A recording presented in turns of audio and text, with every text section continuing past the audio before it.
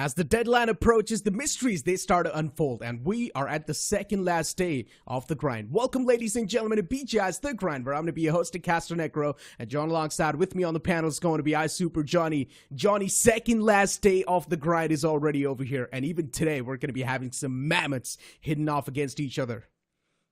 Exactly, and with that, I mean the penultimate day, as you keep bringing it forward, that word second last, I think it brings with it a lot of excitement because, of course, there will be changes on the overall leaderboard. We're going to see a few teams take a step into the top 64 and a few teams step out of the top 64, and they can't do anything about it because, I mean, over the last 2 days, we've seen a lot of teams step into the battleground, try at least to secure as many points to qualify for the BGIS, but not everyone will succeed. That is one thing we know for sure. Not everyone will be able to make it through. And today, again, it is another hurdle for us to find out, all right, which teams do improve their rankings and step into that top 64. Along with that, I think a big challenge for us today, Necro, we have to make sure we try and keep track of who's going where, who's in the top 16, who's in the top 32, and who's in the top 64. Well, I'm not really a mathematical genius, but I'll try my best to sort of crunch those numbers and just get an accurate standing in front of you guys. But yeah, I'm pretty sure it's going to be inaccurate as hell. But yeah, moving on forward towards the player spotlight. Now, as I mentioned, even today, we're going to be having some mammoths hitting off against each other. And one of those mammoth players is right in front of us. It's Revenant Equinox with total finishes of 11 so far inside of the grind. And with the finish contribution of 42%. And his team managed to secure one chicken dinner so far. Revenant Esports has been one of those stronger teams without a doubt.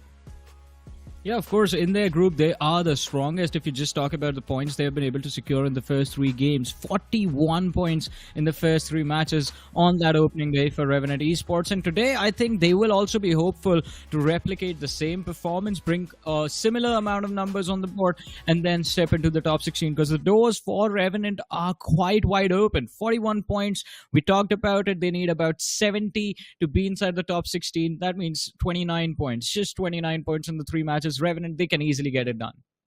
Oh, they can easily get it done. We've been saying this over and over again. In the remaining 3 over games, all you need to do is just get consistent points of 10 per game. Yeah. And if you do manage to get those points, you can easily just squeeze yourself inside of the top 16, depending on how well you performed in the initial 3 games. Now let's move on forward and look at the team spotlight, Revenant Esports. This team has been dominating through and through. Even in the first 3 games, they've been doing really good. And from what I assume, even the momentum is going to be carrying on forward inside of these remaining 3 games. So far, they've managed to acquire 41 points, Johnny.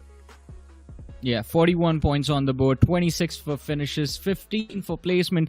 And that 15 point for placement is something that I'm a little bit concerned about, but they have done more than enough to make up for it in terms of the finishes. And as we know, during these qualifier stages, it's all about the aggregate. Can you maintain the aggregate enough to keep you in the bracket for moving into the top 16 or the top 32 or the top 64? And that is something that will be the main point of focus for Revenant as well. Because as we see, even the players individually are performing quite decent. We see 6 eliminations, 5 eliminations, 4 eliminations on the other 3 players as well, and that is not too shabby. Even if Equinox was not popping off and Revenant were able to be consistent in terms of placement, I think we would see them in a similar position where they are right now. Of course, one individual popping off that well does help the team out quite a bit, but in the end, Revenant today, I think if they can just be consistent 6 to 7 points every single game, that should be enough to keep them in a very decent spot in terms of the overall ranking. Of course, for top 16, the average needs to go up to about 10 points per match. Yeah, I would still say the average should be around 10 points per game, right? So 30 points at least in the span of 3 games that are left over. Yeah. Because you never know. Maybe the group that is going to be upcoming, they might just set the bars even higher. So it's just better to be on the safer side of things. And Revenant Esports is one of those teams that you would expect to be there all the time on the bigger stages. Now let's move on forward and look at something that matters the most inside of this tournament, and that's going to be the prize pool, ladies and gentlemen. 2 crore rupees on the line, from which the first spot getting 60 lakhs. Of course, it's going to keep on descending downwards, where you can see the second spot getting 30 and the third one getting 20, and then you've also got some special prizes.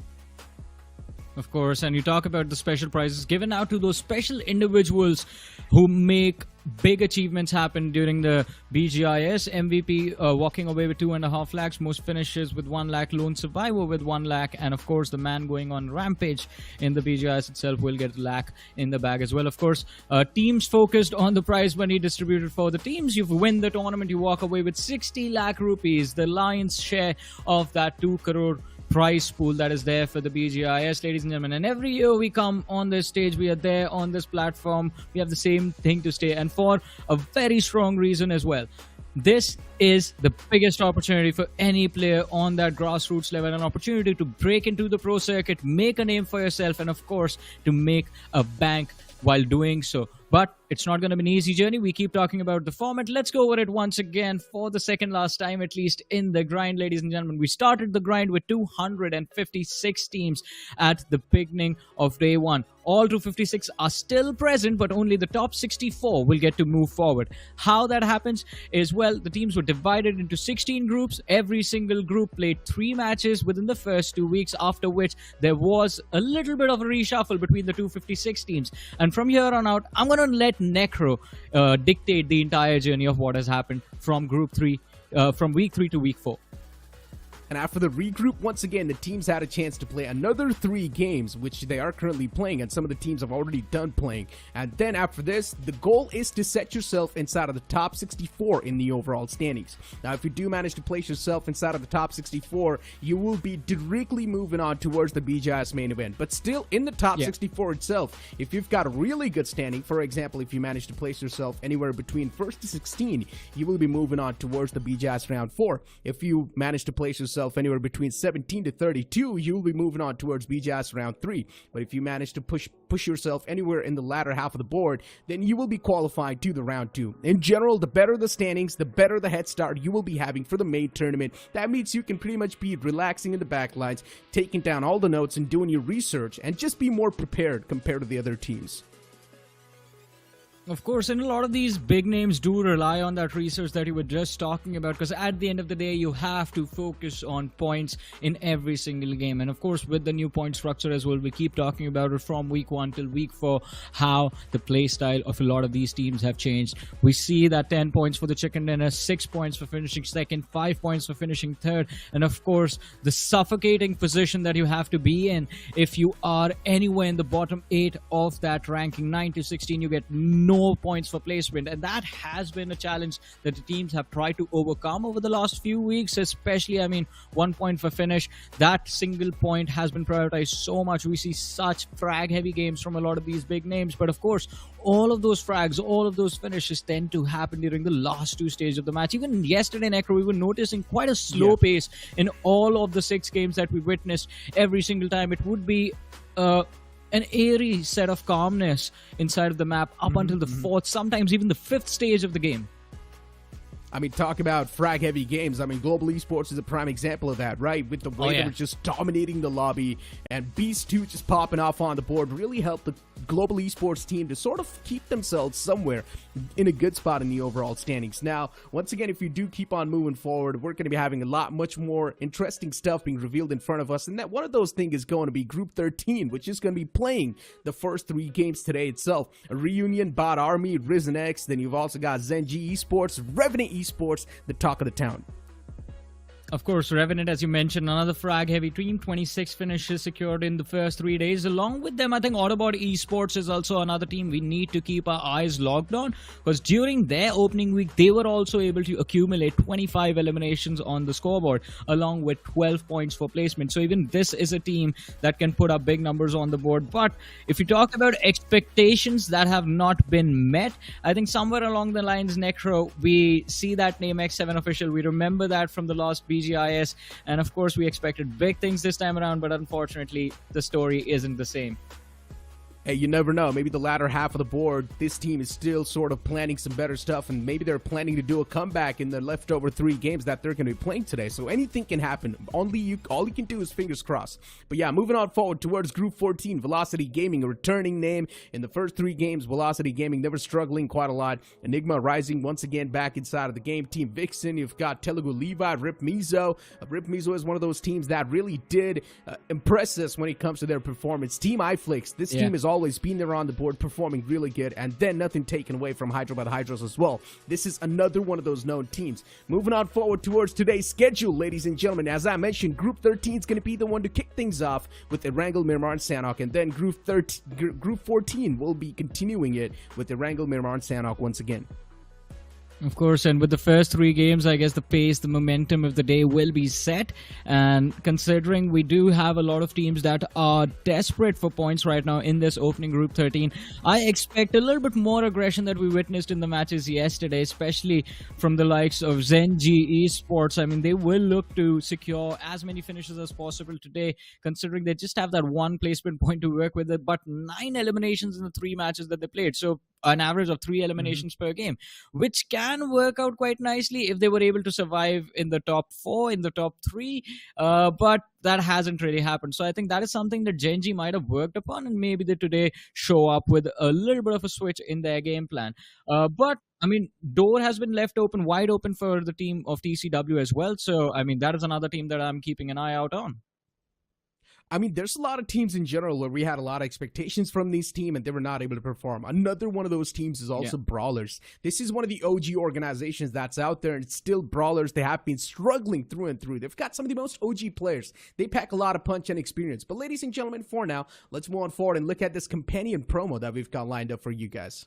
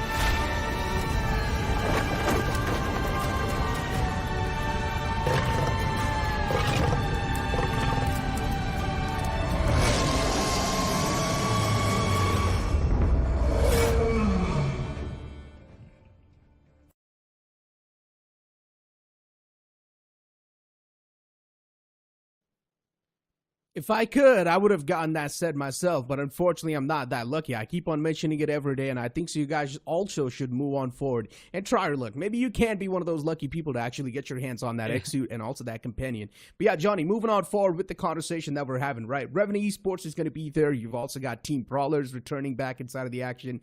Element X, and you've also got AUTOBOTZ Esports. AUTOBOTZ Esports, what are your thoughts about this team, man? Because this team has had their ups and downs.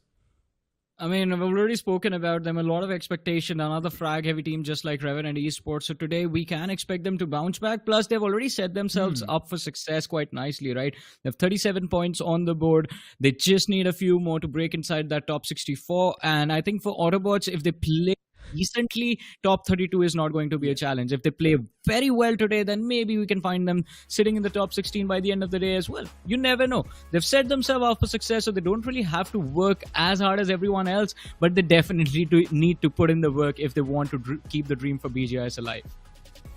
You've also got Seven Shore Esports, another one of those teams where I had the expectations because this team is returning back in the 2024. But so far, if you talk about the performance has been looking that great. TCW Official as well is another one of those teams that we will be looking on forward towards, because you never know. Any of these teams can actually be the one to start making waves out of nowhere.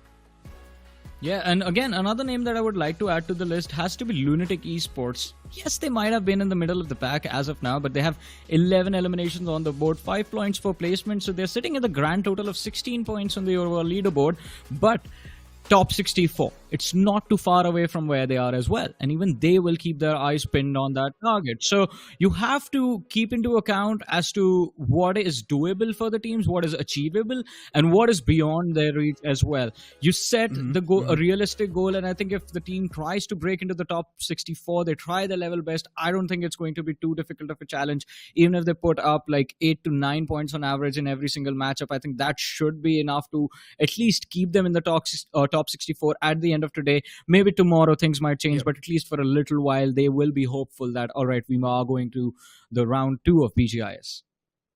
And once again, another team that can be a part of the conversation over here has to be X7 Officials. Now, we saw this team all the way back in 2023. And with the way X7 Officials performed, they really did bring a lot of promises with them. Unfortunately, they were not really able to move in quite the rounds deep inside of the main event itself. But still, they showcased a lot of that firepower. They showcased some decent consistency for us to look on forward to them in 2024, which is completely understandable, right? X7 Officials, they have the firepower. They have what it takes. But unfortunately, the recent performance from this team hasn't been looking that great. In 2023, though, this team was definitely looking pretty solid. But now the transition in 2024, it hasn't been that great. Of course, and I agree with that. I mean, last time we had this conversation about X7 Official, right? All right, players are playing very well for themselves. These are new lads on the circuit, and they're doing quite decent. So maybe with experience next year, we're going to see them pack a little bit more punch. Well, it is next year already, and the punch is still not hitting from the side of X7 Official. And that has me concerned, right? Because you see how they've gotten those 12 points on the board. It's 7 eliminations. It is 5 per placement.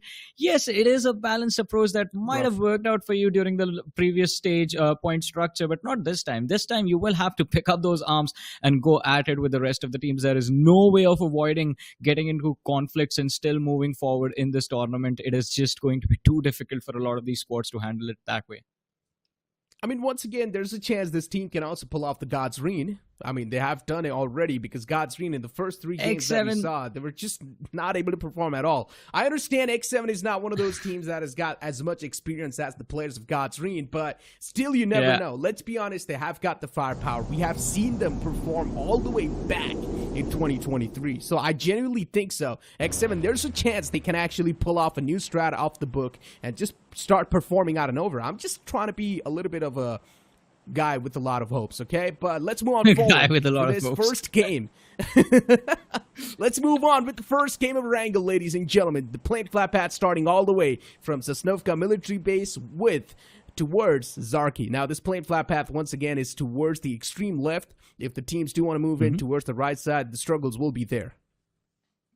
Of course, the struggles are going to be there, and we saw a lot of those struggles even yesterday. The flight path was skewed a little bit towards the eastern half in the first Erangel. The next Erangel, it was skewed extremely towards the southern side of the map, and that caused a lot of troubles for a lot of these teams. Today, though, I believe Revenant are going to enjoy this trajectory of the plane. It allows them isolated drop towards the southern edge of that military island, and maybe there's an opportunity for them to pick up a fight against the players of X7 Official who are heading towards the military base. Getting there early means getting that loot early, and that is going to prove a little bit beneficial for X7 Official if a fight breaks out, but only if a fight breaks out. But in the meanwhile, Necro, what is happening to the players of, I think it's Team RG over there? What is that widespread? We see Richer all the way in the military base, and the other 3 players, Zuko, Stark, and Alok, have gone towards ruins. Yeah, and they're actually looking forward to... I'm not even sure what's going on here because there's a chance they can actually be in a big pickle. I mean, Richard's got his hands on the vehicle and instantly he's on the move, I guess. But no, instead, he's just stopping towards the compounds. Now, somewhere down the line, I think so. This is sort of like the insurance policy. If the circle does pan out down south, then RG's not going to be having any problems just moving in towards Richer, which can actually be a 200 IQ play if you think about it. But if the circle just does not go down south, then... yeah, this entire split is going to be useless, and that's what exactly happened. So now Richard needs to move up north and just reunite with his teammates. Well, let's see, it's not going to be too easy, though. There could be an opportunity for the other teams to pick up this 1 free point for themselves in the early stages of the game, and we will see when exactly does that happen, ladies and gentlemen. In the meanwhile, switching focus to the players of Risen X. Now, the journey in the first 3 days was not that great for these lads, but maybe today it is going to be a little bit different. Risen X. Now... all the 4 players inside of this team, Zyper, we've never seen them play in the past, right? It's a team that is a complete new team. They're over here to make a mark. And so far, with the way they played the first 3 games, they were not really able to showcase a lot. in general, inside of this group, there's a lot of those teams that were not able to make any sort of mark.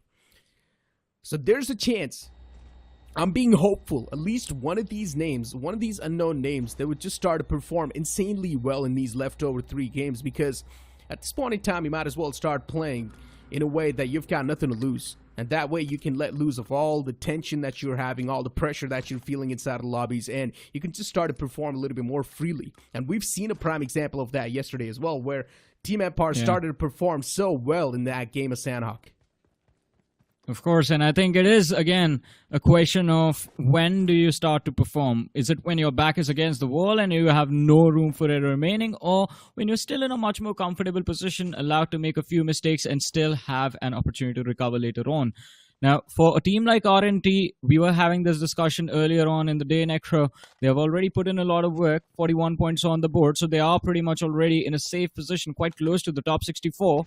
But today, will they make that climb into the top 16? There is a room for error available for Revenant as well, in the sense that if they make too many mistakes for a team like this, the worst we can expect is a top 32.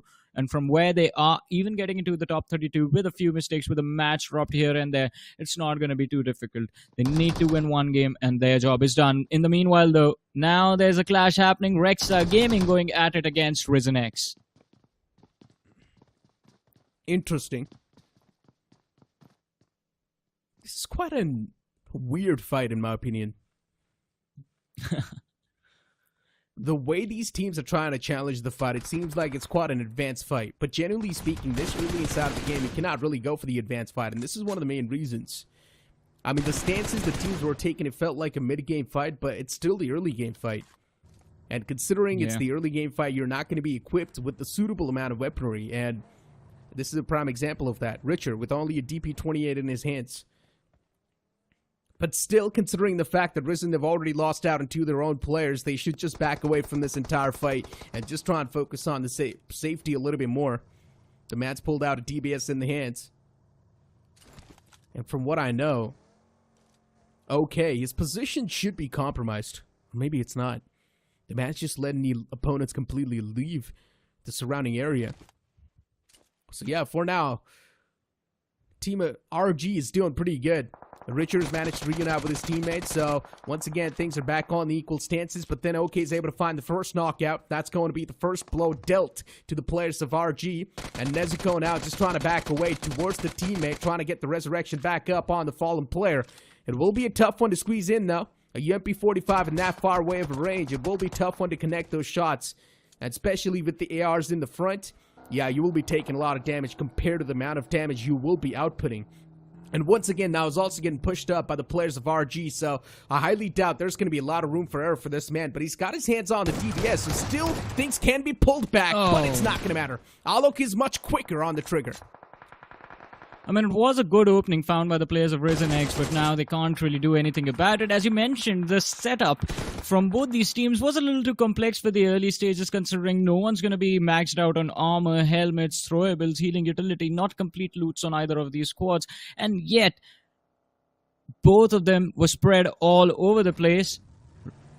Now, REXA Gaming do come out on top in this fight. Risen X, they're going to have to suffer an early exit on that 16th position with no points for finishes, no points for placement. REXA on the other side, they've accumulated 4, not lost a single player. So they're off to a dream start now. It's a great start, to be honest. An exact start a team that is struggling in the latter half of the board is looking for. And these 3 leftover games are pretty much like the 3 lifelines that you've got in a video game. And one of those lifelines is being played right now. Just got to make sure you're making every single moment count. Termi Bay in front of us. This entire team, BAE. Even this team has been on the struggling phase. But look at this. REXA once again in a big world of trouble as they face off against the players of Team Brawl. And talk about Brawlers, of course, they're going to be having some advanced tactics. So I would say for REXA, it's better to just back away. Brawl is one of the known teams inside of the community. They will be having the advanced communication as well. These guys have been playing with each other for a while. They know each other quite well. So yeah, REXA backing away from this fight is quite a mature decision. So I don't know how long these players have been playing together, but one thing you are correct about, they have been playing for a while. Veterans of the community inside of the Brawlers, and they're looking for a fight over there with the players of REXA Gaming. On the other side, a big hit against the opposition. AUTOBOTZ recovering that opening point, and they have one more knock secured out in the open. Can deny the revive to the opposition. ZGDX Gaming. Not really a position they were hoping to be in. 2 players lost in the first stage of the game. The first few minutes, they've taken a massive hit. And it will be very difficult to survive in the later stages from here on out.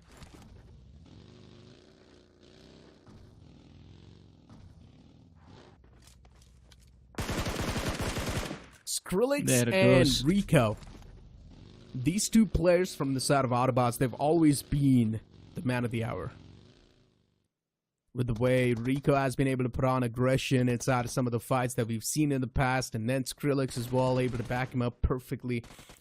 AUTOBOTZ's roster, it seems like a well-oiled unit.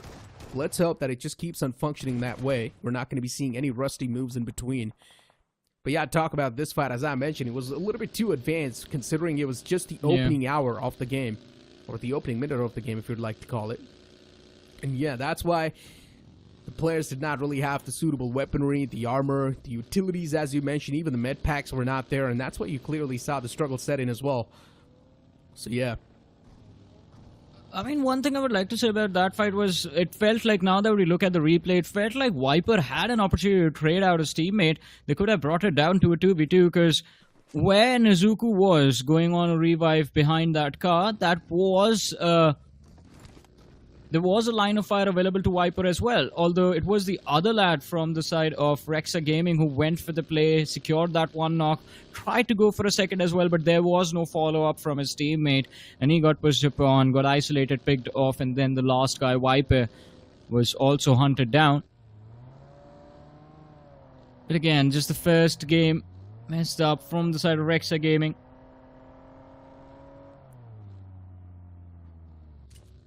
My apologies, Risen X, REXA Gaming is still there. They're the ones who won that fight. So they are going to move up with 4 more points on the board. But unfortunately for them, as they try to move out into the open fields between Gutka and Pachinki, they find themselves running into a cluster. Richer stays behind, the other players fall back. Saw that happen on the radar. In the meanwhile, X7 official taking their sweet time with the early game stages, just looting as much as they can. And again, another team we had big expectations from, but the first few games that they played did not really go their way, only accumulating 12 points in total in the 3 games, 4 points per match. There's a chance X7 might just face off against one of the team in the front lines.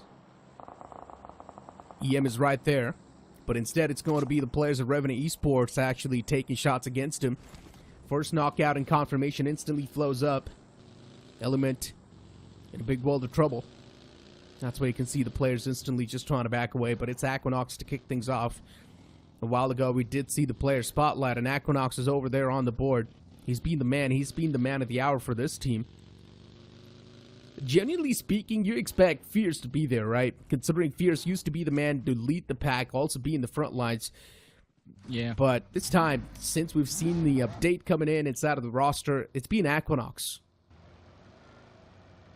Yeah, and Aquanox, I mean, again, one of the mechanically gifted players across the board in the BGMI community. You would always want to keep him in the front lines, and Fierce as well, a good option to have in case things go wrong.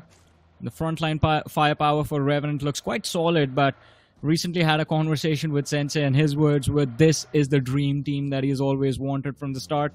Now he finally has it. Let's see what the result is going to be at the end of the tournament. Yeah, I mean, especially talking about Fierce, I've always looked at him as like a clinical fragger. Yeah. He's not really the one to make a lot of mistakes. Usually the assaulters inside of a lobby or inside of a team, they tend to overextend, but Fierce, you would rarely see those type of mistakes. He's a man who's chained with the team, and he's also quite comfortable playing that way. And that's really good. Disciplined player, or a disciplined assaulter. And it's really good. It's been benefiting the team from the start. Yeah. It has been. I mean, again, if we talk about Fierce, we talk about Punk, a lot of conversations, Aquanox, we talk about Sensei as well quite a lot, but Punk is that one man who has kind of also been an unsung hero of a lot of teams that he has been a part of in the past as well, but we'll come back to that conversation in a bit. Seems like Bot Army, they end up clashing against the Autobots on top of Everest, and this control can prove quite important for both these teams, can help with a lot of information and vision advantage of the terrain around them, but seems like a 2-1 split from the Autobots. Skrillex and Orlo, they're trying to challenge the hilltop, but Rico from the flank is the one who finds the opening frag, and all of a sudden, Bot Army, they are in a world of trouble now. This is what I was about to exactly say. Facing off against Autobots this early inside of the game, it's not going to be a good choice at all for the players of Bot Army. Autobots clearly just feeling the momentum right now, feeling the flow of the game. Getting 2 finishes off the rip, and now still just looking forward to inflict a little bit of more pain on the players in the front in the name of Bot Army. Utilities being tossed in the front lines. AUTOBOTZ Esports not exactly having a clue exactly where the players are positioned. Still all about the micro movement. The man now finally pulls out a DBS in his hand, spots out Ninju in the top side. Still going to be an uphill battle for the players of Autobots, but with the way they have been able to find the opener, it's really been keeping them in the advantages side of things. But now things are taken down with 3v3, and Autobots, this split that they've got going on for themselves, there's a chance a backstab is actually wrapping up quickly enough. Orlo's moved all the way in the back, Johnny. Look at this. Orlo's going to be having the biggest backstab of his life, or Siri's going to be the man to actually have that backstab. And he finally finds that opener. Another man taken down. What a big world of trouble, just collapsing on top of the players of Bot Army. And they're still not done with them. Bot Army trying to escape, but it's not going to be an easy one. Rico gets run over, and that could be the opening that Bot Army were looking for, but they've lost a lot of HP on both their players. And Orlo with a nade can actually put them out of their misery. There's the knock. Overextends to the flank, gets shot in the back, but the DBS is ready to face off the opposition, the threat in the front. He's lost a lot of HP. The boosters are running, so he will recover over time. But this is a fight for survival. 2v2 on either sides. One more knock. Termi put out of misery by Servi in the backlines. And now, finally, Autobots, they have the upper hand that they wanted. But they've lost 2 players already in this conflict, which could be a little bit more than they bargained for. Oh my god. This is incredible. This is brilliant. He's going for the resurrection.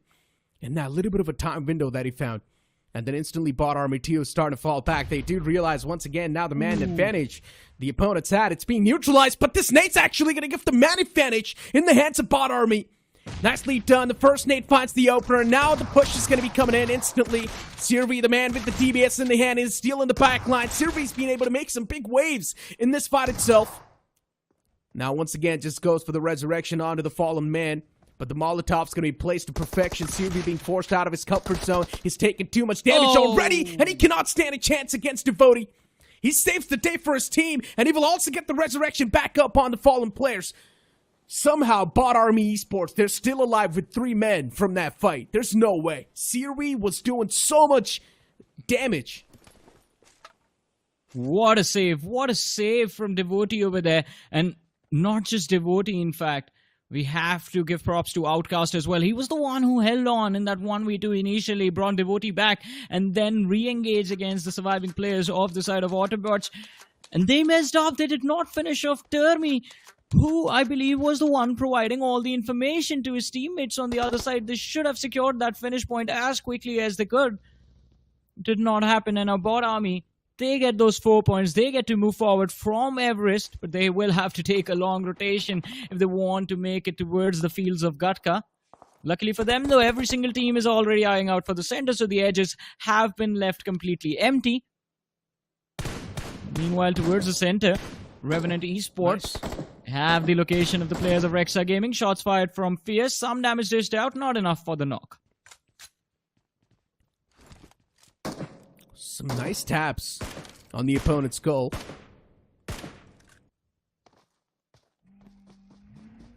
At this point in time, once again, just peace all across the board. And this is something I'm not a big fan of. I like chaos. 7 Shores Look at this split that they've got themselves. It's a 3-1 split. One man's all the way to the sidelines, outside of the zone, actually, which is Devil. But I mean, once again, making it inside of the safe zone is not going to be an issue, considering his team is already there. But the problem is the position this team has found. They're nowhere near close to the centric spot. If the circle does shift down south, though, then that means it will be all good in the hood. But if it doesn't, then it's a problem. It's definitely going to become a big problem for them. And the only thing they can do to get out of it is to make a move early. In the meanwhile, though, ZENG Esports find themselves up against, ready for domination. ZENG, they have control of the Pachinki Church, ready for domination, present and spread inside the western edge of the city. There's another team holding their rear, so they have to be a little bit careful of how they engage this fight. You give away too much information to the opposition, risk getting pushed upon from the flanks. Too much pressure for the team to handle, and it all falls apart. The house of cards comes crumbling down in a matter of seconds. But here's the shift of the zone. It takes a southern shift. Revenant still in a brilliant spot for the late game. So many teams inside of Pachinki, Johnny. And all the teams are probably going to be leaving at the same time. They're probably thinking the same way every one of them is thinking right now. Because that one way is probably going to be the safest way and the safest time to take an exit from that spot. And I'm pretty sure we're probably going to be seeing a lot of clashes soon enough. You can see the players of ASP moving in towards the northern side. And we're probably going to be seeing another clash coming in too against the players of Bot Army. But talk about the middle of the field, out in the open. X7 finding themselves on the lucky side of things. This shack is actually going to be meaning a lot to them. Considering the circle's out in the open, we're going to be seeing a lot of snakes in the rice fields, Johnny. Let's see though. Another clip committed. But oh my god. We're on the other side. It is the side of REXA Gaming who end up making the push, and X7 somehow do manage to survive. Easy peasy. That's what he made it look like. Gunmaster alongside with him. And all of a sudden, REXA Gaming, they've started to fall apart. A push for the shack. It backfires. Lost 2 bodies. And the other 2 players, they're spread apart as well. Alok, we see him in the distance. Can't really do much apart from being hidden inside of that building and playing for placement. It's just the 4 points from the early fight that REXA were able to accumulate. After that, 3 players fell. Now there is not even an option to recover for them in this matchup. Yeah. Much pressure from that team sitting on the edge. But here it is, fight breaking out. Bot Army Esports under fire. And this time they won't be able to handle it all. Mid-rotation, 2 players lost. 1 last man left standing. But ZENG as well, as they commit for the play against TCW. The third party by TCW succeeds. And ZENG, they've lost all 4 of their players, in fact, in this fight, one after the other. They got a few knocks from the side of Bot Army, but from there, they weren't really able to execute the fight to fruition. And TCW, they just showed up right in the nick of time, wrapping things up as quickly as they began. This third party was perfect. Knew exactly when to push. Knew exactly when the right time is going to be to make the push as well. So yeah, TCW getting decent amount of elimination points in their hands. So actually 4 accumulated. So yeah, that was pretty much of a clean execution from their side. But look at this, Brawlers now facing off against a Team EM. And I don't know if even Team EM's going to be taking an exit from the lobby. Team Brawler taking too much damage from the blue itself. Another man will probably get knocked out soon enough. And Slayer gets knocked out too. Brawl, they need to do something as quick as possible. They're taking a lot of damage. They do not even have a lot of first states to back them up, Johnny. They need to make it inside of the safe zone instantly. Draken is taken way too low. And the same thing can be said for the rest of the squad as well. So yeah, for Brawl, it's a big wall to fur. And look at this nade being tossed. So perfect from Devil. 7 Shores coming out on top in that one too. And now for the breaching point. You talk about 7 Shore. They're going to be having a clear breaching point. But once again, the problem is the cover that you're going to be having inside of the zone. It's next to none. You will need to try and make something out of nothing. And X7, they find a knockout against Toxic. Oh, the knock is there, but securing the finish, it's not going to be easy. The terrain is what makes it challenging. And the players far end, they know that they can't overcommit to this situation. 7 Shaw. They can utilize this opportunity perfectly. Just clear out the fields and the flanks.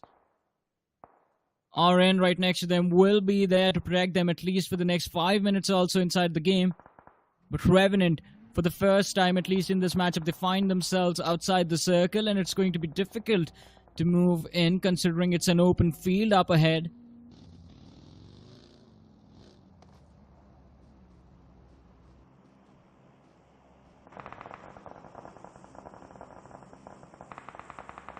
Still securing those knocks though.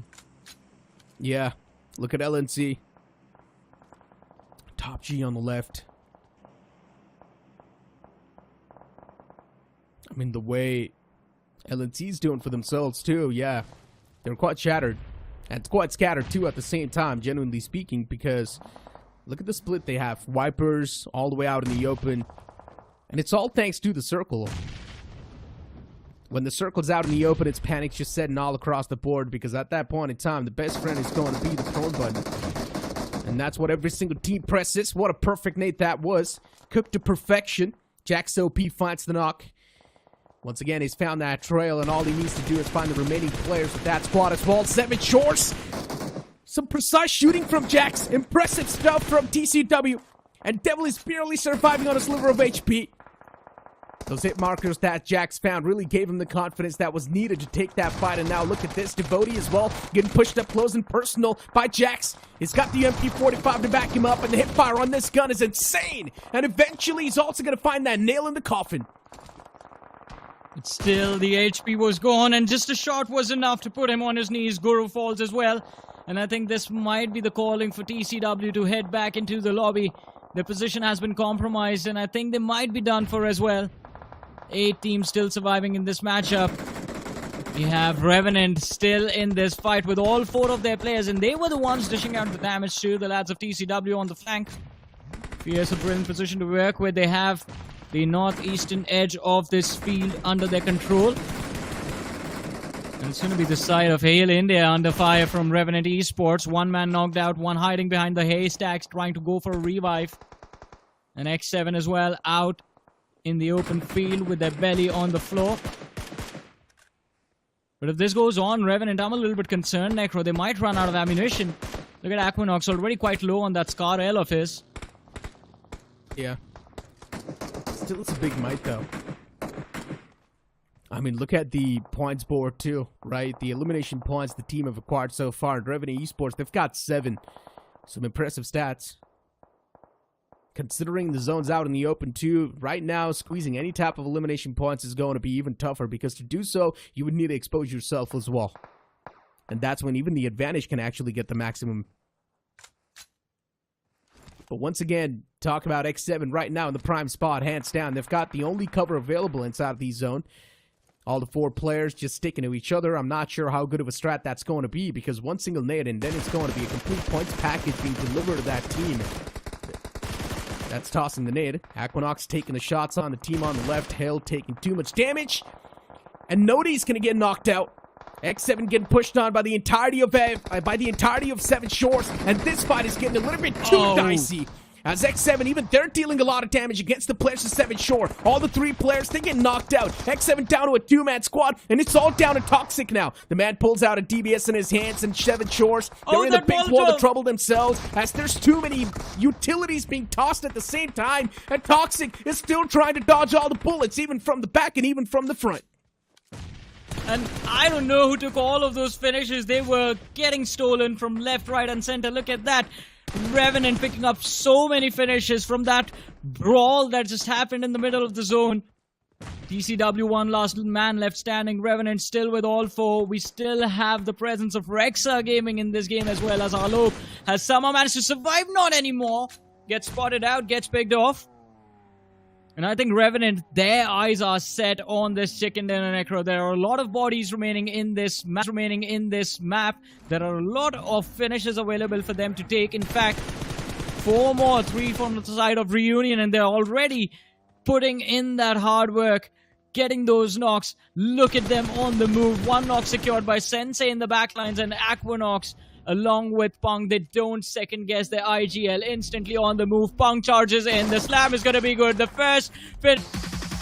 Revenant Esports, what a nuclear performance that was.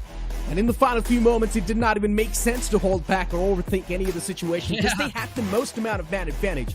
That push from Seven Shores towards X7 was a complete send-it moment. At that point, Seven Shores just said YOLO and just make that push happen. And unfortunately for that, it just did not work out in anyone's favor. Even X7 was getting shot at from a complete different team. The same thing can also be said for the side of Seven Shores as well, as they were too exposed while making that push happen. They did not plan that push at all. It was a complete YOLO push. Exactly. Neither of those two teams planned that push. I mean, especially X7, as you said, I think the YOLO command might have actually, the YOLO call might have actually happened inside of the team, because they just went in and it was so chaotic at that moment. TCW is taking shots. They are left with one player. You also had REXA Gaming. Alok, he was trying his level best to shoot and see if he can even secure that one extra points, because you're down in the top 6, and at that point, you won't be able to move far into the top 2, the top 3 is going to be challenging. You're going to try and see as many finish points as you can secure. You're going to try them, bring them on the board. And in a position where you have 2 teams, 8 players clashing in front of you, you know for a fact at least 3 from either side are going to be down. So there is 3 finish points just hiding inside that smoke. You're going to try your level best to get them. Revenant luckily got, I think, 2 or 3 from that entire fiasco. TCW got 1, all thanks to that Molotov that was lobbed. So, I mean, the bonus points were gained by a lot of these teams, but we keep coming back to this squad, the side of Revenant. I'm going to be honest with you, Necro. I did not think they would be the ones walking away with the chicken in this match. They were in such a difficult spot in stage 5. One thing is for sure, Revenant Esports, the gap they had, a massive gap they had in between these official tournaments. They have been practicing a lot, and you can clearly see it reflect inside the game too.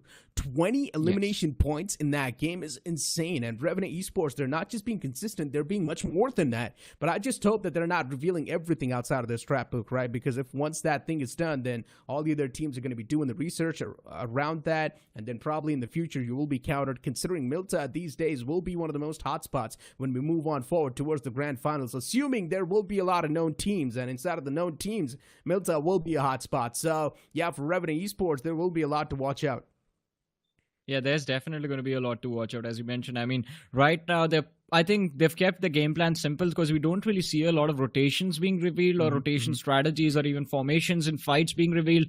As of now, their game plan is simple, stay safe and go for those finish numbers. We saw them hiding behind those haystacks for at least a good 5 minutes towards the end game stages, and they just stayed there patiently waiting, which is why by the end of things, they have a lot of eliminations. In the early stages, they did not go that or commit that hard on running into those squad fights, running into those team fights, and running after elimination numbers. And I think that was one of the reasons why they kept all 4 of their players alive. Also, we talk a lot about Revenant, but props to Reunion as well, man. Reunion kept their composure for so long. They were on that compound for so... Yeah. I mean, especially that fight we also witnessed, right, between AUTOBOTZ, and then on the hilltop, right, we witnessed the fight between the players of Bot Army and AUTOBOTZ. And that fight, when I genuinely saw AUTOBOTZ just getting the advantage initially, instantly, I genuinely thought that, okay, this is where things might just probably go downhill for this team. But somehow it did not, right? Bot Army, somehow they ended up surviving that entire fight, and it was AUTOBOTZ who sort of faced the brunt, which was a bit of a problem for the players of AUTOBOTZ too to recover from. But generally speaking, Bot Army too, they're looking really impressive. They're looking really promising, and I want to see a little bit more of this team, because with the way they were able to get themselves out of these tricky situations, out of these tricky fights, and they were still somehow surviving with a 3-man squad after that hilltop fight, just really put a big surprising look on my face. Now moving on forward towards the MVP of the previous game, it's going to be Fierce from Revenant Esports. Finally, we're seeing some sort of a change from this team, huh? Yeah, finally we're seeing the momentum change and their form change as well. 9 finishes for Fierce, 15% map impact, and a 45% finish contribution for the team. Wow. And I think it more than makes up for the form that was there from Revenant in the previous week. But look at this. In the list of top performers, we see the other 2 players as well, Punk and Aquanox. 6 finishes on Punk, 3 on Aquanox. So they have done quite well for themselves in this matchup, and there is nothing to complain about. I think Revenant, they are already on their way to the top 16. One more game like this, and the job will be done. It will be done and dusted. But we talk about Devotee from BGMI Esports as well, and that save, that rescue, the superhero move made on the top of that summit of Everest. I mean, he's got 60% finished contribution for his squad. So, yeah, he was pretty much the hero. He was pretty much the savior of the day. Now, moving on forward towards the point standings and find out which team is going to be there on the second spot. Because at the first, of course, it's going to be Revenant Esports with the nuke that they dropped. And now moving on forward towards the second spot, it's going to be TCW Officials. Then you've also got REXA Gaming. Then you've also got X7 Officials. X7 too, slowly and steadily starting to make the moves. But this pace is not going to be appreciated. They need to be a little bit more faster. Yeah, of course. I mean, they have to move extremely quickly inside of the game as of now. And as you mentioned, X7 Official, I mean, it is that dip from that first week that will cause a lot of trouble for them. So let's see if they can balance things out in this second week. And you know what I like to talk about in a situation like this, of course, Necro, it's the vacuum of points that's being created by Revenant Esports. It's going to make it very difficult for the other teams to climb the overall ranking. Now, Revenant can basically result in not just like the usual I would say the usual 11 or 12 teams getting eliminated from this particular lobby. If this goes on, Revenant can result in them being the only ones that are able to push through, because the other teams were struggling. They were the only team in this entire group with 40 plus points. Other than them, AUTOBOTZ were with 37, and after this game, I think AUTOBOTZ might have crossed that threshold as well. But apart from these two teams, everyone else is really, really far behind in the overall rankings, and they need to step up in the other two games, deny points to Revenant and AUTOBOTZ at any cost. I mean, still talking about Autobots, though, we had a conversation about this team, right? And you never know. Barely just crossing that threshold is really not going to cut it. You need a solid performance to sort of be on the safety side of things. And if Autobots really does not, and if Autobots really does want to be safe in the top 64, then they at least need one chicken dinner, or at least 10 points per game in the upcoming 2 games in Autobots. For them, it'll be all okay. But if the same woes keep on continuing, then it's a big question mark, because we never know. In the upcoming group, teams might just set another threshold, and that's where the real problems might just start to stack up. Of course, that is bound to happen, ladies and gentlemen. One more thing is bound to happen is Necro complaining about how he does not have the X suit, but you guys can grab one for yourself. Let's have a look at the promo.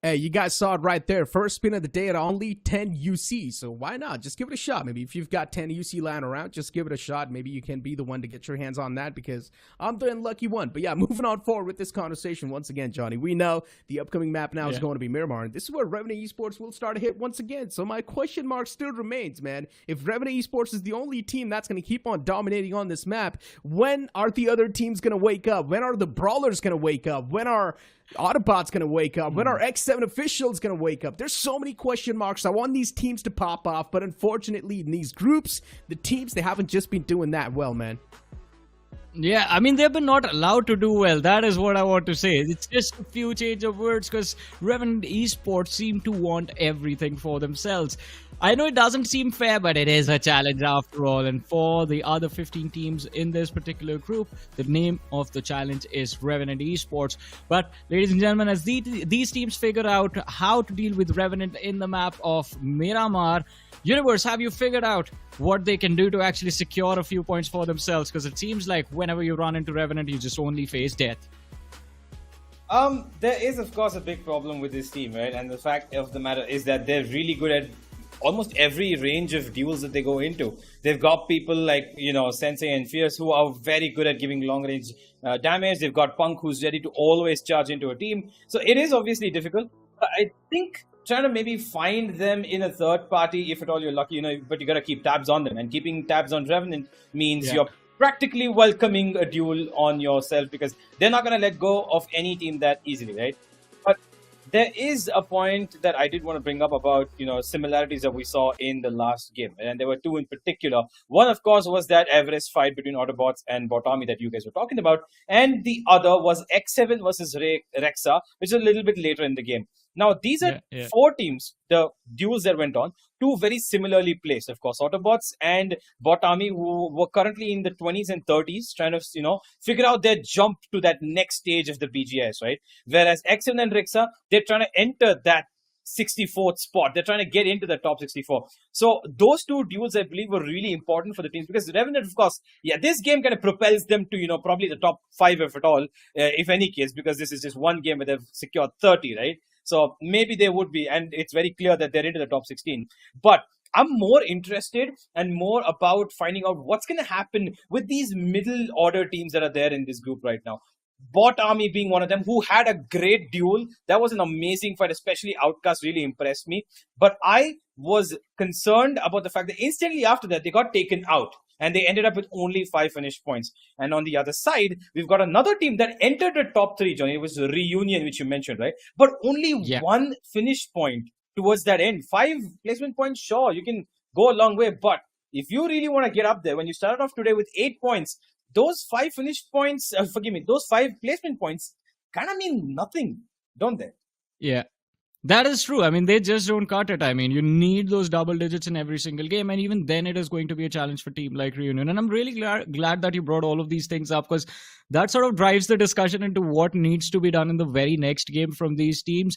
And of course, as we talk about Revenant, their finishes, Seven Shore, their fight as well. And of course, Autobots also missing out on the opportunity to secure the points and basically secure, had they won that fight, 4 points would have pushed them beyond 40. It would be 41 just from the finish points of that fight. And if they survived later stages of the game, maybe they could have accumulated a few extra placement points as well. Because right now, the fate of Autobots is also left hanging, like the sword of Damocles.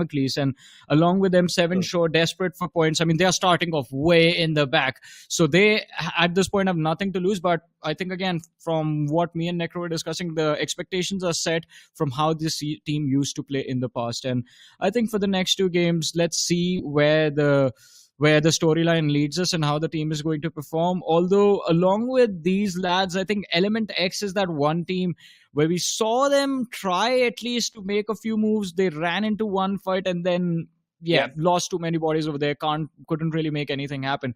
And Element X is one of those teams that is right now in the middle pack, not really too far away from that qualification marker. The top 64 still within the grasp, and they can move forward. But in order to do that, I think after witnessing what just happened in the first game of this group, it is important for all of these teams that we just mentioned to go for those finishes as early as possible, or at least in the mid game after this 4th stage of the match, after the 5th stage of the match. Because once you reach stage number 6, and Revenant is still present with all 4 players, there is nothing coming your way. It will be all about Revenant and these 4 players. But let's see how this game is going to unfold right now, Universe. We have the plane up in the skies, and it seems like the flight path this time will also lean towards the central eastern side of the map. We start off from the north, quite between, close to the oasis, in fact, and go towards the southwestern side. All right, just not leaning towards the eastern side. My apologies. I did want to actually point something out that you mentioned, right? That was Seven Shore. I'm just going to give a small pointer from the previous game itself. Why Revenant were as successful as they were? It was because there was a very questionable decision towards that end, slamming that they did towards, I believe it was X7 as well. Seven Shore just went to the straight center of the zone towards the end there, and Revenant, fierce. All the finishes he got were because of knocks that were in between all of those smoke screens, right? And I think that gave them a huge propulsion towards the forward position that they, of course, got with the 20 finishes. And I hope that Seven Shore don't make such questionable decisions again, because getting out in the open like that, giving up your space, and also putting yourself in, in mostly a 50-50 position where other teams could potentially pounce upon you, because of your own, mistakes of not covering up your backlines. That's why Revenant ended up winning this. And I think this time, I personally want to see some better decision making from some of these teams, because 7 Show were doing decently well until that very last slam in. But speaking about the map, let's catch up to the present. There's a bit of a spread over here, and I think that a lot of teams might be interested towards that eastern edge of Los Leones. We do see Revenant as well there, alongside Bot Army and X7, who could be charged with an early duel. Well, that's the opportunity for the early duel. The early engagement is going to be there. But again, you risk losing out on your players because of those early fights. And I do 100% agree with you. But Universe, I have to say one thing. I mean, you very politely requested the team to make better decisions, while I request them to just go at it with everything that they have. I want chaos, man. I mean, fair enough. To be fair, I'm pretty sure the audience, prefers the chaos, and then we love to see what it is. But this is, of course, I certainly know, in the good nature of having the team's qualification in my heart. Yeah, good. I want to see more. Yeah, good competition. And speaking of good competition, it's already here. RG losing their player early on, it seems. He is isolated. I'm not quite sure where the rest of the REXA players are at the moment. Stark gets taken out all by his lonesome here. We see the other lads on the radar. I believe they're just watching their teammate die at the hands of Hail India. And they can't really do anything about it. That's the problem with early game fights and collisions. Sometimes you don't really have weapons. Your teammates are too far away because you landed in a very tight drop spot. But hey, from the distance is where Nizuku finds the trade. And RG, I like the fact that they're not afraid of running into early game fights. Even on Erangel, they were the first ones to engage into a 4v4. And now it's a drop flash fight where they've lost one player. Although the trade is quite swift. And Nizuku brings the numbers down to a 3v3 in this fight. Yeah, that's an even trade. They lost a member of their team and they said, we're going to return one for you as well. It's going to be an early elimination for both these teams. Hale and REXA, as I think they might want to disengage from this point forward and maybe play a bit of a slower, more contingent with safety plans game, because I'm pretty sure the REXA cannot afford to go another game without getting into that, just early finishes and nothing further than that. End up with only a handful of points, maybe in the high single digits, 8, 9, because that's what they managed to do last time. While we speak about it, that early fight that we did speak about between Revenant and X7 could ensue in a couple of moments here, Johnny. They are around each other right now. Yeah. And I am excited for this because Los Leones has always been a field for many great battles. Of course. This is a city feared by many and loved by many more for the same reasons. Feared because sometimes you end up losing your life, and loved because this is one of the places where if the end zone takes you, you have a massive opportunity of making highlight clips that will make you famous and go viral. So we've seen that happen in the past as well. Los Leones, as you mentioned, it's been the center and the prime location for a lot of historic moments. This time X7, though, I think they're used to Revenant being their neighbors in Miramar for a long time, since last year in fact. And even Revenant know how to deal with X7, how to deny them the opportunity of early engagements, because that is one thing that Revenant does not like. It is a big no-no for them, early game engagements. They like to protect their numbers. And even on the radar, we see them quite spread out across the entire city. They're not grouping up. And with Punk having cleared the backlines already, there is an option to fall back and take control of the compounds towards the southwestern edge or the southwestern periphery of the city of Los Leones. From there, they can stay safe as well. There's a nice little hill across the road. You can take control. I remember there was an iconic moment in the previous BGIS where GE actually made a few big plays from that particular hill, and in this game, maybe it's going to be Revenant. But let's talk about TCW now, since they are on our screens. Before the day began, 28 points on the board. The last game, I have to say, it wasn't shabby, but it wasn't great either. Yeah, it wasn't. It could have been a lot better. TCW did, of course, manage to get quite a few points. They did finish third, right, in that overall game one standings, I believe. And they should be looking at more. But of course, they did finish the previous week on 28 points, right? So getting an average of like, we were talking about it yesterday as well. Getting an average for teams like these, which are in that, late 20s, early 30s zone, getting about, 7 to 8 points per game is more than enough for them to, at least if they're looking for basic qualification towards that 64. But if TCW really want to challenge themselves and, make it to maybe round 3 or round 4, they really need to step up here and maybe get a high finish game just like Revenant. Otami, Devotee, an angel from the last game who saved his team alongside Outcast, taking a heavy long-range fight, and he might actually have given a little bit of damage. Yeah, RG have to abandon that vehicle of theirs and get back on foot to reach Nezuko. As REXA Gaming lost Stark early on, now looking for maybe a bit of a longer game than they had last time around. Yeah, I mean, if they can manage to survive with all 4 players, that is definitely something everyone hopes for. But REXA Gaming now, as you mentioned, 1 player lost in the early stages of the match. The struggles are going to be clear. But even in the previous game, we saw them in the extreme late game stages. I think they were able to make it into the top 4 as well. And they were able to secure 4 points from the early engagement in Erangel. So quite hopeful to see REXA Gaming bounce back in the overall leaderboard after this matchup. It's going to be tough, though. I mean, 8 points from this game, I assume. 5 points from the previous match. They need a big game. They need a big match. Double-digit eliminations on nothing in this map of Miramar. If that doesn't happen, I mean, the Sanhok will hope to qualify just on that game of Sanhok. It's going to be unrealistic, to be honest. So Miramar is all that there is to this team. Not for AUTOBOTZ, though. AUTOBOTZ did quite well for themselves. They are still doing quite decent for themselves. Well, I do agree. AUTOBOTZ have been pretty good, even in the first game, although not as flashy and flaresome as Revenant. They did have decent enough game, although that elimination on top of Everest wasn't something they were expecting to happen, especially when they did have the advantage of men as well. But now, we gotta forget about that, look forward to a new sunny day on the desert, and hopefully conquer this desert. As I'm pretty sure the zone, we're gonna be seeing stage 1 close in about 30 seconds as teams begin to make their rotations towards the southeastern side. That's where it is all gonna be going down. And I believe there could be a clash towards Los Leones, because that's where the central part of the zone is. That's where X7 and Revenant are, but Revenant decided to make an early push away from there.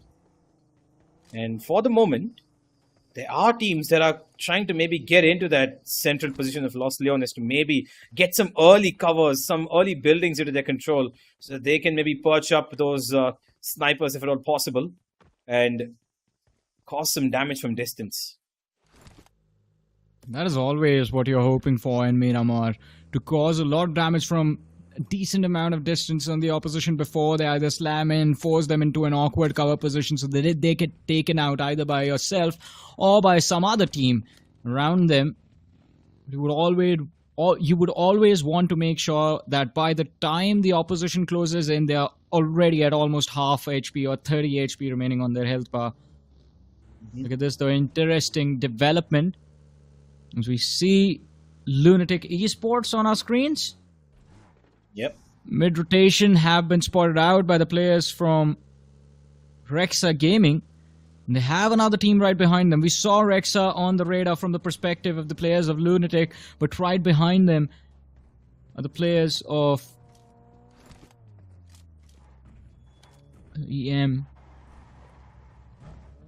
Although an opportunity to run into a fight has not presented itself to either of these teams, and it seems like LUNATIC, they're more interested in picking up a fight against the players of REXA.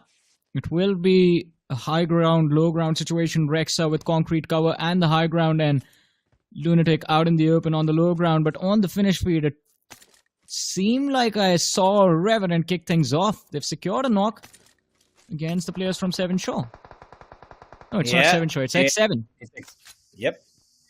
an early fight. I mean, quite a late fight, delayed fight to be honest, but a fight that was gonna be coming in nonetheless. Fierce has lost his life here. He is down to his knees, and his teammates not at all close to him. And Gunmaster probably realizes this. He's gonna let him stay for now, but Monarchs, he wants that finish. He's gonna come in from the flank, and that's a big flank, Johnny. Look at the spray down. Monarchs, so much damage given, and this could be Revenant's early elimination if they're not careful. Yeah, it's going to be so tough for anyone to come across this and realize, all right, Revenant out of the game by the hands of X7, but X7, they've slowed things down, and this allows Revenant an opportunity to recover. If they get those revives in, X7 could be in trouble, and there it is, Aquanox, Fierce, and Punk back together. They have that one man on the flank, both these two teams. Look at the radar, 3-1 split for the fight. In fact, a 3-1 split versus a 2-1-1. Gunmaster isolated. If Sensei can find that one knock, it changes everything. It swings the control of this fight entirely in the hands of Revenant. And X7, they will struggle to recover from this fiasco. So I'm not quite sure if he realizes it. Oh, he does hear him. There's a clear sound cue of the fact that Sensei is lurking around a floor or two below. And he's hoping that somehow Aquanox kind of gives away a bit of a cheeky push out from that little terrace he's hiding on. But I'm pretty sure they actually know that he's here. They've not really given out much, have they? And neither have they decided to push in just yet. They're hoping for X7 to make the first mistake. For the moment, this is a pure standstill until either of them decides to make a move. Yeah, until either of them makes a move. I think as of now, the standstill is what will remain for the next few moments as well. No incentive actually to force a fight since there is no zone control to be gained. There is nothing to be gained, especially for a team like Revenant. They have all the points they could hope for and ask for from the first match itself. They can pretty much just stay there in Los Leones, lose out on this game and still lose nothing. They can show up on Sanhok. Yeah, they might lose out on an opportunity to finish in the top 3 in the overall rankings, but they can show up on Sanhok, drop a 30 bomb again and still be in a comfortable spot inside of the top 16. So I think Revenant at this point, they have the luxury of playing as slow or as quickly as they possibly can. Basically play the pace they want to and not follow what the other teams are doing. X7 on the other side, they need to make a move and they are going for a push, but Punk instantly denies it and runs to the corner, backs off towards his teammates. Wow. And Sensei, look at him, he's gone for an extremely wide flank now. Yeah, Revenant need to be a little bit careful here. X7 seem agitated to make a move because, of course, this is a very, very important point and game for them. Exchanging a couple of bullets here and there, but they're missing everything. Aquanox keeping an eye out, perched up from his bird's eye view, and there goes easy peasy. He's going to take a little bit of damage, but I think X7 might want to disengage here, Johnny. I think they probably realize that this is not a fight that's going to be easy for them to take it all, and they might be deciding to come back for it maybe a little later, because like you said, there's no zone control to be fought for here, no need to give up yourselves just yet. They're not far away though. It was just easy peasy, forgive me, who just did get away with it. As Gunmaster still thrown right on top of this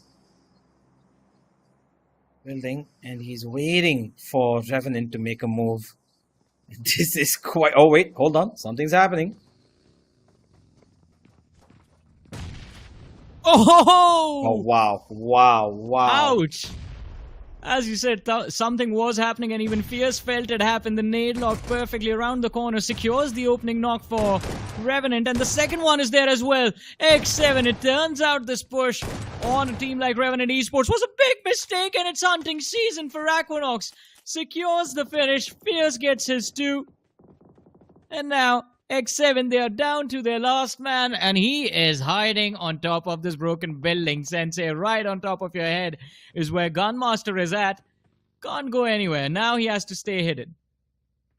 Yeah, cannot even make a sound at this point because Sensei is right under him. So is Punk, but Revenant taking pressure from elsewhere, it seems. I believe that is Element X. Yep, that is Element X. As they've joined in to the southern end of Los Leones and now want to maybe take a piece out of this fight, but might be a little late for the third party here because X7, they were desperate for a bit of control. They wanted these finish points. They realized that if they have to fight here is the only way for them to actually maybe start off, take on leaders themselves.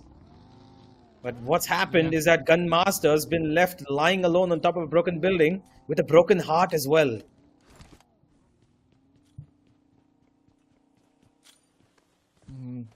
All hope just stolen away from him. All by one man fierce from the side of Revenant Esports. And as you mentioned, while Element X are also present in the fray now, there's another team waiting for Revenant on the other side of the city. We saw another squad on the radar there, but look at this replay. Look at the perfection. The bounce of the nade. The second knock over there on Doxy. And then Aquanox. This is what I'm confused about. There was one man just hiding, tucked in a corner. And I think even Aquanox got a... Sensei over there, when he charged in, got a little bit confused as to, all right, which one should I go for first? Does find all three finishes for his team, and there it is. In the distance, we see the players of ZENG show up. But Revenant, I think, have, again, pretty much set themselves up for the second fight as well. They can keep vision of Element X, they can keep vision of ZENG, and keep a track of what these two teams are doing. The other end of the map, we've got AUTOBOTZ, who've been pretty quiet all this while. Up against, not against, but more or less close to TCW, who have been a very close rival to them in terms of at least the point standings. TCW, of course, who had a good first showing, who've caught up to AUTOBOTZ, I believe, in terms of the point structure. Maybe just a couple of points here and there, maybe low single digits, 4 or 5 points off. But this fight could decide whether AUTOBOTZ are going to be securing themselves that top 32, if at all.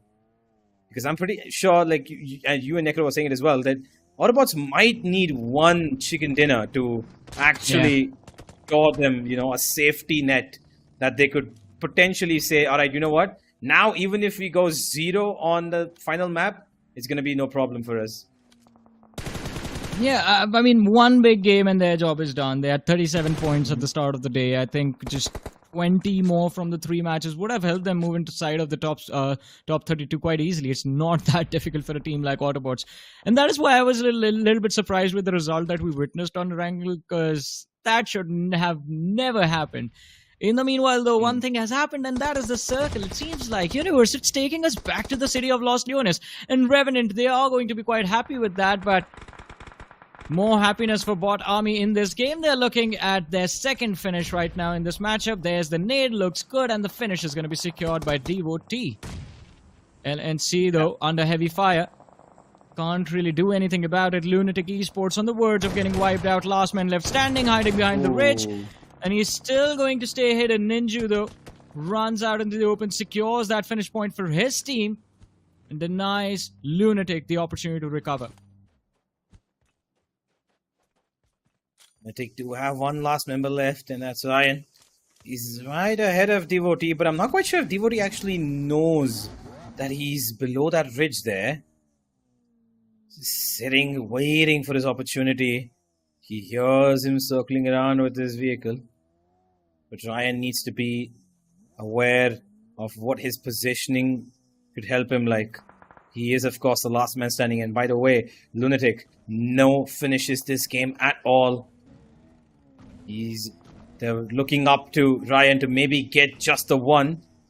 And Bot Army losing one member could mean a problem for them as well.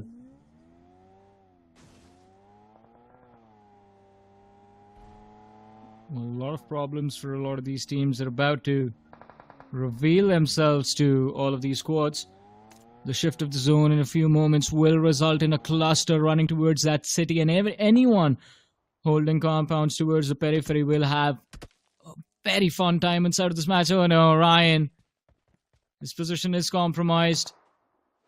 Just a question of from where. Is it BGMI Esports who took that shot, or was it the different team on the flank? He's running around the ridge, has protected himself quite nicely, but I think there will come a time in the next 45 seconds he's going to be engulfed in the blue zone, forced to move out, reveal his position to the players of Bot Army, and that is where he will bite the dust. But talk about biting dust, and AUTOBOTZ, Orlo, in fact, as he bites the dust, his teammates show up to the rescue, and Hail India, it seems like, have been eliminated from the match at the hands of AUTOBOTZ. 4 eliminations secured by the team now. Good fight for AUTOBOTZ here, taking out an entire squad without having lost a single member. Very close to it, though Orlo was almost about to be sent to the other world. But it is going to be them securing 4. Pretty happy with that. Ryan, oh, the last man standing for LUNATIC at the edge of, and there it is. He tips right over. It's going to be the play zone, which was, of course, guarded by Bot Army, as they will secure themselves the entire platoon of LUNATIC Esports. Right ahead of them now lays their next target, Johnny, and it seems to be the men in purple and black. Oh, this is going to be so tough for all of these teams. Revenant now finally also forced to move out of their safe haven, Floss Leonis, and as they try to move towards the southwestern edge of the zone, they might run into a cluster of teams waiting for them, specifically from that southern edge. But Bot Army on our screens right now, the team that is the furthest away from the edge of the circle, they're going to have to move the most distance. And it's not going to be easy, but one more thing is not easy, and that is for Seven Shaw to get pinned out and avoid getting eliminated. This time a trade against AUTOBOTZ takes place. One man traded from either sides, but while Seven Shaw, their back has been cleared by the teams on the flank, AUTOBOTZ, they've lost 1 player and are left with just 3 in this matchup. Sensei exposed, Skrillex trying to go for the spray, does not really connect. Although now AUTOBOTZ, their position is going to be compromised in this game. Revenant, though, they take a hit as Punk finds a knock and Fierce gets knocked out. Still looking to recover, and Sensei, I feel like might be a little too overextended, but it is his job to clear the front lines for his team and provide a safe path for the entry inside the circle. Bots at the moment looking to take 2 separate fights, it seems. CRV here looking to challenge Seven Shaw, as he did have his teammate Skrillex can't give pressure to Revenant there. Orlo, who was alive just quite a bit ago, not too long since he did lose his life. Seems like it is going to be a little bit of a challenge for them to, kind of get back together. They're taking a lot of separate fights here. Autobots need to be careful. These individual knocks could turn all of this into shambles. Rico making sure he's covering off his teammate, allows him to get back to safety here. A couple of covering nades as they will keep themselves safe. On the other side, one after the other, it is once again Revenant and their consistency. It's Revenant and their absolute domination, which continues to ravish this entire lobby, as they've already racked up 8 eliminations. Yeah. Even though Fierce has been knocked out, though, there is an opportunity for Revenant to recover. Look at the flanks, quite clear. It's just one man lurking in the backlines that can cause some damage to this team. But now Aquanox needs to handle the pressure in the front and go for the revive on his fallen comrade. If he gets it in, if he gets him back inside this matchup, then Revenant, they could potentially be looking at another big chicken dinner for themselves. 9 eliminations already secured. There are still 31 players alive. And with AUTOBOTZ right in front, I think even the next fight is laid out for the side of Revenant. But of course, there always comes a time when a team bites more than they can chew, get overheated and get eliminated inside this match. Can happen to Revenant as well in this game if they overextend or overcommit to a certain situation like this right now. Sensei goes on a flank. I believe Brawlers will have a line of fire available to Sensei, but needs to be extremely careful. If he positions on the right side of the car, the left side of the car. He can stay safe, at least for a while his teammates find the opening, and then maybe go for a push. But what is happening here? TCW against another squad in the form of ZENG Esports. Both teams sharing the same building, but they haven't engaged against each other yet. Yeah, they haven't. They just called it a truce for the moment. A truce of enemies. As for the moment, we've got Akar11 who does take a hit as well, and at the most unfortunate timing, he does get knocked out as the zone moves in, and there's one after the other. Fights going up and down. TCW survived by the moment by Jax OP, and he will be able to get away. But no, he gets away. For a second, I thought he actually got my bad. Oh man, the Great Escape. That is why it is called the Great Escape. But oh my goodness, TCW not really able to make it through to the late stage of the game. They get eliminated on the 5th position in this map. But Punk in the backlines, utility lob towards the players of ZGDX, and one after the other, even they are getting knocked out. Just the last man hiding behind the car, and Punk, does he get him? Yes, he does. ZGDX eliminated from this match, and Revenant still holding strong. Look at that, 16 eliminations already secured. Are we going to see 2 back-to-back 30 bombs being dropped by Revenant? They have to face off against the players of Risen X and Brawlers who are still present, but Revenant, they hold the numbers in their favor. See 3 players all grouped together, Sensei, Aquinox, and Punk. Sangwan, Vexy, and Slayer spread out from the side of Brawlers, and Risen X. Joxy leading the charge, okay, behind him, and Viper just still hiding behind that rich Punk. Closing in again from the flank. They're getting too eager to pick this fight against Risen X and Brawlers. They have the line of fire, but they're still waiting for the right opportunity to strike. And finally, this might be it. But Sangwan, as I say that, gets spotted out by Punk, who's going to be forced to put on a fair state. But it's the other 2 players from the side of Revenant that can actually dish out a lot of damage. And Sangwan, as he steps out in the open, will get knocked out for sure. But no, he survives. Vexy with a brilliant cover fire for his teammate. And a good rescue operation from Brawlers, but all 3 of these teams are basically now down to a 2 versus 2 versus 2. Yeah, unless Punk, of course, gets back up on his feet. There is a smoke cover to help him back up. Joy, look at him, how close he is. Cypher's right behind him, and the zone's just about around the corner now. Sensei gonna take a one-on-one, it seems, here. Vexy, a nade in his hand, tosses it over, takes him down to half. And now this might be a doable fight for him, but it is a shotgun up against the Groza. Needs to be careful here. Vexy spotted and taken out as well.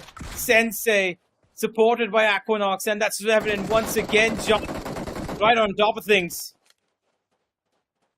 They have pulled the trigger, and the shots are connecting. One last man left standing in their way, Joxy in the backlines, and he is being dealt with as well. And there it is, the final finish, and another big game coming in for the side of Revenant, ladies and gentlemen. This team, they have done it, a back-to-back chicken dinner, and not just a back-to-back win, it is big wins on the board, both of them. I think with this one, Revenant might be eyeing the first position, not just the top 16, not just the top 5. They were in the top 6 after their win on Erangel, but I think this actually does propel them quite close to the top 2. I dare say that might be, coming to the top spot with the next game as well. I don't think there's that much difference because, of course, they started off today with 41. Then a 30 in the previous game, and possibly another 30. Yeah, and another 30 possibly now, I think. I'm not quite sure how many, but clearly it was above 20 finishes once again. So another 30, of course. Yeah, it was that casual 100 just dropped right there. Sure, of course, man. Go ahead, Revenant. Yeah, another day in the office for them as they absolutely decimate this lobby. And to be fair to them, it was a lot of the times where I saw mistakes happening from other teams where they kind of were challenging them in ways that I'm pretty sure were helpful to Revenant, especially that first fight we saw, X7, right? They had a bit of a truce at the moment, right? Revenant were not making the first move. X7 said, all right, we're going to hold on. Then that one single small touch of decision making where they said, you know what, I think we should fight. And then one player who still perched on top basically allowed Revenant to have a essential 3v4 fight, because Gunmaster didn't really do much there, and then he was left alone. And following that, Los Leones, which of course was first occupied by Revenant, ended up becoming their kingdom and their throne to behold. Exactly, and it was so incredible as you broke down that fight. It was just one man isolated from the side of X7 that allowed Revenant all of that freedom. And once they had the ball rolling, they did not seem to stop. They dominated Los Leones for so long. When it came time for them to exit the city, even that was very well planned out. But ladies and gentlemen, here are the fiery finishes of the previous match. And of course, it's the man on fire, Sensei, who made majority of those happens, leading the charge for the team from the front lines as well. He is the scout of the team, the IGL, and of course helping his teammates recover from very awkward positions as well. And of course, I mean, all of these, I think you have to give props to Revenant, because all the players put in the equal amount of effort. Of course, every now and then one man is bound to pop off, but I think I was telling this to Necro, I usually do not talk to a lot of players to I don't know why, I mean, I'm just a loner kind of a guy, but recently I had an opportunity to talk with Sensei and ask his thoughts about his team, and his exact words were like, this is my dream team, bro. Like, this is the lineup I wanted, and this is how we're going to perform. And I think they're just proving why that statement was made. They are doing so well, all four of them. I mean, dream team, very clearly 2 chicken dinners in the fashion that was pulled off. Even though, yes, they were clear by a mile, there were good competitors in this lobby who should be giving them competition on a much better scale, at least, because we've seen them be better, right? But Revenant clearly came in today with a good, happy, heavy breakfast, and they said, you know what? We've come in, we've eaten our food, we're feeling good, and everybody is just chipping into that, potluck. They're like, you know what?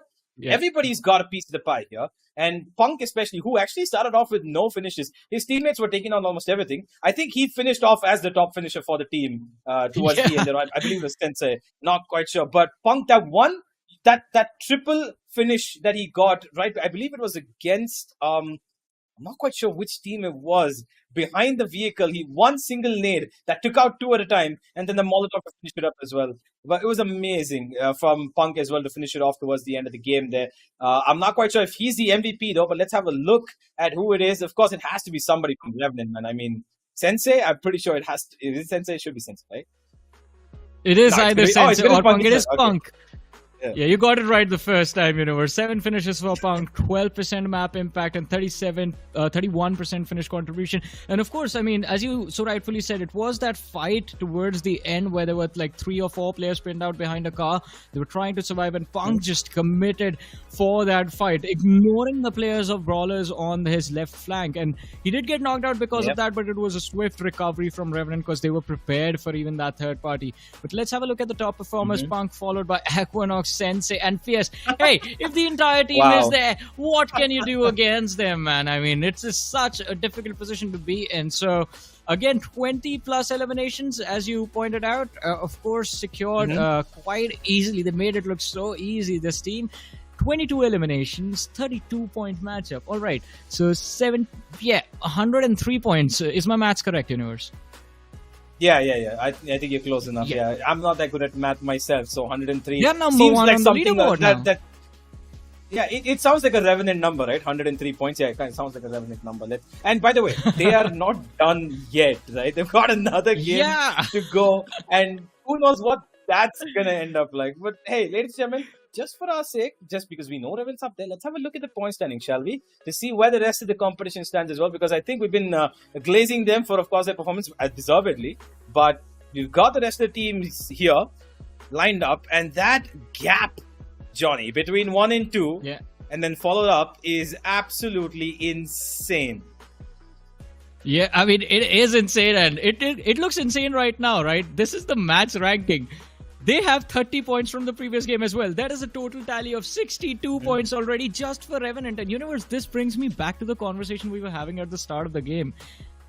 because of what Revenant is doing, a lot more teams from this particular group will miss out on the BGIS. This is a massive, massive vacuum. It's not a vacuum, it's a black hole that's basically taking all of the finish points all for themselves, and they're not letting anyone. They're suffocating 15 teams for points right now. This is very brutal on the entire lobby. Absolutely. I think there needs to be a strategy that has to come in place here. If these teams have Red Revenant and they know what they're going to be doing on that map of Sanhok, then I think the number one solution has to be avoid them at all costs. Do not go anywhere near.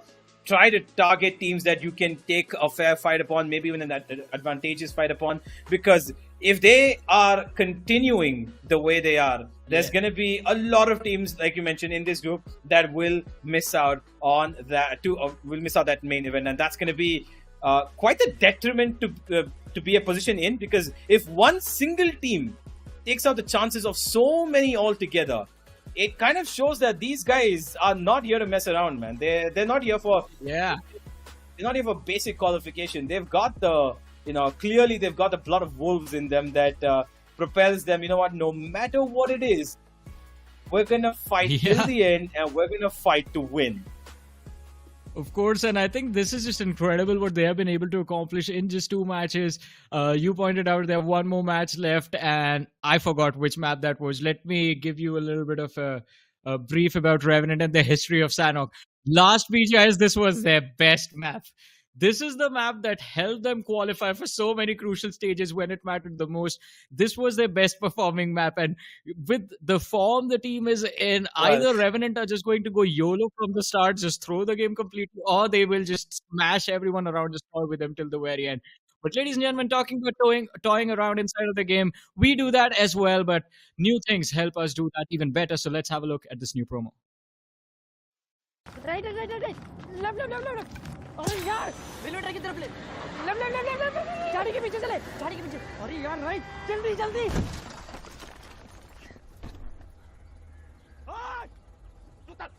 उतर चल finish कर दे उसको रुकना मत Action redefined even on the go. Download Bullet Echo today.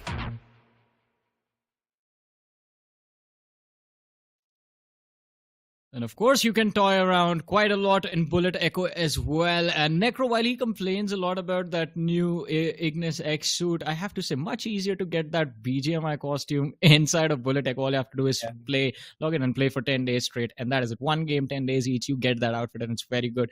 But coming back to good things about the competition right now, Revenant Esports. I think along with them, AUTOBOTZ still have an opportunity to move through to the top 64. If they have a big game, maybe the top 32 is still available to them. But I think everyone else right now qualifying might already be over. Get a chicken dinner in Sanhok with 10 eliminations. Get those 20 to 30 points. Otherwise, you are basically done. Revenant has already cleared up this entire group.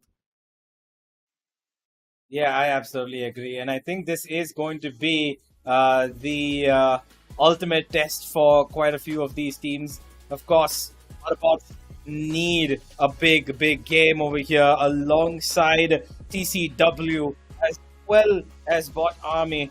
But I have to ask the man who's been watching from the sidelines, Necro, that was a game that, did you expect them to do this 2 times in a row, or were you like, okay, you know what, Revenant's probably going to take a backseat? I mean, I thought that Revenant might just let it lose, but no, instead, they're really over here to get the first spot in their hands. Then they probably have gotten so.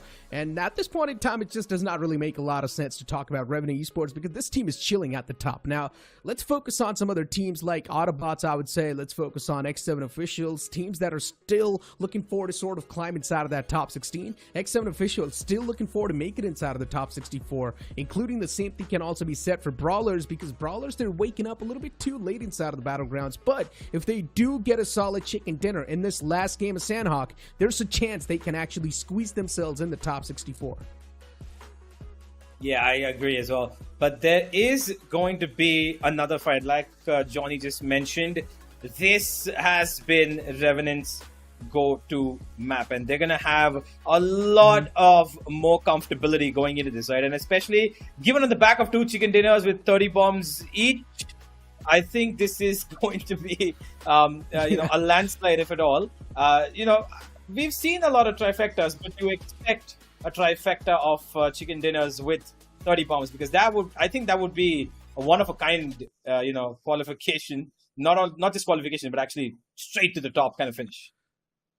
And once again, 62 points in the span of 2 games. I mean, that is incredible. That's more than incredible. Now, let's talk about the other lobby that was supposed to perform. To be honest, in this lobby, only AUTOBOTZ and Revenant Esports are sort of performing. That too, AUTOBOTZ is not able to do that great. So Revenant Esports is the only team that is able to perform at the top. So you can't say, luckily enough for Revenant Esports to be placed inside of a lobby that's not been feeling that great is also a good thing, you can't say. Because as the rounds keep on moving on, as they move on inside of the main event, Revenant Esports' domination is not going to be visible in the same way. Because, of course, the competition is going to keep on amping up. Revenant Esports will need to think through the thoughts and the moves they're going to be making. From what I assume now, considering it is going to be the last game of the day and Revenant Esports, they've already achieved what they wanted to achieve, they're probably just going to press W, just straight up move on forward, just start taking a lot of the duels head on and just hope for the best. Even if they do get eliminated early off, it's really not going to be hurting them at all.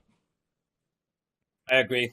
But who it is going to hurt is the rest of the lobby, because if Revenant do end up winning these fights, even if, let's say, they're a little bit, carefree about these fights, but even if they do end up winning because of the individual brilliance that each of these players have, then it's going to harm a lot of these teams' qualification chances, especially the ones that are probably hanging right at the edge of that, probably between 60 to 80 places that they're probably sitting in. Teams like Bot Army are there, probably TCW might be at the inside edge of that 64, but this is going to be a very, very important game for, I believe, in my opinion, 3 teams: AUTOBOTZ, TCW, and Bot Army. These 3 have the best chance of qualification with a decent enough game of maybe getting between 10 and 15 points. But if there's one team that showed us that they have potential, but really needs to step up, I think it has to be X7, who 2 games in a row have made some slight bit of, I would say, questionable decisions. But I really, really hope that in this game, they're able to hold off on a couple of early, engagements, maybe play for a little bit of a late game and survive to see if they can get a lot of free finishes instead of forcing them by themselves.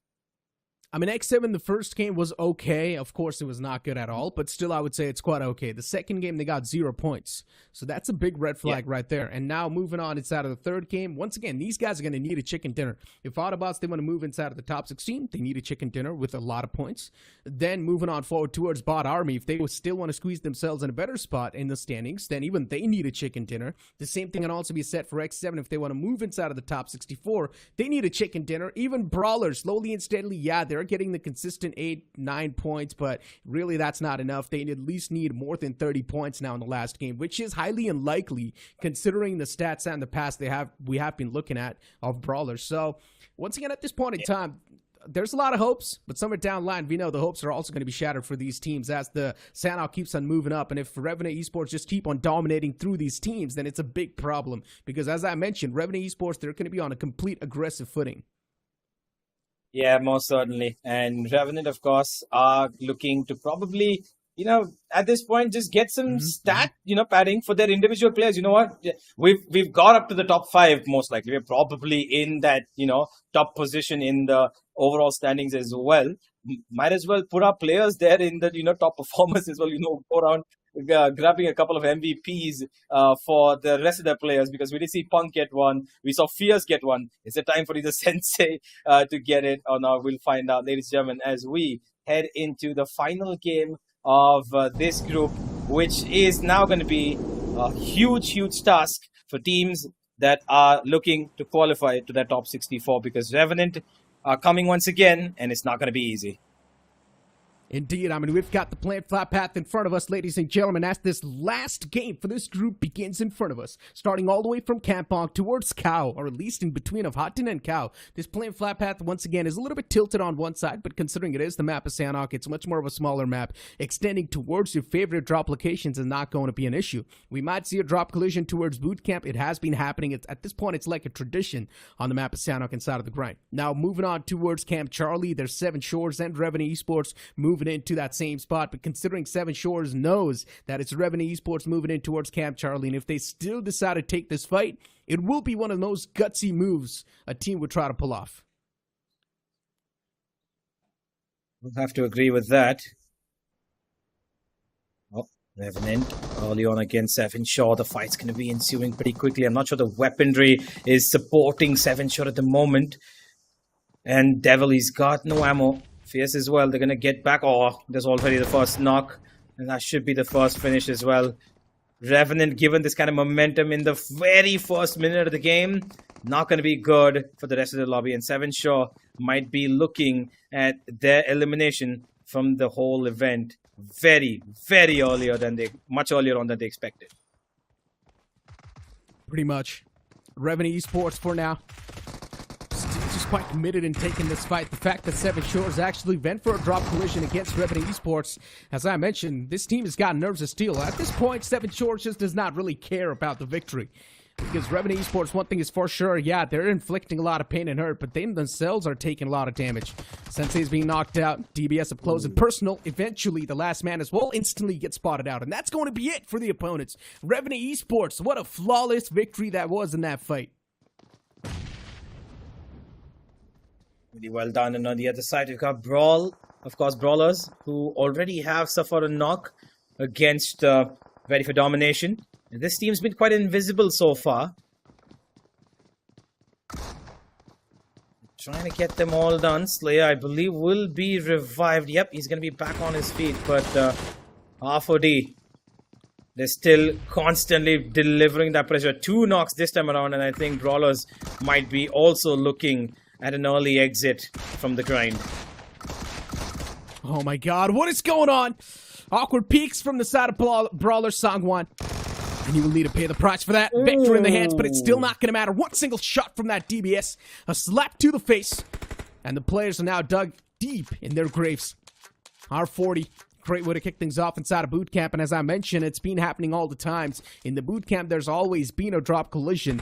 It's sort of like a tradition of Sanhok at this point in time. But yeah, moving on forward for R40. Still, they've got a little bit of more troubles on top of the hill. It's too far away considering... it's not really going to be that big of a deal for them. They can still focus on looting up, still focus on getting in a much more of a better shape and form. Great. But already, look at that. Oh my word. 4 teams have been eliminated within the first stage, just starting, by the way. Although Brawlers did get 4 to their name, it's probably not going to mean much. It's not going to result in anything, as... we've already come down to our top 12. An X7 who need to be in that top 4 at the moment. Potentially, maybe even win this game at all. But need those elimination points here. They've got their eyes set on TCW. Another team that's looking at a couple of big number games. Last game for that matter. To get themselves through the line. Once again, a bit of an isolation, easy peasy. Look at where he's been taken out, Necro. This X7 decision-making frenzy of putting their players in weak positions and no cover behind that is throwing them into the depth of elimination overall. Pretty much. TCW getting 4 eliminations. They've pretty much tasted the blood. Want a little bit more over here. X7. This fight's stretching a little bit too much to the point where there's a chance a third party might just hit him. X7, they've lost out an easy peasy.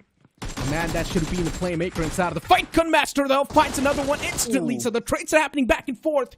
But still, X7 in a big world of trouble. The trades are actually against him. TCW Guru is knocked out. Even he's bleeding to his death. And as I mentioned, there's a man all the way in the far fray. And Guru... still around the corner, he goes for the peak, and that's all that's going to be needed. Guru, he puts the final nail in the coffin with that Vector. Nicely done. Quick slide and shoot. That was all that was needed. And he takes him out. Very much ready for that, Guru. Well done. TC. Hold on, as they've got 8 finishes extremely early on.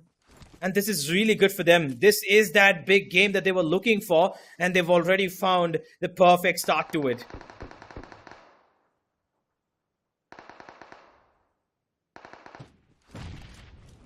Oh, LNC. Yash BTC. He's got 2 finished points so far. I mean, the game's just started, and off the rip, we've got so many teams taking an exit from the lobby. 5 teams so far eliminated. And indeed, for the 5 teams that have been eliminated so far, they're also confirmed to not make it inside of the top 64. You've got Brawls. You've also got RN, 7 Shores, X7, Hale. Yeah. All these teams are not going to be moving in. We're not going to be seeing them in the main event unless if they do really good in the in-game qualifiers or if they've done really good. Team RG, Nezuko. Nezuko's all the way at the bottom. Even he's just trying to play for the position points. He knows he's the only glimmer of hope alive for RG. And somewhere down lane, RG should also know that it's done for. REXA, the first game was solid with the way they took that fight. It was quite a flawless conversion, but then after that, we haven't seen the same REXA return back in the Battlegrounds. And now talk about this fight for TCW. It's a complete uphill battle. R40 at the top, having the advantage. With the shotguns and ARs in the hand, of course, the damage will be inflicted from their side. And Jax OP is now also taking too much damage from the sidelines. But I like that preemptive smoke. Jax does have maybe a shotgun battle right up his alley here, but next from Ready for Domination is keeping an eye on him. Ruler's been spotted and he goes down, almost taken out there. Lucky to survive that, as R4D will get the first knock. Hunter's been dropped down, and now it's up to Jax to maybe kind of settle in this pressure, not let them get any closer, but one after the other they're going down here. This might be TCW's ticket to fame, but they're losing out on players, and the finishes are coming through. Beast, he just wants this all done and dusted with. There's the second as well, and R4D have taken out one of the bigger teams here that were looking for a big game, and they might just finish outside of that top 10. Rough luck. I mean, R40, they've made sure that TCW, they're just going to run away. The last remaining man, at least. Yeah, as I mentioned, it was an uphill battle too, so R40 clearly had the advantage. And the man, Jax OP, still bleeding to his death. Jax is actually the main playmaker too for TCW. So yeah. 7 elimination points so far. A solid start of this game. With a cost of 1 player, I would still say that's worth it. LNC, that found themselves a decent compound to play with as well, but this just showcases the amount of lack of confidence this team has. All the 4 players just wanting to stay inside of this compound. Now finally starting to make that uphill climb. I'm not sure how good of a push this is going to be because the player's quite exposed. All it takes is one single peek on this side from R40 to actually figure out this push. Hopefully enough, if the players of R40 aren't exactly tunnel vision. What a big blunder this is from Yash. He should have waited for the right time to strike, but instead, he was too overeager to take that shot. And now Beast, he's got another lifeline to back away, and he instantly reunites with his teammates. Yash pulls out that nade, tosses in the front. The nade's not going to find the connection at all. It's still a blind toss. And all the nades that are being tossed, nothing found. Man advantage still in the hands of LNC though, but it's an uphill battle. R40, they're already in a really good defensive stance. It will be tough to break this defense.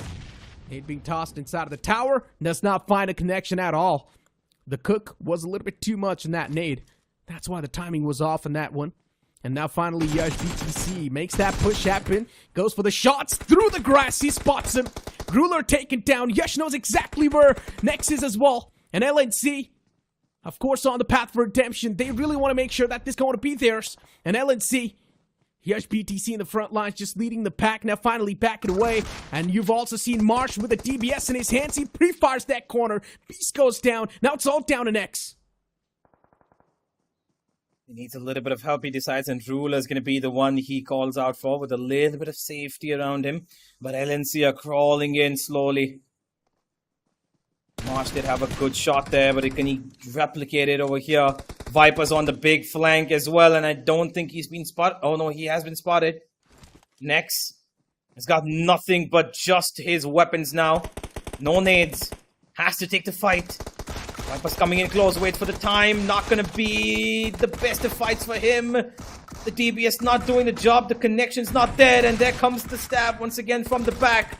Yosh, it's going to be as Nex goes down as well. And it's going to be the LUNATIC squad as they get their squad finish here. What a duel it has been on this mountain right here. One after the other, teams have been falling down and ready for domination. Once the king of this hill, just for a little short while, have now been dethroned by LUNATIC.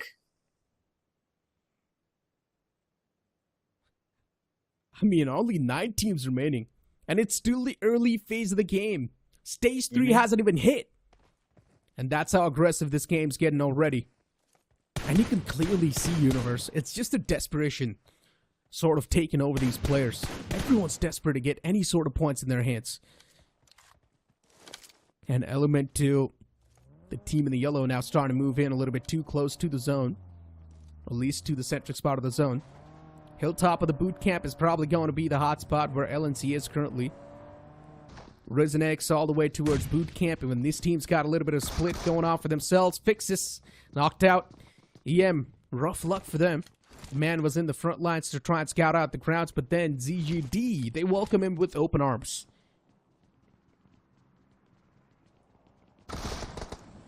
Oh, there's another fight ensuing, and this time it's AUTOBOTZ who've lost a player.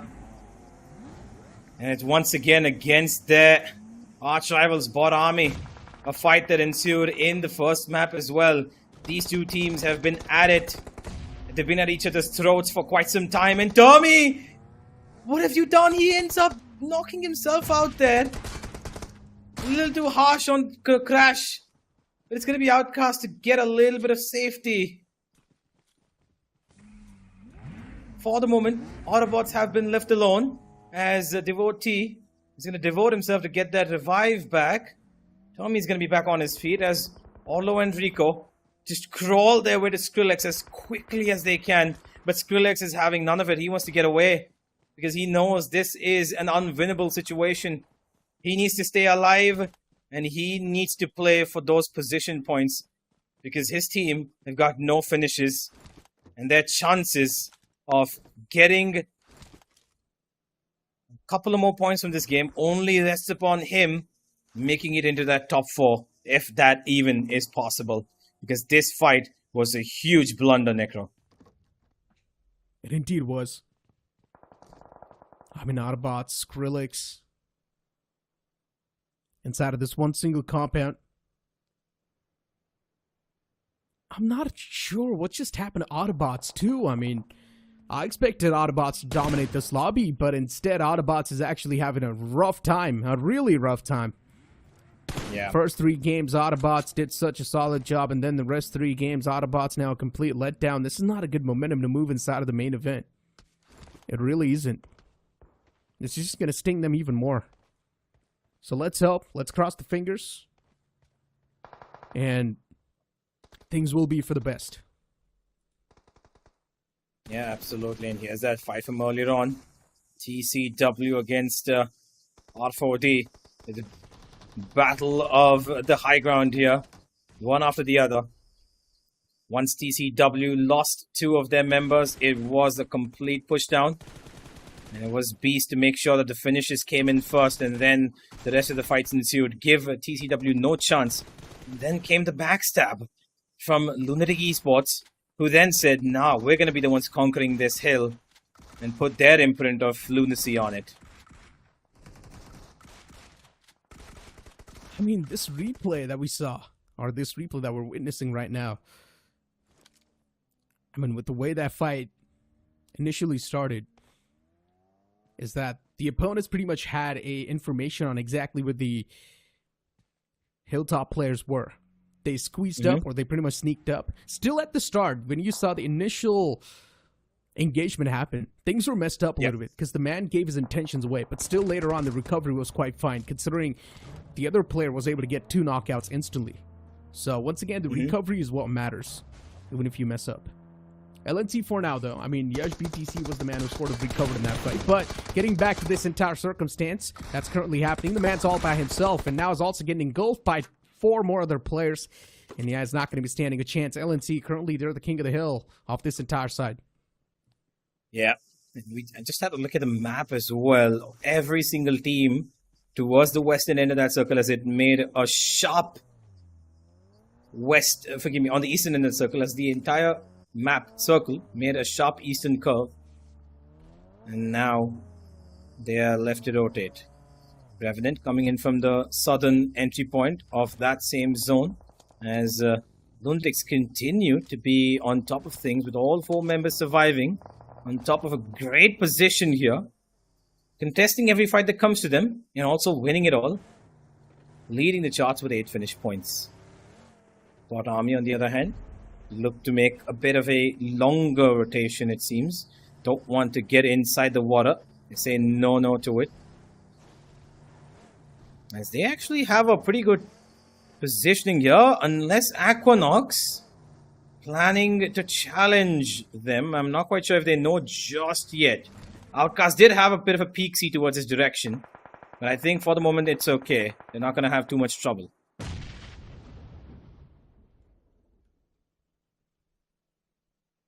ZGD. I mean, you gotta talk about Bot Army, but these two foes getting real close to each other. And I think so LNC, they're also taking a different fight somewhere else.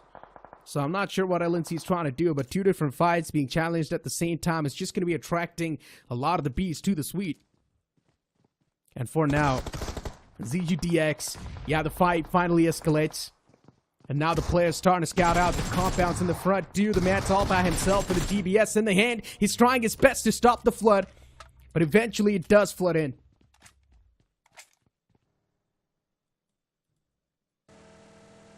It's going to be them getting wiped out as well. ZGD haven't been great across any of the games that we've seen so far. And this is going to be the end of their journey in the grind. AUTOBOTZ, who currently are survived by Skrillex, who's making the longest possible rotation to keep himself alive, hale and healthy for that final battle. And speaking of battle, it's going to be Revenant to take on another team, it seems here. While we've also... Forgive me, that was not Revenant, it was actually Element X.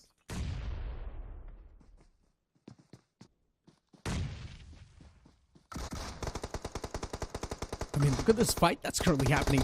SP, I'm not sure what their intention was when they approached this fight, but one thing is for sure, they're also the one to come out on top, so it's all okay. But then the third party that I'm talking about happens. SP, they're taking too much damage as Wunsch is being knocked out. Still, they've managed to get 4 elimination points so far, and getting the fallen player back up is not going to be any of a problem. LNC at the top. This team's been a big problem for every single team that's currently around this area.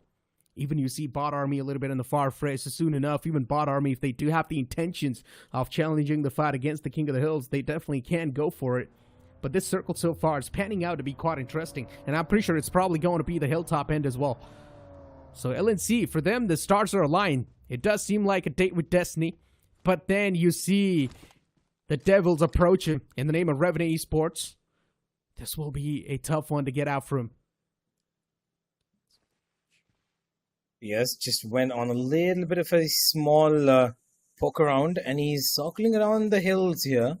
Maybe get a bit of information as to where exactly these players currently reside. He knows there's a team right on top, and that they are taking a fight towards the lower end of that same hill on towards Bot Army, who have now been thrown into a dilemma. They do have cover for the moment, but that's not going to stay on for long because they have got the worst possible zone clasp, and that's going to be a problem for them because they've got Revenant right ahead of them, constantly barraging them with bullets. Whereas LNC, a gift of destiny here, as the zone once again favors them, and the gods say, you know what, here's another chance for you, go on. Tackle Revenant if you can. Revenant, look at that split they have too, right? Punk all the way in the back lines and the rest 3 players in the front, sort of like a wall that's going to be pushing up. And Punk from the back will just be the man to provide the cover fire as well. Revenant Esports, they're spotting out the players of Bot Army. Fierce thought that he's getting pushed on, but no, instead, that's not the case. But Fierce, the man also needs to watch out his back. The team from the top, they might just rain down death and destruction anytime soon, and that's what happens. Punk gets caught. LNC, they've already found the opener. The exact one they were looking for in Bot Army. They're actually pushing up close and personal against LNC. This is going to be an interesting fight that's erupting. Outcast in the back lines, and Viper, the man's got his eyes pinned on Outcast, but still somehow Bot Army's the one to sort of win a lot of these duels. Viper all by himself, he spots out the player in the front, and Termi is actually looking forward to just squeeze himself behind that cover, but it's not possible for now. Devotee is also on the verge of getting knocked out as Outcast is being found as well.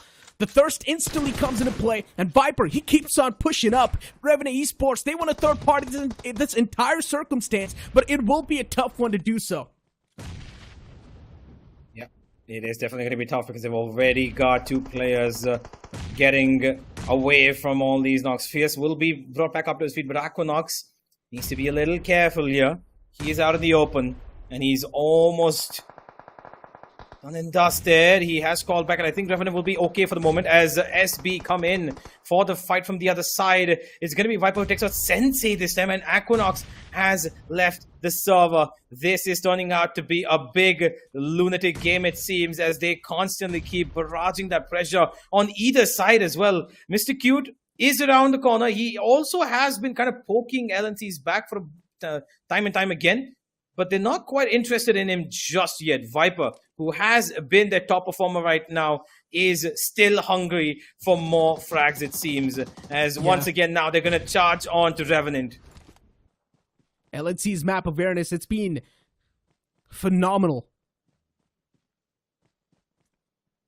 And talk about this with how things have been looking like for now. I mean, Revenant Esports just tossing out the nades, and LNC from the top is, of course, doing the damage too, so it's sort of like two teams focusing on that one single team. Revenant Esports as well, with the help of LNC, they do wipe out the opponents, but now still things keep on continuing, as it's going to be a 3v3 battle. And as I mentioned, LNC's map awareness has been phenomenal, and the next circle actually shifts right on top of them too. Yesh's position compromised, and Revenant Esports too looking pretty sharp in this fight so far. Punk in the back lines, he was knocked out a while ago, but luckily enough, the man's back upon his feet, so that's all that matters. And look at what LNC is doing, just wrapping around all the way from the back line, just trying to engulf the players of Revenant Esports, devour them. And the stance that the players of LNC are taking is incredible. The man's wrapped up all the way from the back, and Punk is taking too much damage, but then Yush is also taking a lot of damage in return. This is not going to be worth it at all to the players from the side of Revenant. They push up close and personal, and they get the last man down. And what is this? Viper through the smoke. He fights that, and through the smoke, he gets the second one too. Viper, what a monstrous clutch that was. The man just unlocked the sixth sense. Wow. Lunatic Esports, absolutely insane. What a performance towards the end there. Smoke screens surrounding him, but it doesn't even matter. He's got the eye of the tiger. He's got the eye of the Almighty. Shoots him straight through it. And honestly, it was a good call as well. I believe that was a really good call, because if he had waited for the vision to help him out there, I think he would have probably lost out on that match right there. Because Lunatic were survived by just one player towards the end. Revenant started taking control. That fight was evenly pointed out till the end, until Yash went and lost his life towards the southern end of that zone. The minute Punk took him out, it was going to be Revenant. All right, you know what? Red signal, time to run in and get this done and dusted. The minute they run in, there's a smoke in front of them, and they want to kind of surround him from around the circle. But good awareness. The DBS, of course, deadly at that range. Good, amazing, usage of that shotgun. And in the end, Lunatic, honestly, with quite the impressive game. I mean, question still remains, though. Did Lunatic really wake up at the right time? Because that was the last game of the day. And Lunatic, they got a chicken dinner. So still there's a big question, have they covered that margin to make it inside of the top 64 with that chicken dinner? And I don't think so, they have done so, but still, you never know. Maybe LUNATIC, they've barely squeezed themselves inside of that top 64.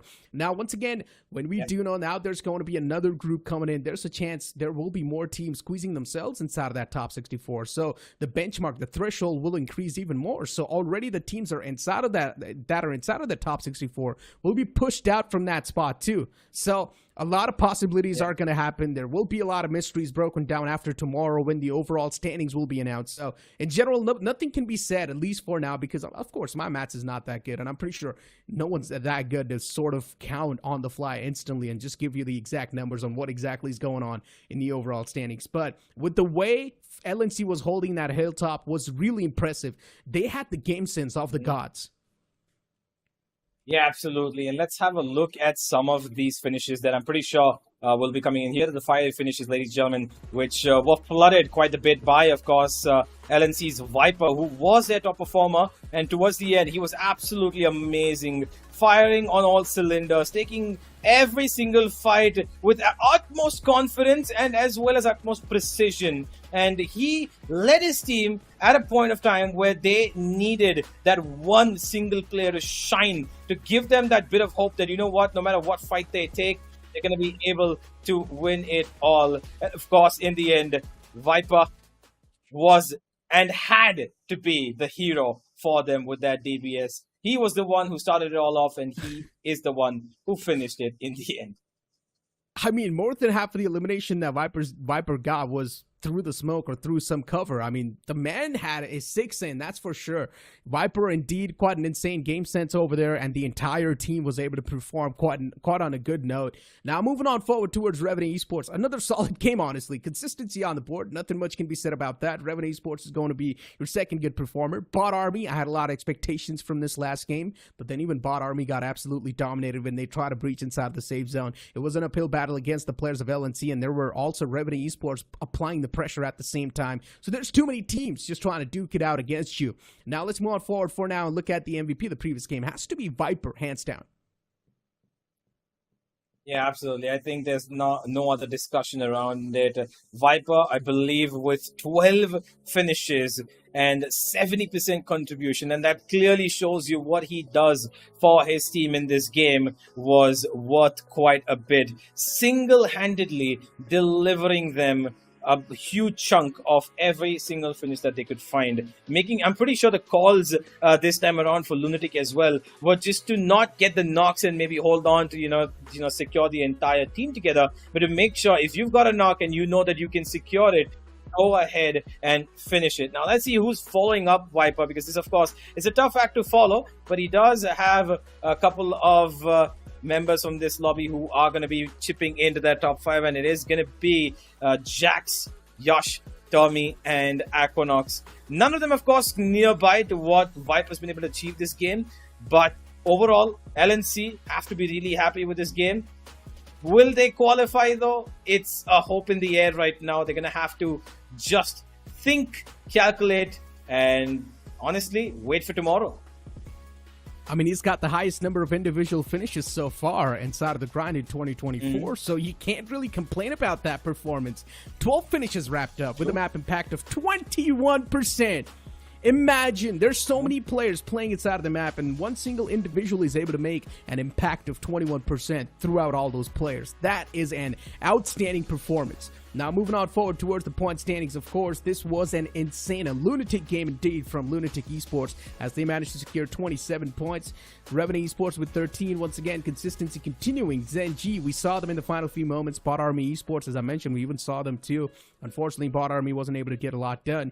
TCW officials, even they tried their best. 3 teams with 9 points. Well, the spread out is once again a little thin, but there is a name that consistently manages to be in that top 2. Revenant, once again, 7 finish points for them in position as well. A decent game to finish off with, a little bit of freedom that they will be, exuding with this, because they've done their job. Over 100 points. This adds on to the tally. I think it brings them to a total of 116, if I'm not wrong.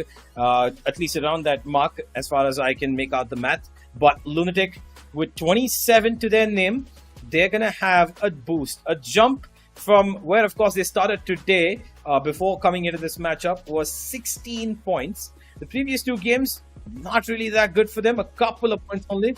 But this is going to propel them quite the much forward. Bot Army, again, a game that was not good enough from them. But the real disappointment here, Necro, I think both of us can agree, is AUTOBOTZ Esports. Hands down. Autobots, a team that I generally thought today they will be able to dominate, but it's a big dip in the performance graph from the side of Autobots. They've just not been able to perform at all, be it Erangel, Miramar, Sanhok, all the 3 maps. Autobots were a complete letdown. Now let's move on forward and look at the overall standings for this entire group, ladies and gentlemen. This is where the real things will be revealed as we move on towards overall standings. Revenant Esports at the top with the most amount of points accumulated. This has to be a joke, 75 points. And then LUNATIC Esports with the only 28 points they accumulated from the 3 games. Absolute insanity. They're close to triple of what the next 2 teams have together. It is insanity what they've been able to manage to pull off in this lobby. And considering that even if you add the next 3 teams together, it doesn't come at, it's almost as close as 75 points. So this is just honestly craziness from Revenant Esports, and I think this is the highest points any team's gotten so far. I'm not entirely sure in a single day. It is the highest amount of points we have seen so far in the span of 3 games inside of the grind. I mean, I think Saiku Soul had around 68, but then Revenant Esports just broke that record with 75 points. So, yeah, I mean, Revenant Esports is feeling at the top of their game, hands down, and this is a really good momentum. This is a really good win in the sales that you want to move on forward inside of the main event with. So Revenant Esports, once again, they've directly propelled themselves inside of the round 4 of the BGIS main event. Moving on forward towards the latter half of the board, we're going to find AUTOBOTZ Esports with only 10 points in the span of 3 games. That indeed hurts as someone who was rooting for AUTOBOTZ as well. REXA Gaming, they only showcased the dominance in the first game itself, and then later on it was a complete letdown. Yeah, and now with the 10 points that have accumulated, AUTOBOTZ Esports, they're going to have a total of 47, and I'm not quite sure if that's going to cut the mark that's required for them. They will be in a bit of a limbo now, waiting for the results of other teams, what they're going to perform, what they're going to look like, because there is another group with quite the potential coming in for the next 3 games. Group 14, of course, who have big names there, and some of these names still haven't put up their best performances, which could be, of course, witnessed in the games to come. Speaking of Group 14, of course, Necro, there are teams that I'm pretty sure that you would love to speak about. If there's any, what exactly are you looking forward to from Group 14? I mean, there's Velocity Gaming, a team that's brought back the OG players, and Velocity Gaming, they have been struggling, let's be honest. Velocity Gaming, I would say they're pretty much on the same footing as Team Brawlers, and even Team Brawlers in the previous one struggled a lot. Then we've also got Team VIXXEN that everyone's going to be looking forward to, because even Team VIXXEN came in inside of the tournament with a lot of expectations. HYDRAS, compare their performance to 2023 and 2024. This is the biggest improvement that we've seen inside of a team so far. And HYDRAS performance has been hitting all mark. The same thing can also be said for Team IFLICKS, which is also the coach of Team IFLICKS. The same coach is also assigned to Team HYDRAS. So in general, IFLICKS and HYDRAS, they've got the same coach. So we can pretty much say these 2 teams can also be playing on the same note. Moving on forward towards the overall graphics that we've got lined up, it's pretty much the performance so far from the side of Revenant Esports. If you try to compare their performance to the previous weeks, which they only got 41 points, and now to the current week, they've got 75 points. Yeah, they just basically said, oh, you thought that was good, we'll do you one better, and come nearly close to doubling what they did from the last time around in terms of all 3, honestly, points, finishes, as well as the chicken dinners. They are in a world of their own right now. Pretty much the clear front runners right now with the momentum, with the way that they've been playing, individuality as well. I think overall the camp of Revenant is going to be very happy. It's not even like a single player's kind of, lagging behind anybody. No, every game there's somebody or the other stepping up with a mark of their own, but the remaining players are right around him, supporting that guy, making sure that the team as a whole is performing. fights are taken really well, and decision making, most importantly, is top notch from Revenant. I mean, they pretty much doubled their performance inside of this current week, right? I mean, we saw the comparison clearly to the previous weeks as well, and the performance was just doubled. They had one chicken dinner inside of this week. They got 2 back-to-back chicken dinners. Even when you talk about the elimination points, even the elimination points were doubled up. Even the overall points were doubled up. So in general, Revenant Esports, we've seen that drastic improvement. And as we know, ladies and gentlemen, Crafton India Esports, or Crafton India, they keep on bringing up a lot of new stuff. And this is another promo that is going to be quite exciting. So let's have a look at that. रुक यार jiggle wiggle करके दे दिया Who's that guy? पकड़ बे कौन है jiggle wiggle करके सब लोग बोले मुझे सेंस से बोलो जिगल विगल करके सारे प्रो अपने लड़के जिगल विगल करके सब लोग बोले मुझे सेंस से बोलो जिगल विगल करके सारे प्रो अपने लड़के जिगल विगल करके सब लोग बोले मुझे सेंस से Now, a new group is going to be chiming inside of the action. We're Group 14. It's our time to welcome them. And as we know, inside of Group 14, too, we've got some of the big names. HYDRABAD HYDRAS, GENxFM. You've also got Genesis, Velocity Gaming, Team VIXXEN, and RIP MIZO. RIP MIZO especially, this was one of those teams that surprised me personally with the performance that they showcased. And they were actually able to play pretty well. They got decent amount of points, but decent is not enough. Not enough to at least place yourself in the top 16. If you just want to move inside of top 64, then decent is more than good enough. Yeah, most certainly. And then as I was just looking at the, point standings from their previous week as well. Velocity Gaming, of course, on 17, like you were mentioning, they were at the same level as Brawlers. And that is a tough spot to be in, especially if you continue playing in that sense of, performances. But they need a big game, or at least maybe 2 consistent games to go on. Let's have a look at the group and the teams once again, as ladies and gentlemen, the final group for the day is coming on, and Necro is going to be taking you through what could be a big matchup today. Well, here we go. We've also got Dragon Esports inside of this group. CRATIC Esports, a team that dominated the initial week of the grind. And it was one of the biggest surprises that unfolded off the rip as soon as the grind started. CRATIC Esports, the performance that this team showcased shocked every single person inside of the pro circuit. And not just that, even the viewers. And Johnny, welcome along, my bro, board. Yeah. Welcome along the board, my friend, because we're going to be seeing CRATIC Esports, man. I mean, CRATIC Esports, that's when I took their name. I just lost my words. See, I understand that, because compared to the previous group, this gets a little bit more complicated, because at least in the previous group, we had a clear front runner in the form of Revenant Esports, who we knew for a fact they were going to dominate the entire day. How badly, we did not know, but that has been revealed. But in this particular group, you look at the names that are there. You talk about CRATIC Esports, who ended their first week with 56 points in total. Well, guess what? HYDRABAD HYDRAS were not too far behind. They ended their 3 games with a total tally of 55 points. But that is not where the list of top contenders in this group sort of falls, because we also have the likes of RIP MIZO, who have a very big fan base in their own region, and also their first week was not too shabby. They brought together 37 points. They had 23 eliminations on the board as well. So RIP MIZO also ends up becoming a top contender. But Necro, we are missing out on our favorite team from the previous BGIS. The Fearless Marathas are back, and they're back in an incredible form this time. I mean, I hope they're back in an incredible form, because GENxFM, they're definitely going to be facing a lot of competition. You've got Dragon Esports in the same lobby. You've got new and reformed and doing well HYDRABAD HYDRAS. You've also got Team IFLICKS. You've got RIP MIZO, a team that's doing decent. Velocity Gaming, this team needs to wake up, and we know Velocity Gaming too, they will pack a lot of punch. They consist of some of the most OG players.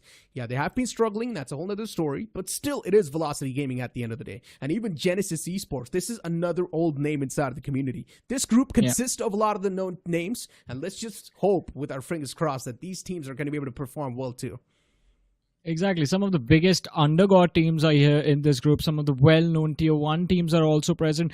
And the best part is that all of these teams, none of them have had a shabby performance. All of them put up decent numbers on the board, and the door is still open to qualify for the top 64, for the top 32. And for teams like Hyderabad, HYDRAS and CRATIC Esports, the top 5 is still available to them. I understand what we just witnessed from Revenant was a big feat, and to replicate that, it's going to be very difficult. But these guys, they come in with a head start as well.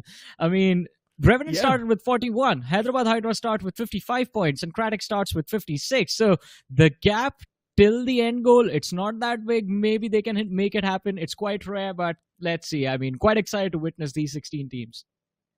I mean, if I'm CRATIC, I'll just try to make sure that I'm going to be in the top 16. That's it. I mean, CRATIC Esports, they pretty much know at this point that's going to be the highest, or that's pretty much going to be the biggest head start a team would want. So just try and position yourself inside of the top 16, and it's all Gucci, right? Just try and get the average of 10 points per game. It's all okay. You will be having that cushion as well to play around with. But moving on and focusing on the teams that haven't been able to perform that well. Team VIXXEN and Velocity Gaming. They should be a prime topic over here, because Team VIXXEN, when they moved inside of the initial week, inside of the past week, we had a lot of expectation from this team, but unfortunately the performance did not really follow up. The same thing can also be said for Velocity Gaming too, but they were not able to perform at all. I mean, Velocity was the biggest letdown from this group, but let's see. Last 3 games to go. They can qualify for the top 64 in 3 matches. Is today going to be the day where we see them push through? That is what we are about to find out, ladies and gentlemen. With that being said, the first match, it is about to begin. We see the plane take it to the skies, and well, we're going to have the flight path in front of us. This time it seems like it starts from the southern edge of that military base, and it's going to head towards that northwestern edge as well.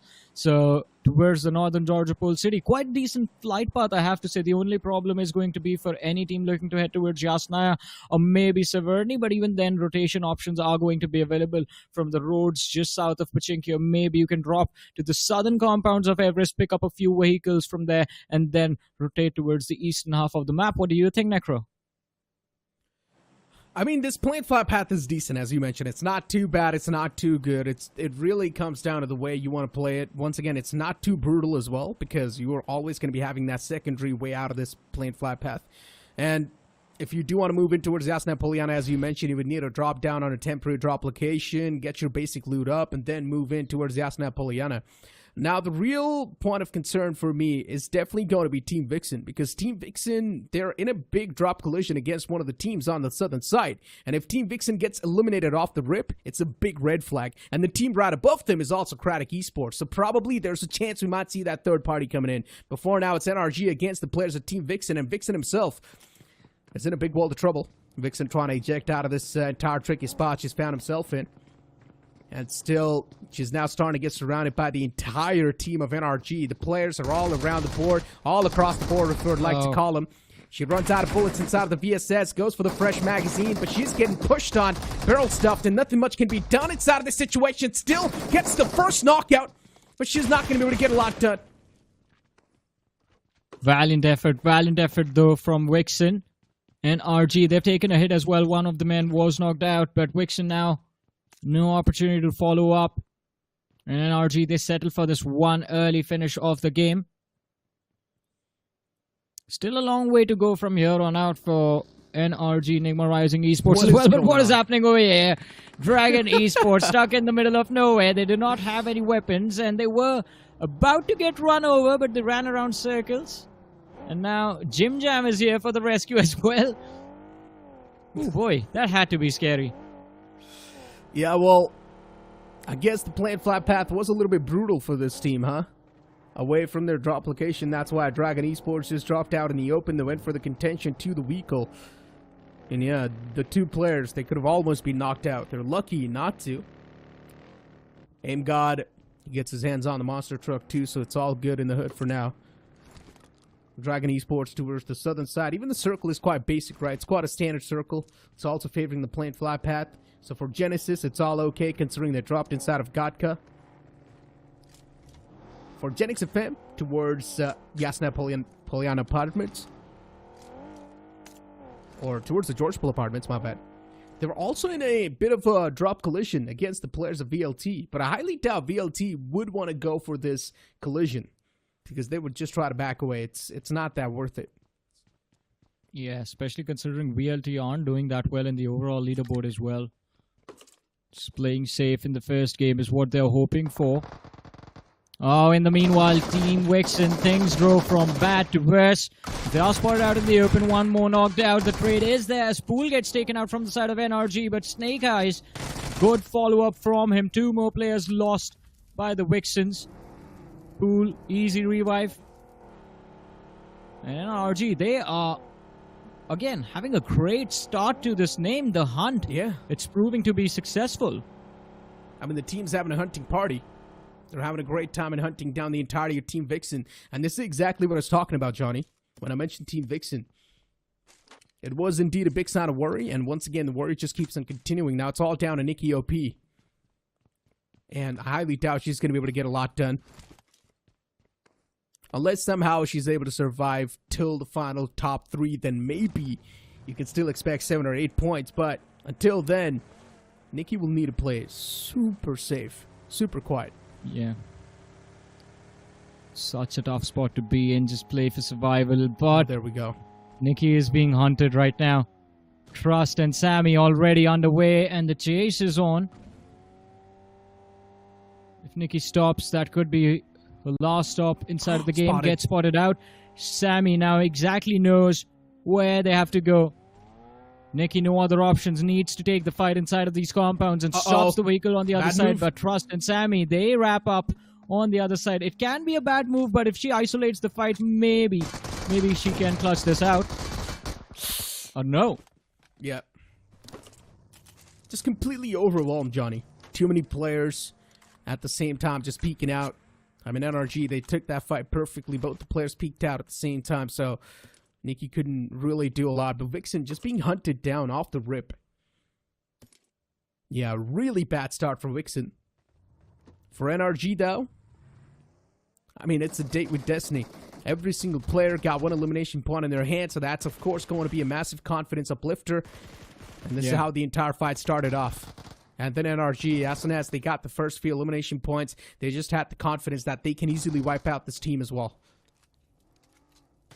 And NRG, I don't know if this is going to be enough. They have to play like this entire match, and of course need at least one more big game. Kind of the one like we saw from Revenant if they want to keep the dream of the top 64 still alive, because NRG were way too back in the line. They were way far off. They just had 1 point in the first 3 games they played in this entire tournament, and that is not enough in any way, shape, or form. So these 4 points, they're going to be quite excited to get them in the early stages, but they need a lot more from this match itself. Pretty much. GENxFM, Johnny, on the screens towards the George Pool Apartments.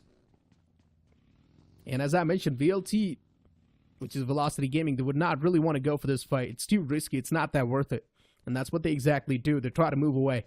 But for the first time in my lifetime, we're actually witnessing a drop collision inside of Zarki. 2 teams facing off against each other. It's NGG versus OG. But once again, is that fight actually going to come through? If it does, as I mentioned, it will be the first time in my lifetime I'm witnessing a drop collision over there. Before now, we've got the players of CRATIC Esports pushing off against the players of NRG. There's a chance that NRG will need to pay the price for all the commotion they caused off the bat. And CRATIC Esports is not one of those teams that'll let them go just like that. Yeah, it's time for karma, my friends. Whiffed a few shots and the punish was death.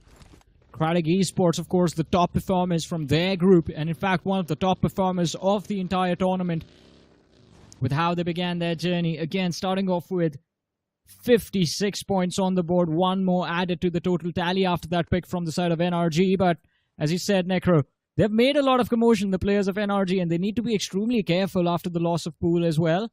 I wonder what he was doing over there, though. Completely isolated from the rest of his team. Just looting, I guess. Chilling out, looting. I mean, look at the loot on the players of NRG too, right? Very 0 basic. meds. Yeah, 0 meds, level 1 helmets, level 1 vests. I mean, Snake Eyes is the only man with a level 3 vest, but still it's halfway broken. So yeah, the loot's not that good. The players are not stacked up. A VLT in front of us. You've got Huster, Rehan, Kratos, Trance. All the 4 players trying to play it as safe as possible. A man in the front taking a rotation. OG trying to move inside the safe zone. If VLT wants, they can indeed cut off the rotation, but instead, that's not the case. VLT, they are spotting out the players of OG taking exit from that spot. Finally, they spot out the players. Shots are taken, but it's a little bit too late. VLT themselves are taking too much damage in this fight, and yeah, the spray's whiffed. They tried to commit, but as you mentioned, it was a little too late. And I was already expecting this, that VLT Velocity, they had an opportunity to third party the 2 teams and cut off their rotations, pick a fight mid-rotation, catch the opposition off guard, and secure at least 2 to 3 points from that fiasco. But CRATIC Esports, they sense the threat waiting for them on the other side in the form of NIGMA rising. They want to avoid it at any given cost. Conqueror pushes up almost halfway across the bridge, then instantly falls back. And I wonder what other alternatives are left for CRATIC, because even the Novorep bridge is not going to be isolated right now. You have Nameless crew and the players from the side of DGN closing in from the rear. Not a big shift of the circle. We are still centered around that Pochinki area. So not a lot will change as well with the shift of the zone. OG and VLT, I think they should be able to find their way inside of the circle as well. NGG, though, still holding on to their position in Zarki. Now, what is that all about? Good question. Maybe just trying to be really safe, considering they knew they were surrounded by a lot of foes. So I guess in NGG's eyes, it's better to take a late game rotation to be safe, and that's what they're doing for now. Look at all the prime spots taken away by the teams, right? All the good spots already booked. Now the rest of the teams that are trying to breach in late, they will need to try and adjust to all the leftover spots, which is still not bad considering it is just the stage 2 of the game. You can't still afford to play on the edges, because even if there is going to be a hard shift, there's a chance you can quickly readjust depending on the position you've gotten. CRATIC Esports too, one of the late breachers from the southern side, moving in from that bridge. Considering CRATIC Esports knew that they took down one of the players from the side of NRG on the left, they knew that there's a possibility that the NRG will probably try to camp that bridge, and that's what exactly happened. So this game strat that they pulled off, moving in or rotating in from the Novorep bridge, was pretty brilliant. It was brilliant indeed, and the timing of it all as well. But T7S Esports, I think, did hear a little bit of commotion from the vehicles that just passed him by. Can't really do anything about it. Isolated in the watchtower. Can't even commit a spray, but RIP MIZO now. A lot of fans for this team and a lot of support for them as well. A lot of hopes from them. Will they deliver? The journey from the opening week was quite exciting, to be honest. 37 points. Not a shabby performance at all, but to perform in a lobby like this against the likes of Team IFLICKS, against the likes of HYDERABAD, HYDRAS and CRATIC Esports. RIP MIZO now. They're going to have to pull something special out of their bag of tricks, but GENxFM in the meanwhile do get spotted out by the OGs themselves, and it is a third party from the players of TLT that results, I believe, in OG losing out on one of their players. So it is a 3v4 that they are going or running towards against the players from GENxFM.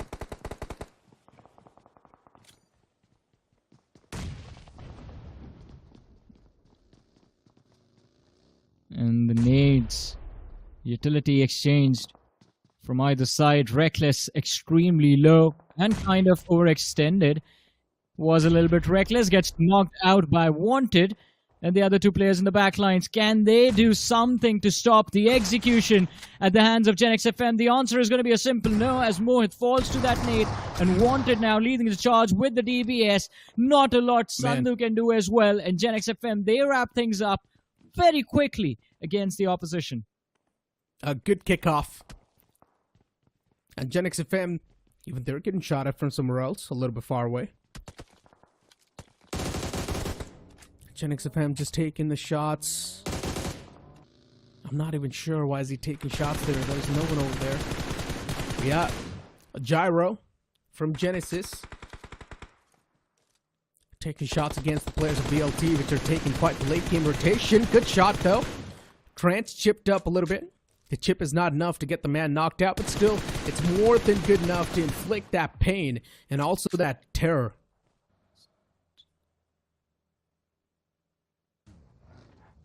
the terror, of course, but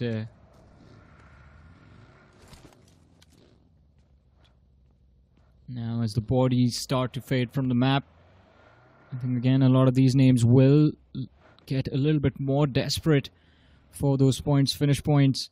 Of course, needed to improve the total tally on the overall rankings. NGG or HS6 Esports X NGG, what their full name is, ladies and gentlemen. On the move, still in the blue though. Almost at the edge of the zone. Get to safety first, then it will be time for stun. Stark. Wow, felt like I'm talking to Tony Stark over there for a second. I don't think so Tony Stark does any type of stunts. I mean, he does if you look at him from the perspective of anyone else in the entire franchise. Okay. We're getting back inside of the game now. I mean, the Stark that we have is not able to get a lot done. Still just rotating inside of the zone. Now, if you do try to look at the centric spot of the zone, we've got Hyderabad HYDRAS just sitting over there, pinned down inside of Pochinki. They haven't even moved to muscle so far. I mean, there's Mox trying to scout out the future grounds just in case if the circle does move down south a little bit, then Mox's information is going to be really of value. But for now, every single team is just waiting for the next circle shift to hit the deck. We've got Team IFLICKS in front of us, and right next to the players of Team IFLICKS, there's another team pretty close. Next circle shift comes in, it actually shifts down south a little bit, but still, it is not that much of a curveball. Hyderabad HYDRAS can easily adjust. The same thing can be said for even VLT if they do move in all the way from the left lines, and that's what they're going to do. But Genesis can actually be a big thorn in the way. Of course, and it can definitely cause a lot of trouble for teams eyeing out that center. It's just the eastern half of the circle right now that's just clustered up with teams, as you say, a splash of colors across the board. The western half completely isolated, so GENxFM, Velocity Gaming, and NRG, they're gonna take their sweet time to analyze how the situation unfolds on the other side of the circle. Genesis, as you mentioned, they can either cause a lot of trouble for a lot of these teams, or they can be in trouble if they get pushed upon and they aren't able to handle that pressure all by themselves. So it's a very critical moment for them in the game. In the meanwhile, Hyderabad HYDRAS, who are on our screens towards the left-hand side, look at that. That's a nice play. I actually like that quite a lot. They move into Pochinki and they just stop at the periphery of the circle. They're just waiting on the outer edges before they cross the open field. Pretty much. Chaser stops in the open, takes the shots. The tracing was there, but unfortunately not exactly on the bodies. But it's fine. His teammate's going to do the job. Flick YT finds the opener. First man knocked out. Skipper still able to make it out alive, harms free. NGG, throughout the entire game, all they've been doing is just looting and rotating. That's all they've been doing. And look at Skipper's vehicle. Once again, it skips around, and Skipper gets knocked out. What a knock that was from CRATIC Esports. Retreat able to connect that shot to the skull. But still, RP Mizoram, if they do want, they can move on forward and try to squeeze that elimination point away from CRATIC and just steal it. NGG, Stark OG, just stuck inside of this shack. As Team IFLICKS slowly and steadily, even they're trying to capitalize on this one. Considering the man's all by himself, he's isolated, they can't pull out the shotgun to make this push happen, and that's what exactly happens. A lot of shots missed from Stark. Stark not able to cosplay Tony Stark. Yeah, he does not connect a single shot over there on Joker, who leaves completely unscathed from that fight. And of course, NGG, a huge point of concern is also going to be the fact that they were split up, so Stark and Frost were caught off guard on the other side of the map. Well, RIP picked off 2.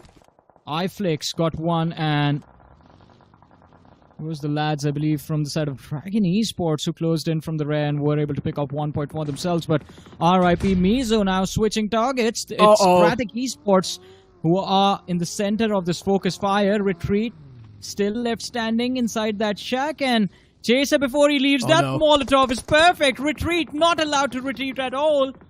Gets finished off. Not sure. Gets gunned down in that shack. Yeah, I'm not sure where the backup was, Johnny, but finally Nirvana is there. But it's a little bit too late considering RIP They've already pushed up, got that elimination point onto that player, and instantly just backed away. So CRATIC Esports too late to back the boy up. I mean, they also had the high ground to play with in that scenario. You've got Thor and Addy from the back lines. All they could do is just watch their boy die in front of him with the scopes. And now finally the spot at the players of RIP trying to make some moves. RIP pushing up close and personal against CRATIC. This might not be a good move. Even though CRATIC is hurt right now, but still Wounded Lion is the most dangerous species you would not want to face off against. And CRATIC Esports for now just trying to back away, just trying to play it as safe as possible, which is understandable. But then once again, they find themselves in the middle of a battle.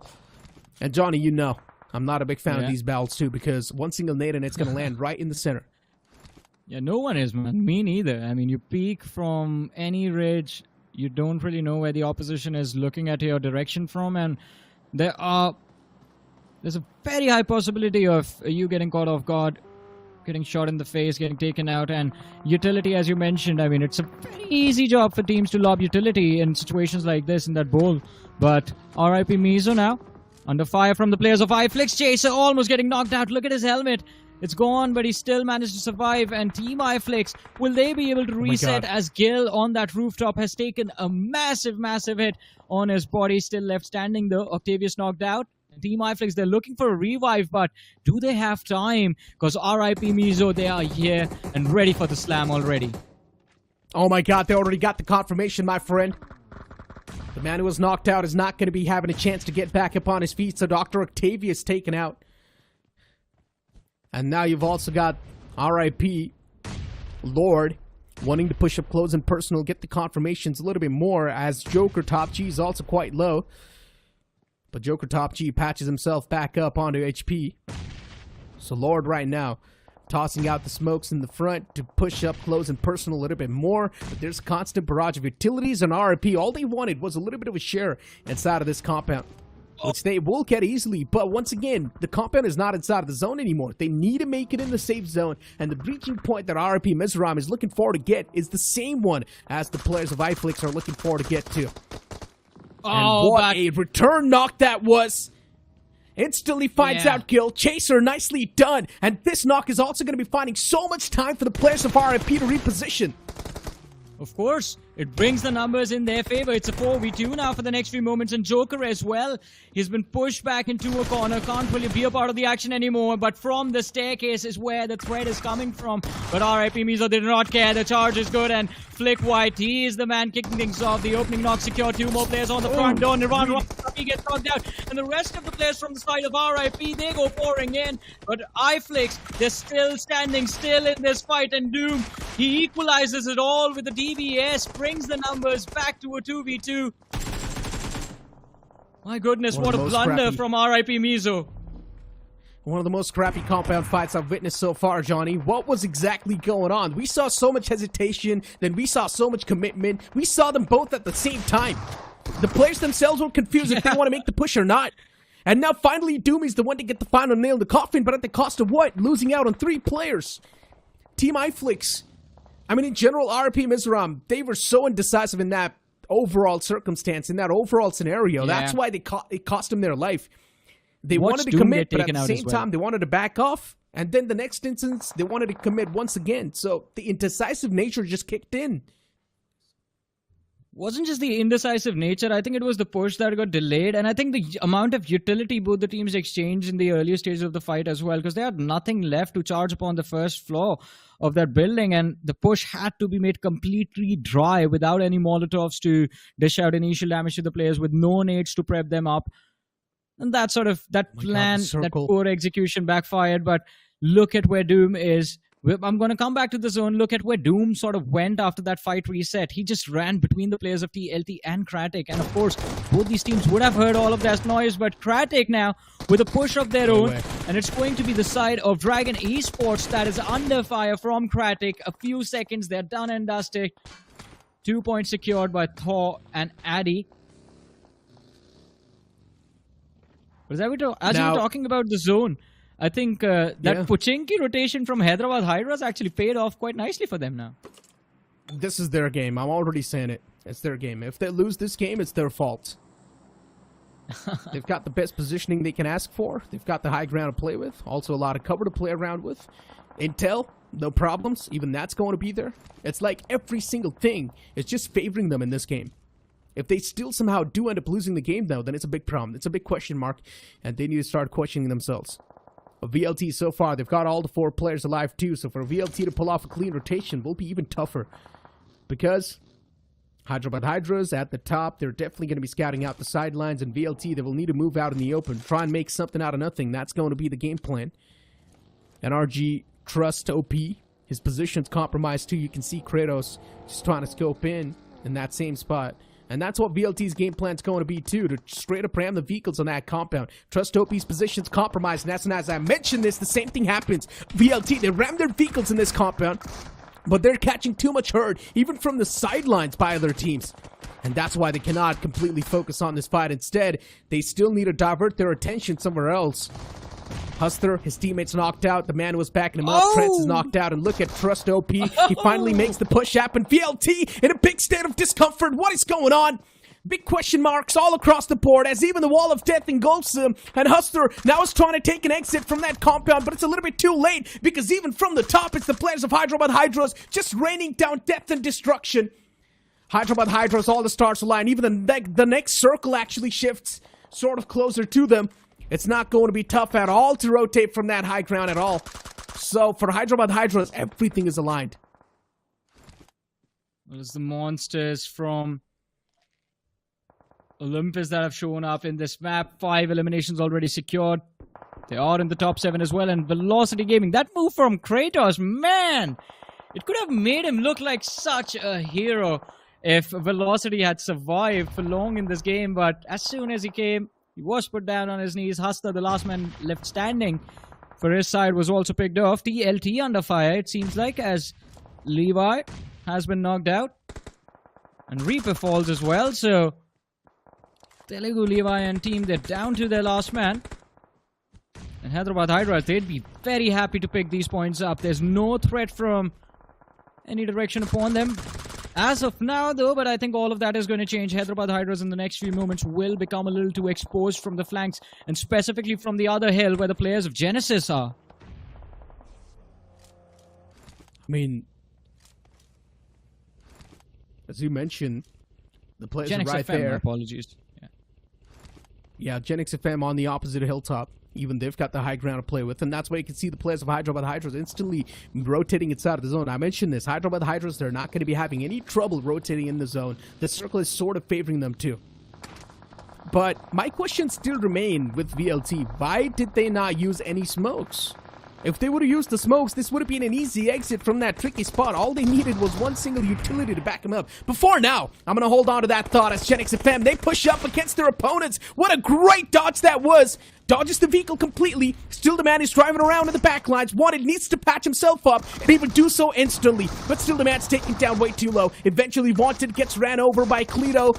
But still GENxFM, slowly and steadily, the players are dropping down on bodies. It's 1v1 in this instance where Curran is trying his best to hold on to that thread. That one last glimmer of hope for his team. And even Sam is doing the same thing. It's a 1v1 to the death. Look at Thor in the back, though. Look at Thor in the back. He has a perfect line of fire to deal with the players of GENxFM. And that can actually allow an opportunity for the players of T7S to recover. But the Molotov is going to burn them alive. And Sam gets picked up by Karan as well. And now it might be time for Thor to strike down with the thunder upon these fearless Marathas. Karan, he's still left standing. And he's going for more loot even. Oh my god, there's going to be such big amount of replenishments in those crates of everything, be it utility, be it first aid, be it ammunition. But I guess we know Hyderabad Hydras, top contenders of this match. All 4 players still left standing. Thor right next to them if they can avoid that isolated play. In fact, they are going to finish him off. And it's 9 eliminations on the board for Hyderabad Hydras already. They are in the top 3, set to face off against the team of Genesis. And of course, the last surviving individual from the side of GENxFM. Hyderabad Hydras, they've got everything lining up for them, but then Genesis, they strike. Tabat as well, moving in from the high ground with a better positioning and a stance, and he shuts down Crypto too. Groza in the hand, it's an absolute meat shredder, and that's what he does, shreds down the man. And Hyderabad HYDRAS now taken down to that one last glimmer of hope, but even he can get the resurrection back up on the fallen player, and Tapachev's got no clue the players are right underneath them. Moksh gets caught in return, though. And Madrex still behind that vehicle. Do they have any clue that even Madrex over there? And yes, they did. Hyderabad HYDRAS instantly capitalized upon GENxFM. What a great performance, and what an insane hold this has been so far. But then Current 2 from the side of GENxFM is still alive. And he's got a lot of vehicles to act as a cover for him. Wall of death slowly and steadily moving up. Backs against the wall, 3 players off GENxFM in the front lines, and Current's taking too much of a heavy damage, heavy beating, and the vehicles in the front soon enough, even they're gonna blow up. And Current goes for an instant patch up. The vehicle's probably gonna be blown up soon, so Current, I don't think so he's gonna be standing a lot of chance. He needs to toss out some smokes and hope for the best. Well, it's still a 1v2, much more doable than the situation that the cards that were dealt to him a few moments ago. All he has to do is just be extremely careful with how he approaches the fights and how he's looking to isolate them. Gyro God on the flank. Another smoke laid out by Karan to, well, a Molotov lob to deny a push, I guess. But Hero and Gyro God, they know exactly how they want to win this game. A spam through the smokes, lucky shots connect, and they have the last finish point as well. It's not even going to matter what Karan was thinking. A brilliant game being brought to an even better conclusion by GENxFM Esports. I mean, it was the trifecta of death, right? The top 3 teams in the end as well. Inside of this game, they were the top 3 to survive. Yeah. GENxFM, and Hyderabad HYDRAS. And we had a long, full-blown conversation about these 3 teams. And once again, they prove why they are some of the top teams in this group itself. GENxFM, though, they really needed this type of a kickstart to sort of position themselves in a better spot in the overall standings. Now, this kickstart is actually going to give them the confidence to keep the momentum on forward, even in the game of Miramar. I'm not sure about Sanhok because, once again, it is a complete zone-centric game. You never know what's going to be the course of action. Of course, and I agree with you. I mean, GENxFM, I think they might bring themselves a little bit closer to that top 64, but they're still not going to be inside it, not in a comfortable position as well. And they will need one more big game, either a chicken dinner like this with 5 to 6 eliminations on the board, or they just go ham in terms of eliminations, drop those, get those 10 finishes early, then play for placement, secure 5 or 6 placement points, and then move forward to the game of Sanhok. Miramar needs to go this way if GENxFM need to feel comfortable while they head into that third match of the day. In the meanwhile, though, a lot of struggles from a lot of these big names. We were talking so much about Hyderabad HYDRAS, and while they might have done well for themselves in terms of those eliminations, with how they were playing at a certain point, Necro, I think you would agree with me on this. We thought they would be the ones walking away with the chicken dinner in the end. That is true. I mean, they had everything aligned for them. They also had the information to play with. They knew exactly where each and every single team is. But still, when it comes to the positioning game, they sort of messed up because there was a team, which was GENxFM, who was putting that constant pressure on the players of Hyderabad HYDRAS. And now moving on towards the velocity conversation that we were having, right? I understand they were in a really tricky spot. I understand they were completely on one of the extreme side of the circle, completely opposite side of the safe zone. But still, if they would have had the smoke grenades, they could have actually got the resurrection onto the fallen player. If those precautions or if those measures were taken instantly, things could have been handled easily enough. But instead, I guess they sort of panicked, and that's why they also got third party by GENxFM on the opposite side. Then there was also Hyderabad HYDRAS at the top taking shots. So in general, I just feel like if smoke grenades were utilized, they could have survived for maybe 60 more seconds. I mean, yeah, maybe 16 more seconds, and that could have been a game changer for them as well. Because I mean, we remember how they were eliminated from this match. Hustar, last man left standing, tries to go for a revive, and as you mentioned, no smokes to create that soft cover for him. So Kratos was forced to slam in and create or relieve at least some pressure from his teammate. But as soon as he got there, the third party happens. Kratos gets knocked out, and Hustar is back to square one, struggling all alone. But hopefully in the next few matches, Velocity Gaming can recover these players. If not anything, they have a lot, and I mean, trust me, a lot of experience under their belt, especially with the likes of Hustar and Kratos being present in the team. I don't think it should be too difficult for them to actually outmaneuver a lot of these teams in the rankings themselves. Inside the game, you don't know, but maybe in the overall leaderboard, they can outsmart and sneak their way inside the top 64. But Johnny, the problem is, it's not about the experience. The problem is the confidence is not there for the squad.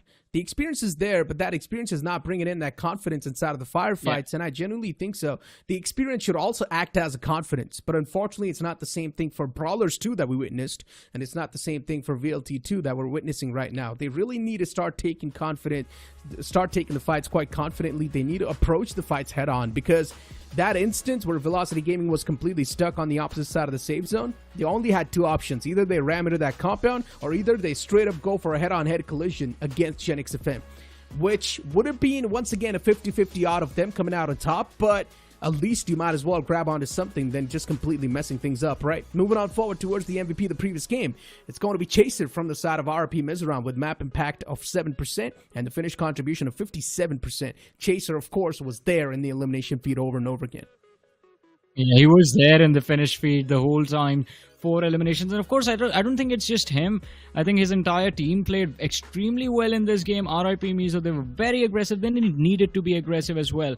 I think the game plan for this team has not changed from that opening week till this final day of their play, but it doesn't need to change as well. They secured 37 points in that opening week. If they can literally just put out the same numbers on the board, it gets them into that top 32 position and a very comfortable position in the top 32 as well. But looking at the list of top players in front of us, we have Chaser followed by Thor from CRATIC Esports, also with 4 eliminations on the board. Then we have Gil from Team IFLICKS with 3, Mox from HYDRABAD HYDRAS with 3 finishes, and Insidious from HYDRABAD HYDRAS as well with 3 eliminations to his name.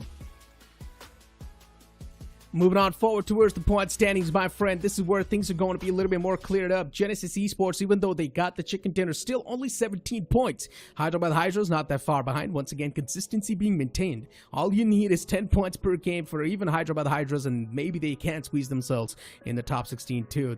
Just imagine, the more the teams keep on squeezing themselves in the top 16, there will be a lot of teams instantly being kicked out of that top 16 too. Hey man, Revenant Esports have already kicked out a lot of teams of the top 16.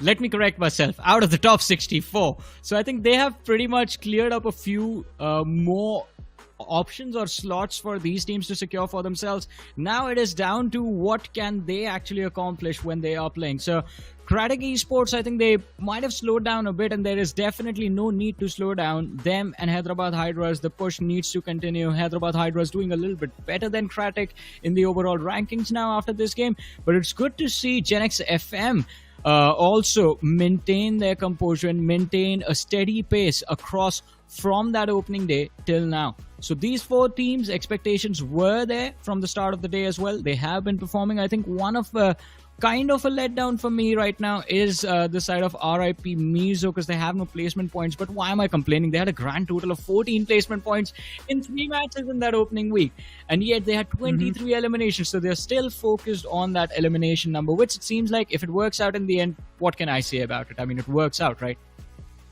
I mean, RP MIZO just completely messed up in that fight that they took against Team IFLICKS, right? As I mentioned, the indecisive nature kicked in. They did not know exactly to commit to the fight or not. It was just a lot of question marks for them, and even for Team IFLICKS, because they did not know what exactly to expect from the opponents. If opponents do not know what they're doing, how are you supposed to predict them? That's what exactly happened with Team IFLICKS, and that's why it was just all over the board. It was just all across the place. It was one of the most unorthodox, one of the most scrappy fights that I witnessed. But moving on forward towards the latter half of the board, we're going to be seeing Dragon Esports. Johnny, if you remember Dragon Esports, that this team, when they showcased themselves for the first time, when their debut was there in 2023, Dragon Esports, they really surprised me with the play that they showcased. They were really aggressive. They were not shying away from the fight. They were quite bold. And now the transition to 2024, it's been really dicey. It's been shaky for them. I mean, when the meta required for them to play on the slower side, they went all in. And now that the meta requires them to go all in, they have backed off. So kind of an awkward position to be in. But Dragon Esports, I mean, it's still a very fresh team in comparison to the rest of the lobby. So I think the struggles are due to that lack of experience. But let's see. I mean, still 2 more games to go. Although the hope for the top 32, the dream for the top 32 has already been shattered. I think the top 64 is still alive. So you never know. 2 big chicken dinners, even Dragon Esports can make it through. But ladies and gentlemen, we have more exciting things coming your way from Crafton India. Let's have a look at one from that list.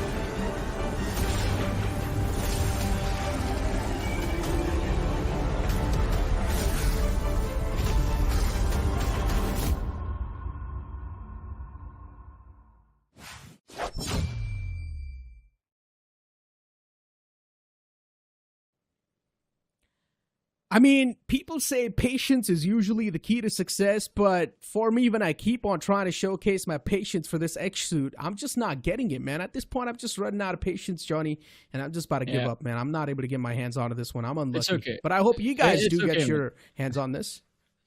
Exactly. You have to keep on trying. I mean, that it's the same for you and the X suit, and it's the same for the teams and the points inside of the grind itself. I mean, you just got to keep on trying while you still have the opportunity, ladies and gentlemen. So do go ahead and check out the new Ignis X suit that is out there. In the meanwhile, Necro, let's move on to Miramar. I mean, your expectations from the teams in the next upcoming game, because the way things have started, I think this time all our calculations have gone out the window for a different set of reasons.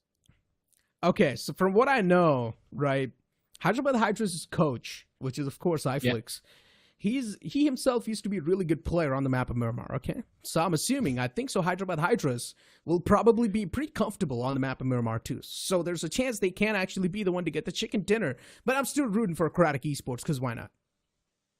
I mean, all right, let's see what happens. You're still rooting for CRATIC and expecting Hyderabad HYDRAS to perform. Let's see, ladies and gentlemen, what happens once we are eventually inside of the game. But since Necro has given us his opinion, we're going to let him leave now, take a small little break, and be back from that last map of the day. In the meanwhile, Universe is going to be the one joining me for the next.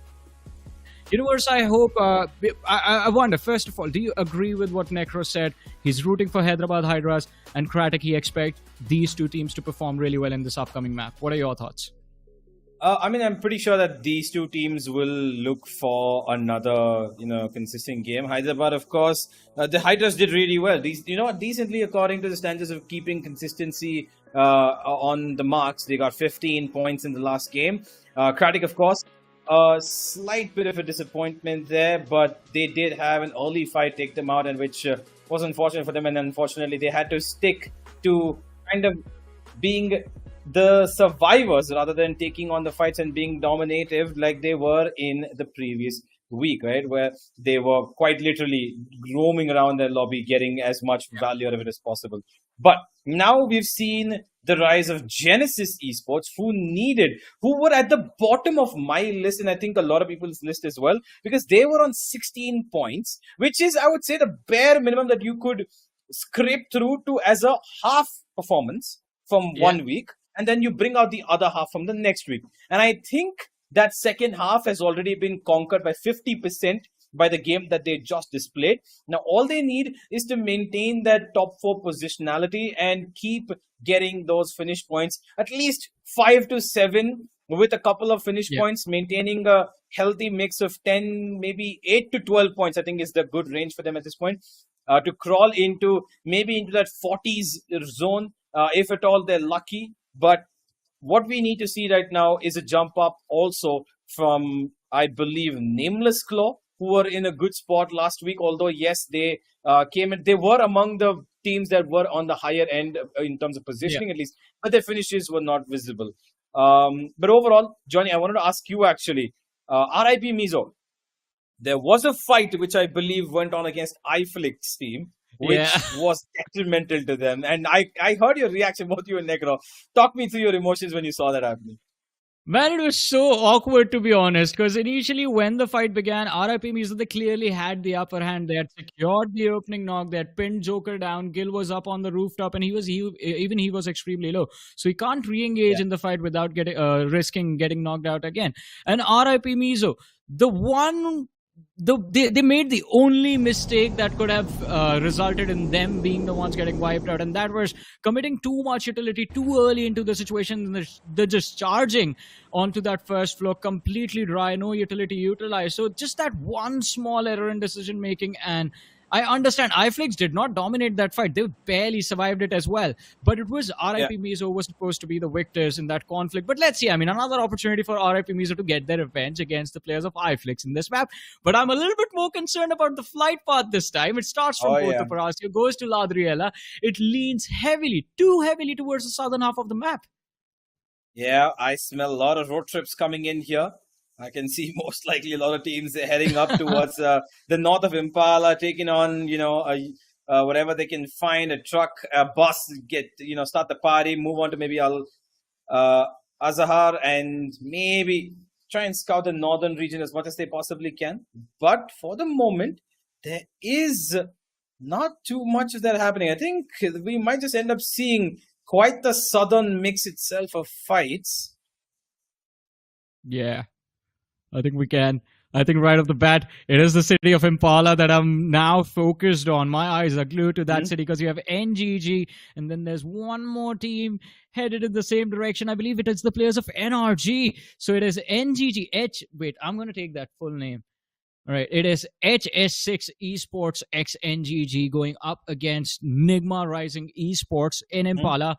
Well, the fight hasn't begun yet. It is still yet to develop as both the teams, all 8 of the players, glide to the city and they're going to start looking for that early loot. But this is the first point of action. And of course, after that Los Leones, you have 3 teams dropping into that one major city. It will take a little bit more time to develop, but let's reset, ladies and gentlemen. The fight we were expecting has broken out. Snake Eyes, oh my goodness, how is he still alive?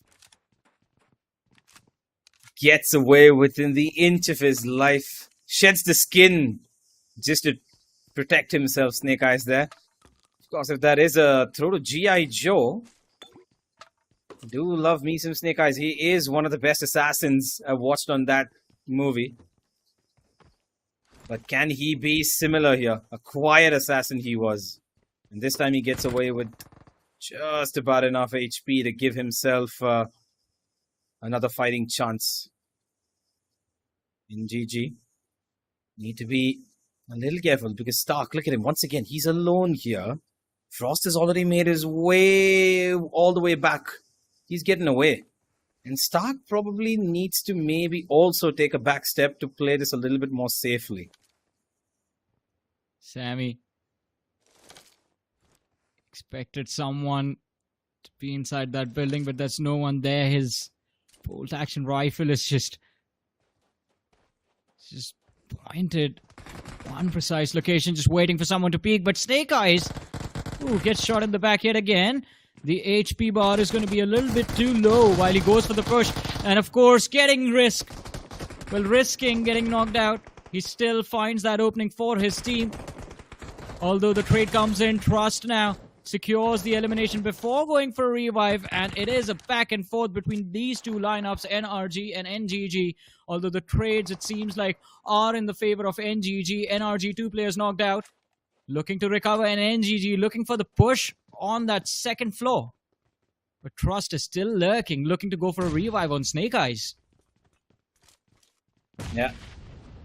Nade's not really connecting just yet. They're looking for that full team push, it seems. But no, NGG, they're going to run in straight into this. They want to try and stop them for whatever they can do. Snake Eyes, he will not be allowed to continue anymore. That's going to be a finish for Flameboy. They're going to try and maybe somehow sniff out Skipper as well, who currently is just around the corner from Trust OP. Nade cooking up. Does he get the connection? Doesn't look likely. Trust is going to be able to dodge it safely. And now, what do you got for a Skipper OP? Skipper does, of course, mean the captain. Can he captain his team to a victory here? Well, the nade did do its job. It forced Trust to move around, and now Skipper has at least some information to work with. But still, NGG, even they took a hit in that fight. The reset still has not been completed. Frost, his HP is low, and before he gets a first aid, he can't really re-engage. So Skipper, his job... Alright, Frost was knocked out. He's being brought back right now, and he will need a first aid for sure to bring his HP back up. NGG waiting to be a 4-man roster again before the re-engage, but Sammy in the meanwhile has been brought back, and Trust and Sammy, look, they are going for a push. Skipper barely managed to survive, but he needs to be careful. Remember, Pool, he's sitting up on top of that watchtower and he's waiting for an opportunity for one of these players to get overexposed. And while NRG, they had created a brilliant opening for themselves, Pool chimes in a little too late. Trust knocked out, and Sammy has been dropped extremely low in terms of his HP. And Pool is isolated. Frost looking to take care of the player on the flank, but NGG, even they need a reset now before the re-engage. Yeah, they most certainly do. Is still this standstill between these two teams. They constantly are trying to find the advantage. So NRG do have better numbers. It's gonna be a little difficult to take out Flameboy here. They've got a decent crossfire between each other, if at all a push comes to shove from NRG. But Flameboy is also aware of the fact that Pool is on top of the church building there. That's going to be detrimental to them, because a long range with that weapon that he's holding is going to mean everything but a win. This fight might carry on for far too long than they were hoping for here, because I believe, honestly, NRG had a chance to settle this a little earlier on itself. But just because the spread of one person, Frost and Flame, are being a little bit away and managing to escape, has put them in a dicey position. And if we're having a look at the rest of the map here, Johnny, everybody's seemingly ready to rotate back in. Of course, we've got a huge chunk of people at the southern end of Los Leones. Once again, it seems like the zone might end up in our favorite city, as it did for the previous group on Miramar. But no other real fights ensuing anywhere else, have there? Yeah, no, not a lot of fights happening on the other places of the map. I believe the first finish of the game was TLT losing one of their players, so maybe the conflict in Los Leones did happen, but not a lot of players exiting from that fight. Here it is. You had Dragon Esports, I believe, up against the players of IFLICKS and TLT. And of course, Dragon Esports getting caught in the midst of that crossfire, unfortunately losing bodies, something they weren't really hoping for. But luckily for these teams, I mean, as we talked about in the previous game of Miramar that you and I were on, Universe, no incentive for either of these teams, be it NGG or NRG, to actually force a fight against the other. Both of them are inside the circle. Both of them have control of either sides of the road. Decent buildings on either sides as well available to loot. So I think for the next few minutes at least, they should be able to just hold on to those compounds and stand still. But we see the players of OG. It feels like they might be getting a little too reckless, or restless in fact, in Los Leones.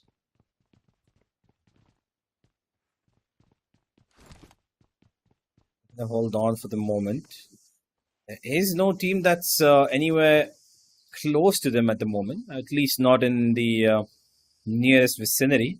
They do have a team a little bit away at the southernmost point of Los Leones, while there are teams coming in from the northern ends as well. CRATIC Esports, of course, just made their entry in towards the same city that we speak about, as the HYDRAS also have made their way here. The top two from the previous week's games have now come in and are possibly looking at a fight against each other, as you can see on the map, ladies and gentlemen. And from outside the zone, still two teams, of course, Nameless and VLT, making a pretty late rotation, as they're hoping to now survive for a longer time. But while all of this is happening, we do have a team still near Trailer Park, by the way. Team VIXXEN. Well, it is. Yeah. They lost out on so many points. They were the first team to get completely destroyed and annihilated in the previous match. And I think this time around, they really, really do not want to risk it. As you mentioned, still in Trailer Park. We saw one of the players putting on fair states. I wonder how intense that heal battle is going to get. But NGG against NRG. The nade blows up in the air. A little too overcooked. Oh, Flameboy. Hiding in a corner, tucked behind the boxes. Here's all the commotion around him.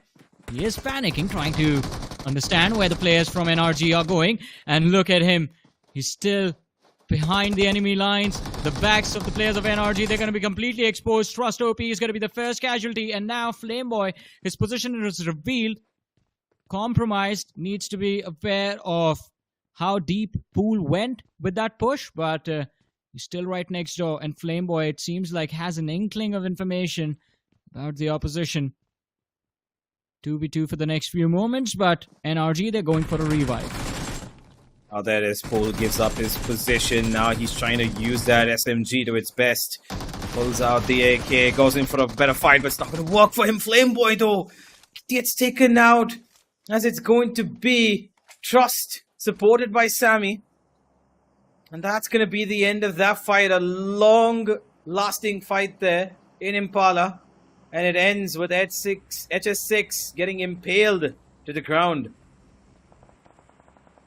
NRG not going to be completely happy with that fight, though, that they let it go on for that long, even after having the advantage. But a decision that in the end, nonetheless, is in their favor. Let's see. Still a long way to go in this game, though. 14 teams, 50 players still alive. The second stage underway. Levi YT, the man whose name is there in the team's name, TLT. Isolated from everywhere, basically. He's the last man left standing for his side after the fiasco in Los Leones, and now he finds himself against one of the heavy hitters in this lobby in the form of CRATIC Esports, who it seems like are currently... Wait, yeah. No, they are aware. They are aware of where Levi is. In fact, they are the ones hunting him down.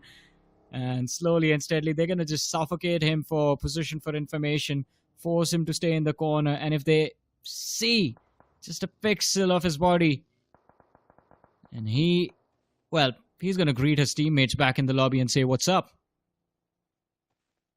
And I'm pretty sure he doesn't want to do that just yet. He's going to look for as many positional points as possibly he can achieve from this match, because he knows very well that his team needs it right now. But they might just be a little too far off to pull it off in two maps with just one member left in the current one. A very, very aggressive Sanhok coming on the back of this as well. HYDRAS, Matrek, they do have the positional awareness of where IFLICKS' team is. It's kind of a fight against the same brain, isn't it? The same brain fighting against each other. IFLICKS and HYDRAS. Oh, this is a fight I would love to see, actually, considering Joker Top G will have a lot to say to IFLICKS after he wins this fight. Oh man. Last for the new viewers, Joker Top G, the last BGIS was playing under the banner of Hyderabad HYDRAS, and he was the man who actually single-handedly helped them qualify to the late stages of the tournament, all the way to the semifinals. Otherwise, I mean, initially with how their journey started in BGIS 2023, no one thought Hyderabad HYDRAS would be there, and Joker Top G actually single-handedly made it happen. And now he's playing for the side of Team IFLICKS, not Hyderabad HYDRAS. Although HYDRAS themselves, they find themselves under a little bit of fire from the OGs.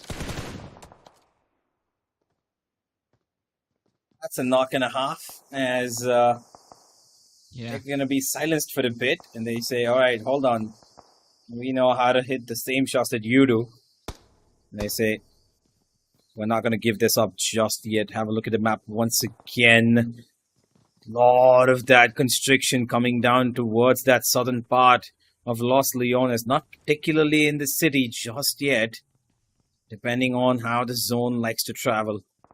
Could take a northern jump here. It's been going south for the last two times. Stage 3.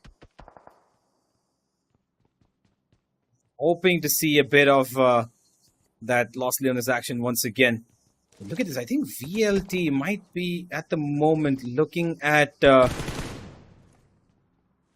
VIXXEN coming towards straight at them. And they might be able to get a bit of a favoring fight. And there it is. There's the latest rotation into the zone. And I think VLT might end up just taking on this team with a little bit of help, I think, from RIP MIZO's Lord. Well, let's see. I mean, they are wrapping up behind them, or at least trying to bait them into a trap. And shots already being fired by the players of Velocity Gaming on the players of Team VIXXEN, while the VIXXENs try to rotate as Tanya leads the charge. They are still looking for that safe entry inside the circle. RIP MIZO, though, as you expected, I expected the same thing too, Universe. I expected RIP MIZO to be a part of the action as well, but they haven't fired a single bullet. They've hid their presence all this time. And maybe, just maybe, that can force Velocity to think that this northern edge of the circle might be completely empty, isolated, there's no one there, which, as we know, is not the case. Although Kratos, wait, what? They're on a hunt. They're just chasing down the VIXXENs. Wow. Yeah, they know they need those finish points, Johnny. They're going to have to take in a couple of fights that they know they can favorably at least try to get an advantage in. Because, if anything at all, Velocity need to pick up a little bit of extra velocity in this game. And they need that just so they can cross into that 64 position mark. Because they've got one more game after that. That's it. The previous one, not so good. This one needs to be really good. Otherwise, we can say bye-bye to the famous black and yellow.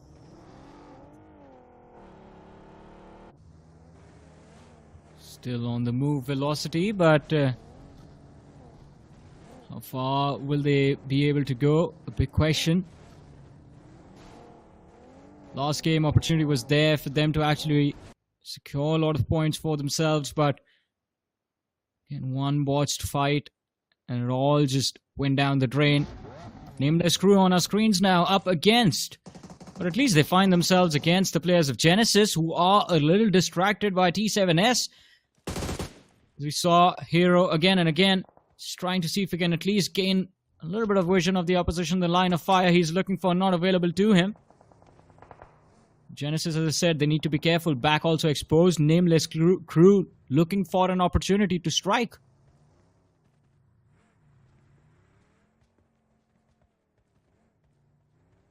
I like the high ground position though from Genesis here. They've got a constant bird's eye view of every position and can choose to reposition themselves at any given point of time. While yes, they are kind of in the middle of two different teams here, they are pretty safely in the zone. NRG, who were of course the crux of our first fight, have now begun to rotate in, and look at who's in front of them. It's Levi. He's rotating alongside them, and of course he's the only one left from this team as well. And okay, there's a bit of a mishap here, but it doesn't matter. They've taken out the last man standing from TLT. Telugu Levi will be leaving this lobby as well in the 14th position, as NRG move on ahead with another finish point to their name. One more point added to the total tally, but still not enough. They need a lot more to move up the overall leaderboard. I'm keep going to bringing back the fact that they just had 1 point in the 3 matches they played in that opening week.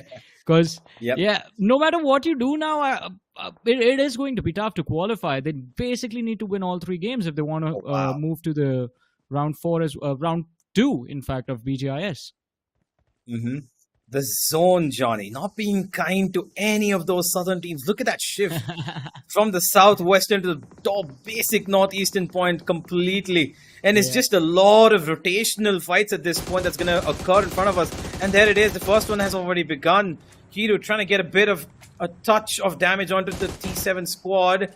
And he's trying his level best along with his team to give as much suppression fire as possible to not let them get away. But the rest of T7S have already gotten away, and they've got GENxFM this time in front of them. And there's a huge problem in front of GenX. They've been flanked and they are being bombarded from the front as well.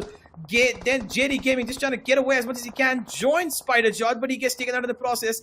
And GenxFM have been annihilated amidst rotation.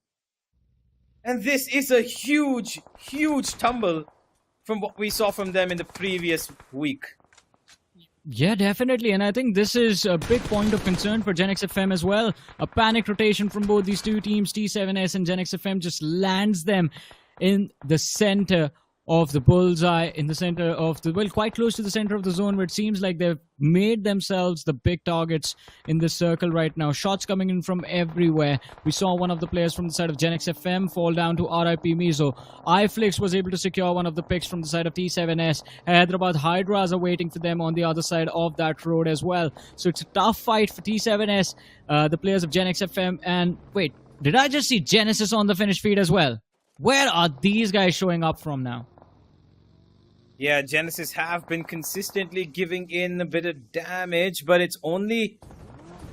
Oh yeah, they're towards the southern end of the circle. Yeah, there they are. Now they're rotating in, but there's a fight right ahead of us. It's once again IFLICKS under fire. They just did lose their first player. They've got the VIXXENs in front of them. And they need to be a little bit careful here, because on the other side of that same hill, Team VIXXEN are under the keen eyes of RIP MIZO. Smoke dropped down by Tanya. And Imagine.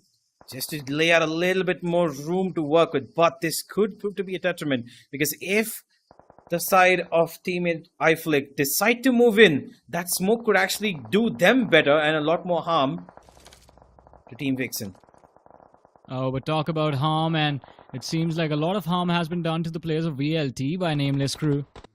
They've lost a few bodies in the process, and now they're stuck in a corner. Look at that. Hastar was knocked out. Rehan is struggling in the blue. Kratos is also going to take a lot of damage from the blue and from the bullets shot at him from the players of Genesis. There's NRG waiting on the other side on the drop of the hill as well. So there's nowhere left to go, nowhere left to hide for the players of Velocity. Trance, he's going to be stuck. He will get stuck, in fact, in that shack. Runs out, avoids the Molotov, but still the struggles will continue. Nameless, while they deal with the threat that has been brought upon them in the form of Genesis. Trance, that nade looks good. It can change everything. Will Pool be the last man left standing for his side? The answer is no. Pool survives. Trust survives as well. NRG down to their last two players. Trance looking for a few elimination points. Velocity, they have nothing, no points from this game. And this is not what their fans wanted to see from this team.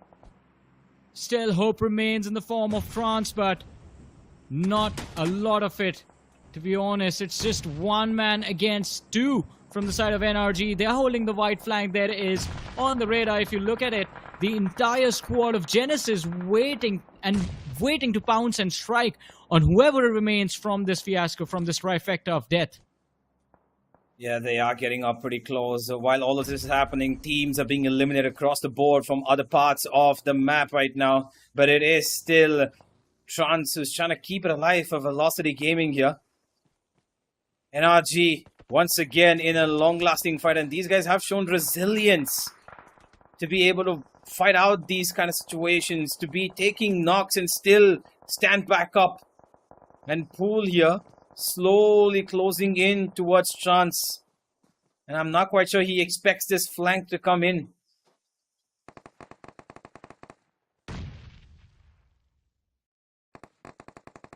Oh, should be an easy revive on part up over there from Gyro God, but Ray, he needs to hold the front. NRG, finally, they've had enough of him. They're like, alright, there's two of us, one of you. What are you going to do, my friend? And Trance, well, he's going to go into Trance now. As he goes back, watches the replay of how his team went down. But Velocity Gaming, ladies and gentlemen, have been eliminated on the 11th position in this game of Miramar. We have 10 teams remaining, 30 players still alive. And Genesis, they are one of the surviving squads in this matchup. Although Gyro God in the backlines has been knocked out, Tapatap and Ray on the hunt against the OGs, and they find themselves running into a trap as well, getting shot at from every single direction, although they do not back away from the fight. Knocks traded out, and well, it is going to be the side of Genesis who eventually come out on top for a few seconds before RIP MIZO. They secure their first point of this game, but that was also the end of Genesis, the top contenders, or in fact, the chicken dinner winners of the previous match. Yeah, absolutely. And for the moment, it's going to be the HYDRAS who are going to come in and take a little bit of a charge onto RIP MIZO, it seems. Bullets being showered from every corner as they're taking two separate fights here. One onto CRATIC and one onto team in right ahead in front of him. RIP MIZO. The knock kind of pulls them back for a bit. Moke, she does have a flank behind him.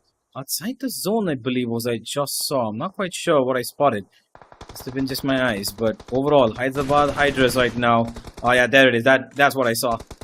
T7S with their last surviving member. I thought it was a glitch on my screen, but I was like, okay, you know what? I couldn't be wrong about that. And there it is.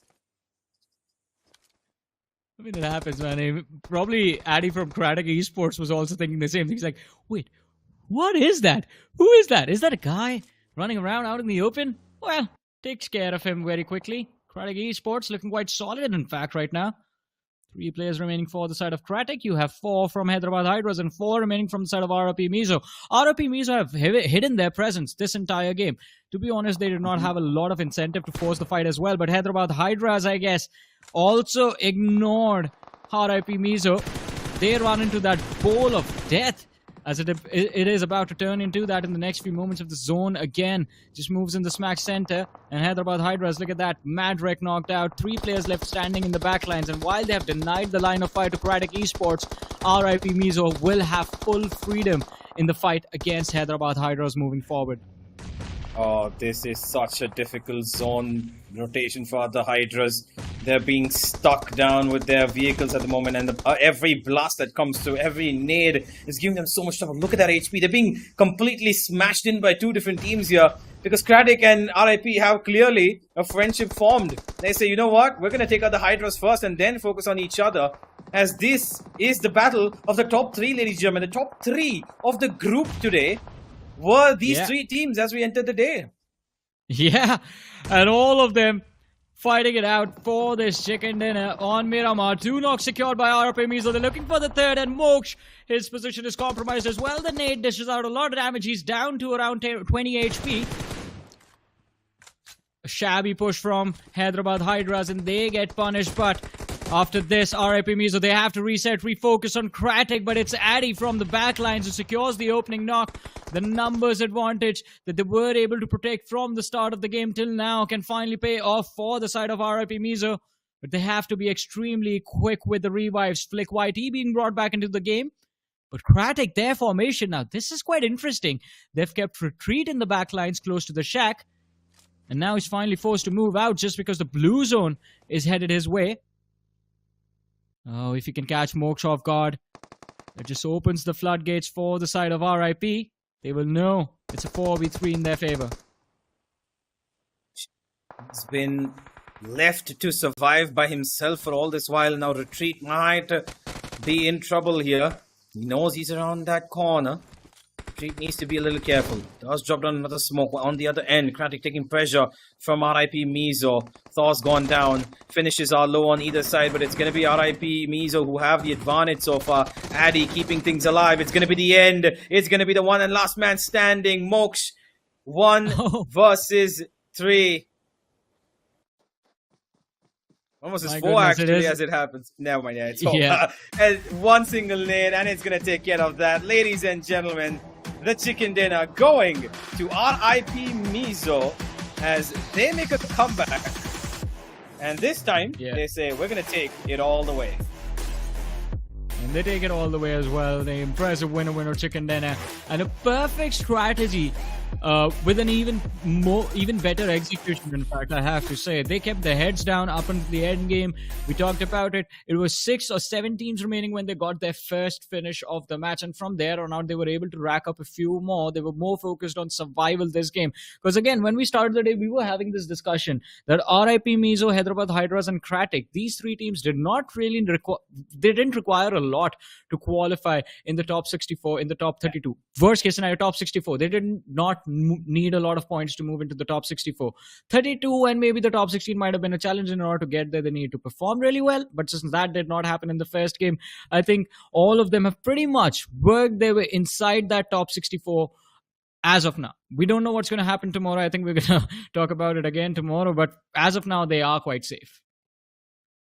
Yeah, they most certainly are. And of course, with them finishing, coming into the top 3 as well, couldn't be better for all 3 of these teams because they take away finishing points and positional points to their name, which I'm pretty sure all 3 of these teams wanted. A little unfortunate there for CRATIC, of course, who got taken out because they were expecting, of course, that, that one little poke from Moksh from the Hydras. They were still waiting and waiting and waiting when he's going to pop up, But instantly, in that minute, when Hydras got confused, came in MIZO from the backlines, took in advantage, and they realized, you know what, this has to be our moment of success. And that's when they pushed in, made sure that it was a proper team fight that they took in. And take the chicken dinner for themselves. But I do have to point out that this entire game wasn't really a single team taking control. It was clearly a spread out of finishes across almost, I think, the top 10, maybe 11 teams. So positional points here,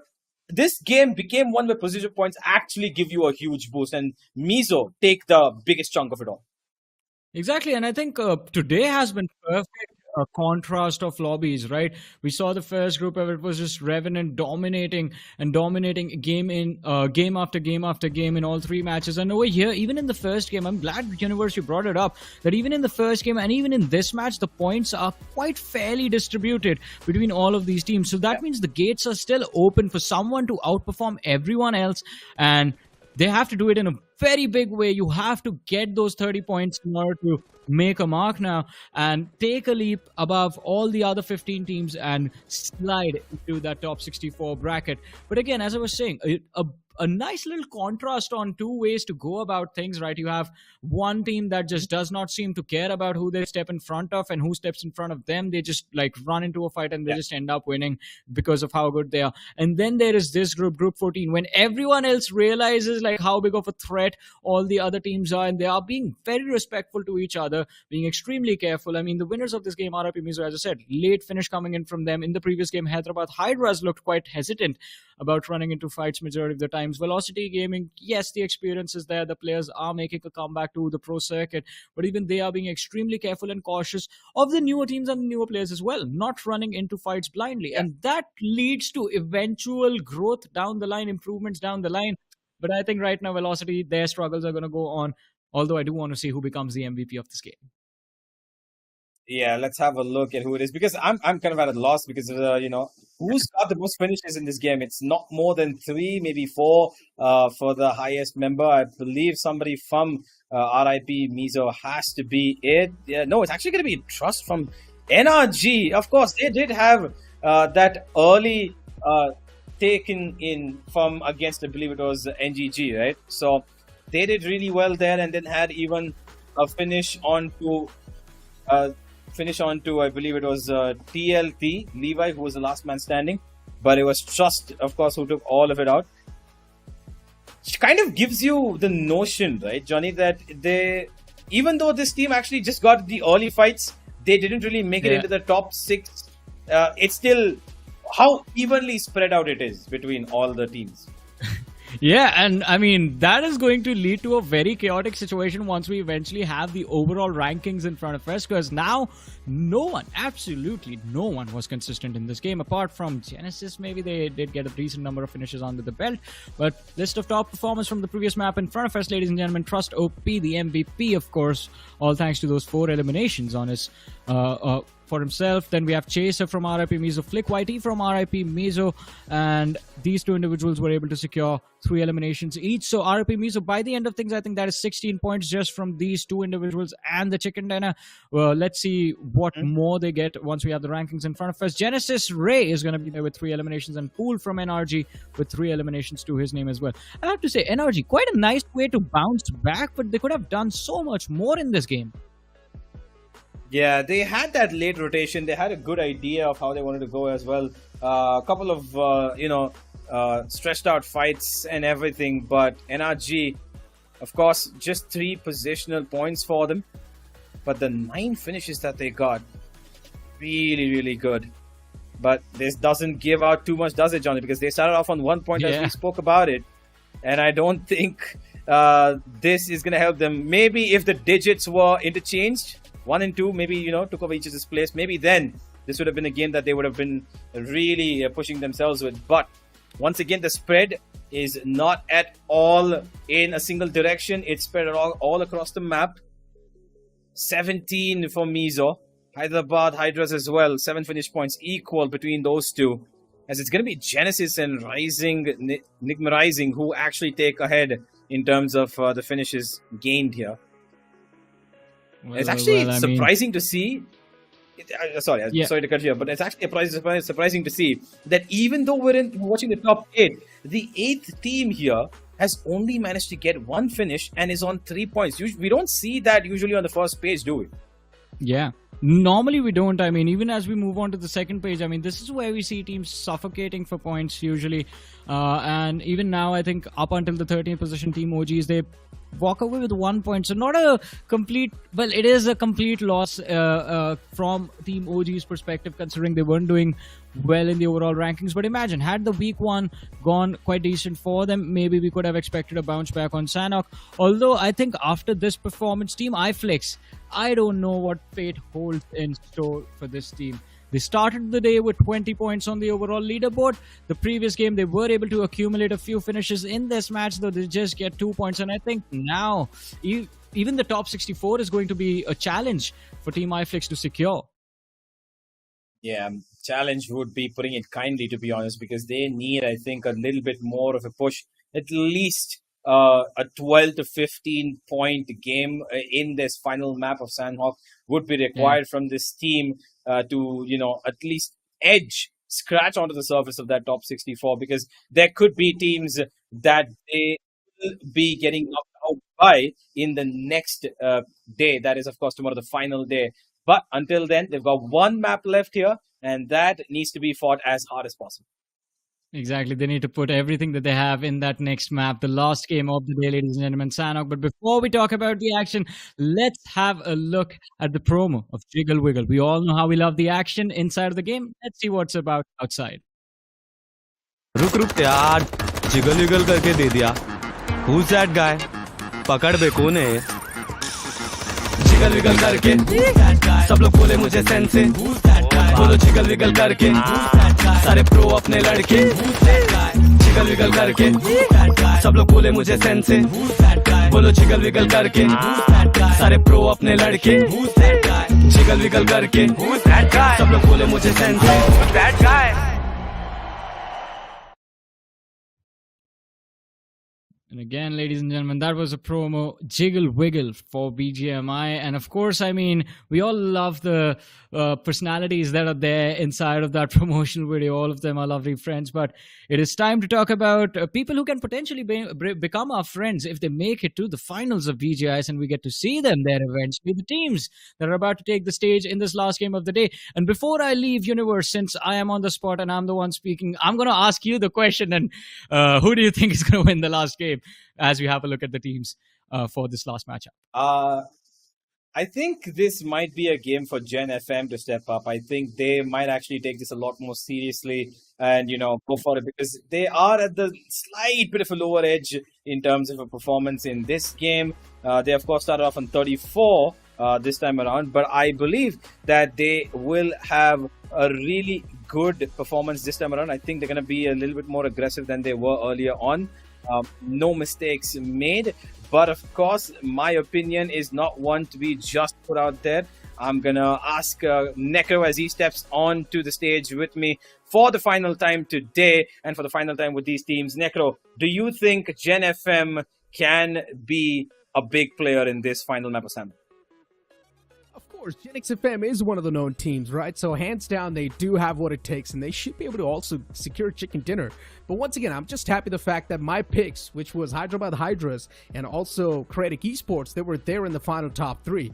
Yeah, RIP MIZO, that was a really fantastic chicken dinner from that team. This time they were not really being too aggressive. Instead, they knew which fights to take and which fights not to take. And that's why when they started funneling the fights, that sort of helped them to survive till the late game scenario.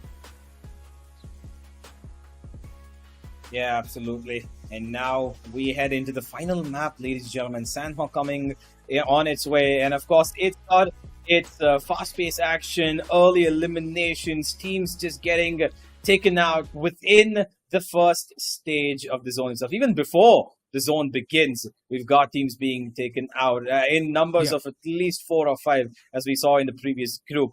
While I'm expecting that, yes, in this time around as well, who is the one team that you think desperately needs a win right now, in your opinion, Nick? I would say GENxFM themselves would desperately need a win. There's, in general, a lot of teams that need a win. And if they're not going to be able to get the win, then once again, qualifying inside of the top 64 is pretty much going to be done and dusted for them. And majority of the teams that haven't been able to perform, they will be, of course, there will be a lot of pressure on top of them, hands down. But once again, you talk about the vacuum of points, right? It's going to be there in the top 3 teams. And we already know which those top 3 teams are going to be. Hyderabad HYDRAS, RP MIZO, and then there's also going to be CRATIC Esports. In my opinion, Hyderabad HYDRAS and CRATIC Esports, they're probably going to press W instantly. They're going to be the one to go super aggressive inside of the lobbies. You talk about a team like IFLICKS too. Even IFLICKS needs a solid game in their hands. So there's so many teams looking forward to this game of Sanhok, and considering the pace is also going to be dictated by the teams that have already qualified, it's going to be a little bit tougher for the teams that are still on the latter half of the board, just stuck. Yeah, absolutely, I agree. And there is, of course, Nameless crew as well, who I personally, was looking forward to, because in that first game, they did have a bit of a decent late game, although it didn't really end out in the way that they were expecting it to. But unfortunately, they were not able to do as well as I personally was expecting them to. Now, while the top 3 teams, of course, had finished up in the top 3 in the previous map, this time around, I would love to see a bit of a jump from Team IFLICKS and, of course, Velocity Gaming, who in the last game, both at just 2 points and 0 points respectively. Velocity did not get a single point from that game right there. But this Sanhok needs to be probably one of the best games they've ever played if they even want to think about that 64th position, because as things stand, they seem to be quite far away from where they are right now. They need a 30-pointer. And in my opinion, it sounds next to impossible if you do try to look at the stats that we've seen from the past, right? The stats just do not indicate Velocity Gaming getting any sort of 30-pointers in their hands. They're way too far away from that sort of performance. Moving on forward towards Team IFLICKS, they do have what it takes to get that sort of a performance, but still, I think so IFLICKS are doing better compared to the players of Velocity Gaming. Another team that I'm still going to be a little bit concerned about is GENxFM Esports. Now, you look at GENxFM's performance today, right off the bat, they kick things off with a chicken dinner. But then later on, things have been on a complete downhill. Even in the game of Miramar, GENxFM was not seen that much. So let's hope, with our fingers crossed, that inside of the game of Sanhok, GENxFM is actually going to be doing something better. There's going to be a lot of teams that will just completely let loose on the hope of winning and qualifying in the top 64. So as I mentioned, there's a chance the pace of the game will be complete high off the rip. Yeah, it might just be so. And of course, Sanhok does deliver that kind of an environment for us to enjoy as well. So ladies and gentlemen, let's head into what is the final map of the day and this group as well. Which team is going to maybe switch things up on the final map? Will we see a one-of-a-kind performance, or will we continue to watch the finishes be spread out, watch the points be spread out as we have in the previous 2 maps? I mean, the plant flat path, once again, is quite decent. It's not really going to be hurting any other teams. It is the map of Sanhok. You can extend wherever you want. VLT is probably going to be dropping towards Hot 10 and Velocity Gaming. Now, me and Johnny had a full-blown conversation about this team, right? This team definitely does have a lot of experience, but the problem is the experience is not converting into the confidence, and that's why we do not see Velocity Gaming wanting to go for a lot of those fights. Instead, they're choking those fights, and that's a problem. Confidence lacking, even though you've got some of the most known players in the community, and now there's a chance VLT can actually collide against the players of CRATIC Esports, but luckily enough, that's not going to be the possibility. But we've got 3 teams, a trifecta of death inside of the boot camp. 3 teams dropping inside the same building, and TLT now up against the foes, Dragon Esports and DGN, even themselves in the front lines. For now, TLT, they only need to take care of the team that is in the front, but OG, they're just doing a lot of damage against him. Oh boy, look at those shots. Reaper God being... Oh, gets another as well. Oh my Reaper God.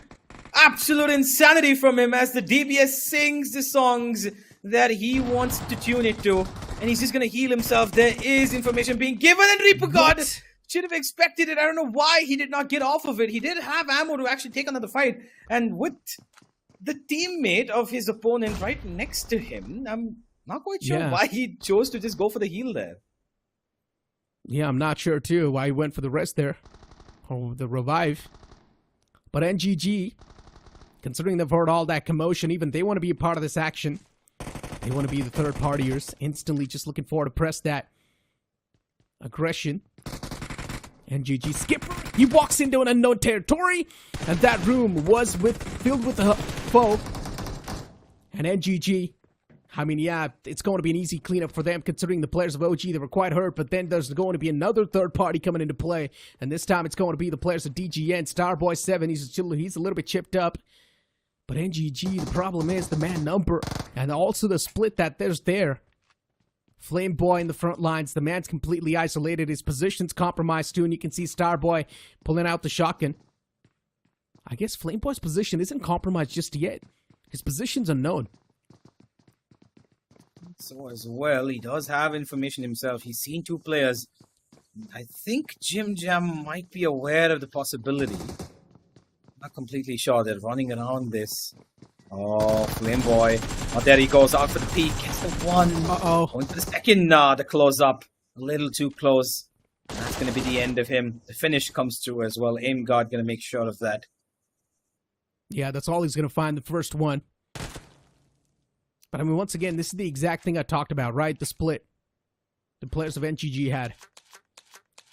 Flameboy and Frost, a little bit too far away from each other. This is just not going to work out. The players should have played with each other, but instead, the split sort of just dug their own grave. And for DGN, this is the exact start they wanted.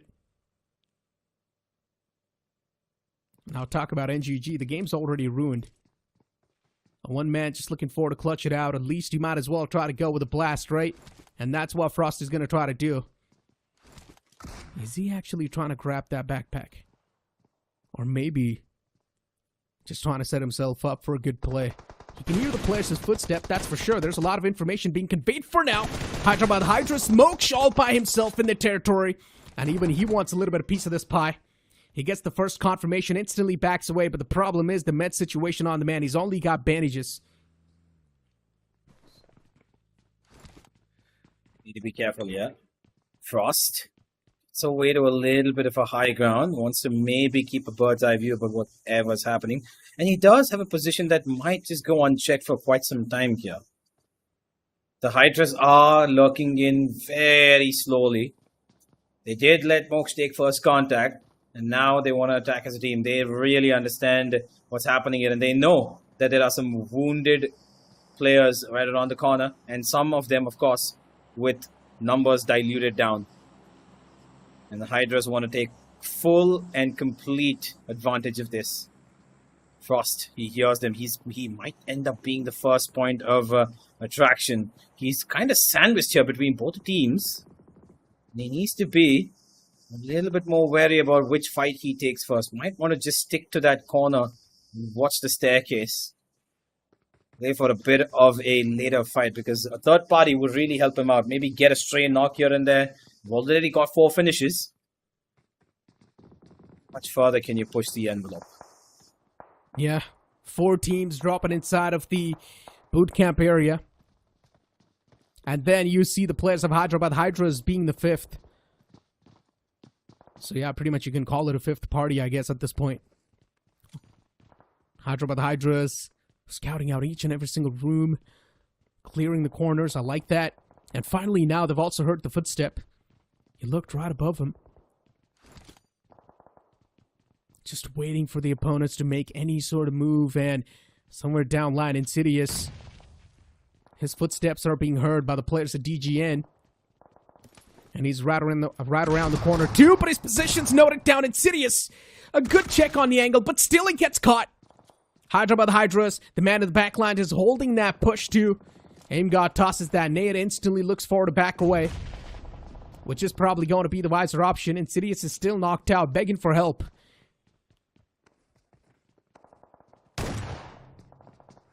God, he wants to constantly keep on probing players of Hydra. Let's go around the flank here. Crypto has definitely heard him. There comes a shotgun once again. The S12K needs to connect a little bit better, but it doesn't. Aim guard will be countered, and he will be taken out. And Dragon Esports, this might just be the end of them, and there it is. They have been eliminated.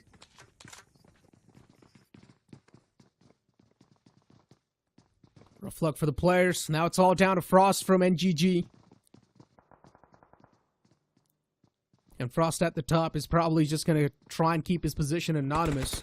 Even CRATIC Esports managed to get one elimination point on the board for themselves. Hyderabad Hydras, as I mentioned, they're probably going to try to be on the aggressive note, not even think twice before making any sort of push, because they know they've pretty much acquired that position. That is Shorty's over there. Frosty finds the first one, but that's all he's going to get. An instant tap to the skull will seal the deal.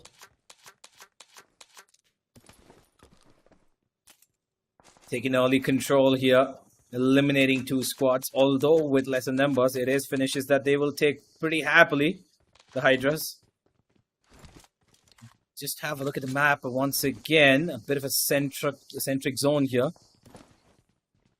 Not too many teams in the same region as of right now. They've got a decent bit of distance between each other. Although, CRATIC Esports might be running into the VIXXENs in just about a second, who are right at the back of T7S, who are actually getting away from there. Right outside of boot camp. From the southern zone, we've got NRG and IFLICKS coming in a little bit later. For the moment, it doesn't seem like any fights are going to ensue after what we've just witnessed, Necro. At least for a while. Yeah. I mean, it's 5 teams just going at it against each other back to back, so I'm not sure if I want to see any more action after that. It was quite a scrappy fight, too. I mean, Reaper being able to get the 3 elimination points like that, yeah, it was crazy. The fact that the opponents were also going for peaks one after one was also a big problem, but then after trying to pull off such an incredible clutch, that's what he does. And he just completely gives the advantage away to the opponents. And he just loses that fight. So mistakes were being made from both the sides, from both the teams. And in the end, no one survived.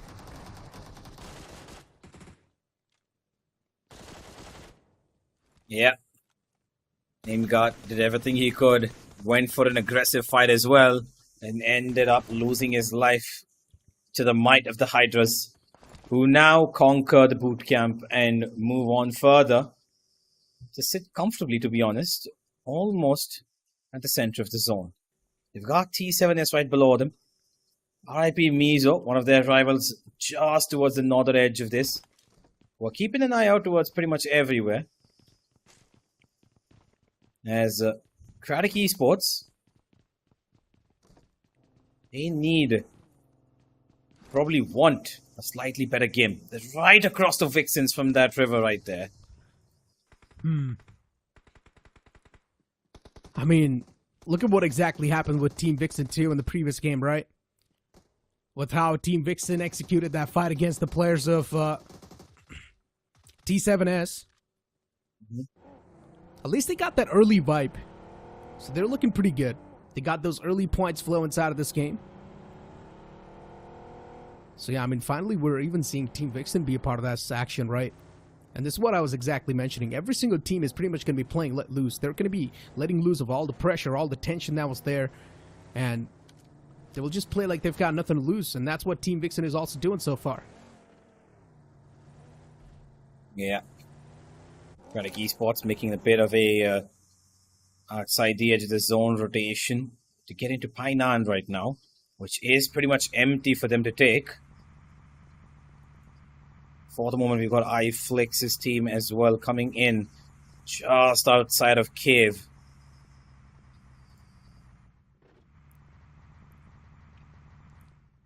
Too many fights that seem to be ensuing. This is not the usual Sanhok we end up seeing. Fights continuously ticking on. It's been a little bit of a different Sanhok here as we enter stage 3. Just 10 seconds. But it is still, of course, the Hydras leading the charts with 4 finished points and all 4 members standing. A couple of other teams still on 0 who could change this game. One of them being the first map's chicken dinner winners, Genesis Esports. There's his own once again, Necro. A lot more centric. Yeah. Just shifts right in the center once again. Quite a standard circle, actually. It's not something I was hoping for. I wanted to see a little bit more of those curveballic shifts, but instead we do see a fight happening on the northern side. A VLT in a bit of a problem, in a bit of a pickle themselves, as they found a big problem on the verge. And yeah, RIP MIZO just slowly and steadily eating the players of VLT alive. 2 of the players getting knocked out, Rehan and Trance. And now Huster in the back lines. Yeah, the man is still up, but there's too many nades being tossed in his direction. And even his position's compromised, so I'm not sure what Huster can try to do from this spot. But it's going to be a 1v3 or 1v4 for him. Chaser has been the playmaker for the side of RIP MIZO, so he's not going to be an easy man to be taken down. And I like the fact that RP2, they're not just straight up pushing up close and personal, but they do so eventually. And Chaser, nice shot towards the player.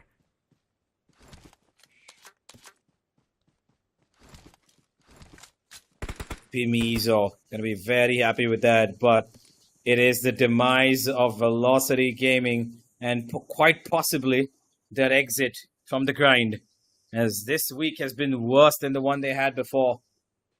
2 games continuously with no points to their name. Absolutely none. Disappointing from them. But as we move on to the top 10 now,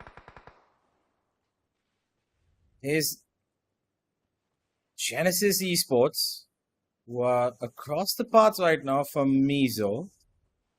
Very close to each other. IFLICKS constantly keeping an eye on them, and he knows they're here. While the rest of the lobby continues to soldier into that zone, was the center. Next stage will be in front of us soon, too. As the zone will keep on shrinking, there's a chance, or the possibilities of a curveball shift will keep on increasing, too. IFLICKS in front of us. They've completely surrounded the players of NRG. While NRG, they're doing pretty good. They're just chilling inside of that compound. Till the time when we'll see those utilities just start to sail in inside of that compound, that's when the real problems will start to knock the doors. But for now, NRG, they're doing quite good. No issues. IFLICKS as well with the top, with the high ground that they've gotten. Even they're getting the information to play around with. Just holding on to the edge. It's not a big problem just yet. The upcoming circle is going to be prioritized by everyone. Yeah, this shift of zone could mean make or break. So far, we've had pretty standardized centric zones. The shifts of the stages haven't been that bad. Rotations have been pretty clean from everybody. Not too much drastic measures to be taken. But now, as you look at the map, in a second, oh, there it is. A slight shift towards that northeastern side as Genesis instantly make their move inside. We've already got RIP MIZO in there. And look at GENxFM. They're going straight to the center. Yeah, because there's also the high ground to play with. So GENxFM instantly trying to secure the high ground. And finally, the silence, it breaks out. IFLICKS knows they need to breach inside of the safe zone. And to do so, it's better to just take down the players of NRG. Because in the front, there's a chance they can be backstabbed.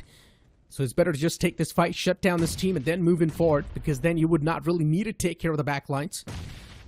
One man just tucked in the corner. His position still uncompromised. Octavius gets knocked out. Trust, that was a fantastic nade. But then Gil finds another confirmation. NRG taken down with 2-man squad as Pooley's knocked out. These last 2 remaining players from the side of NRG are definitely going to be feeling the pressure and the hurt at the same time as Doomy catches one of the players. Doomy's at the top of the hill, and he's done a fantastic job in providing that cover fire. And now it's all down to Snake Eyes. He can hear the footsteps approaching him, and with that also the Grim Reapers knocking on the door. Utilities being tossed in the front. The man's going to be forced outside of the comfort zone soon enough. And Snake Eyes' position compromised. He misses that shot somehow, and he will instantly need to pay a hefty price for that. NRG, the team that showed resilience in the previous game of being able to handle out long-ranged fights and also long-timed fights, this time bow out pretty quick. And as we head into the next stage of this battle, you've got CRATIC Esports taking a bit of damage from the Hyderabad HYDRAS. Once again, those top 2 teams fighting against each other. As RIP MIZO, of course, also still alive. Very much alive, hale and healthy. They've already got 3 finishes to their name. while both HYDRAS and CRATIC have lost members on their team, CRATIC a little bit more, have been cut down by half in terms of manpower. They're going to try and keep themselves a little safe, but unless, of course, look at that, T7S, Sam, he's right across where they are as well. Oh, forgive me, that's on the other side of the map, my bad. Look at Hyderabad Hydras. I mean, for Team VIXXEN, Imagine's the last hope, and imagine if Imagine actually survives from that. It would be crazy. But for now, Team IFLICKS in an uphill battle against the players Nameless crew, and Nameless is actually able to open the doors. They instantly shut down two of the players from the side of Team IFLICKS as there's another player in the front lines, a Nameless crew. This fight just keeps on escalating even more. Rapido backs away, goes for the patch up, and still, Adi somehow able to come out on top in that duel, even though he did not have the HP to back him up. All it took was one single shotgun shot to the face. And Nameless crew, they instantly just obliterate the entirety of IFLICKS. Gil is the only one left, but I don't think he's going to be able to survive this any longer. There it is. Nameless together go in as a team. They take everything away from IFLICKS, and that could mean the end of their journey as well. Not quite sure if these 4 finishes are going to propel them any further from where they already were earlier on. Not sure if they make the cut.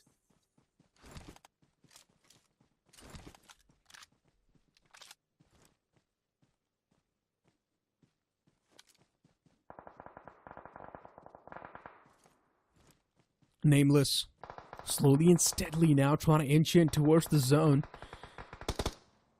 GENxFM is probably going to be the biggest thorn in their way. CRATIC Esports getting completely stuck with the players of Hyderabad Hydras as they ram their vehicles in the compound, but then Addy welcomes them with open arms. And CRATIC Esports, they do realize this is not really the best of the position to go for the fights with as well, but they've got no other choice. The man with the shotgun is probably going to be causing a lot of troubles for them too, and there's a chance he can actually pull off a 1v2. That's Crypto. He finds the opener, and the man in the front is also getting shot at by a complete different third party, but then it's going to be Thor to hit back and save the day.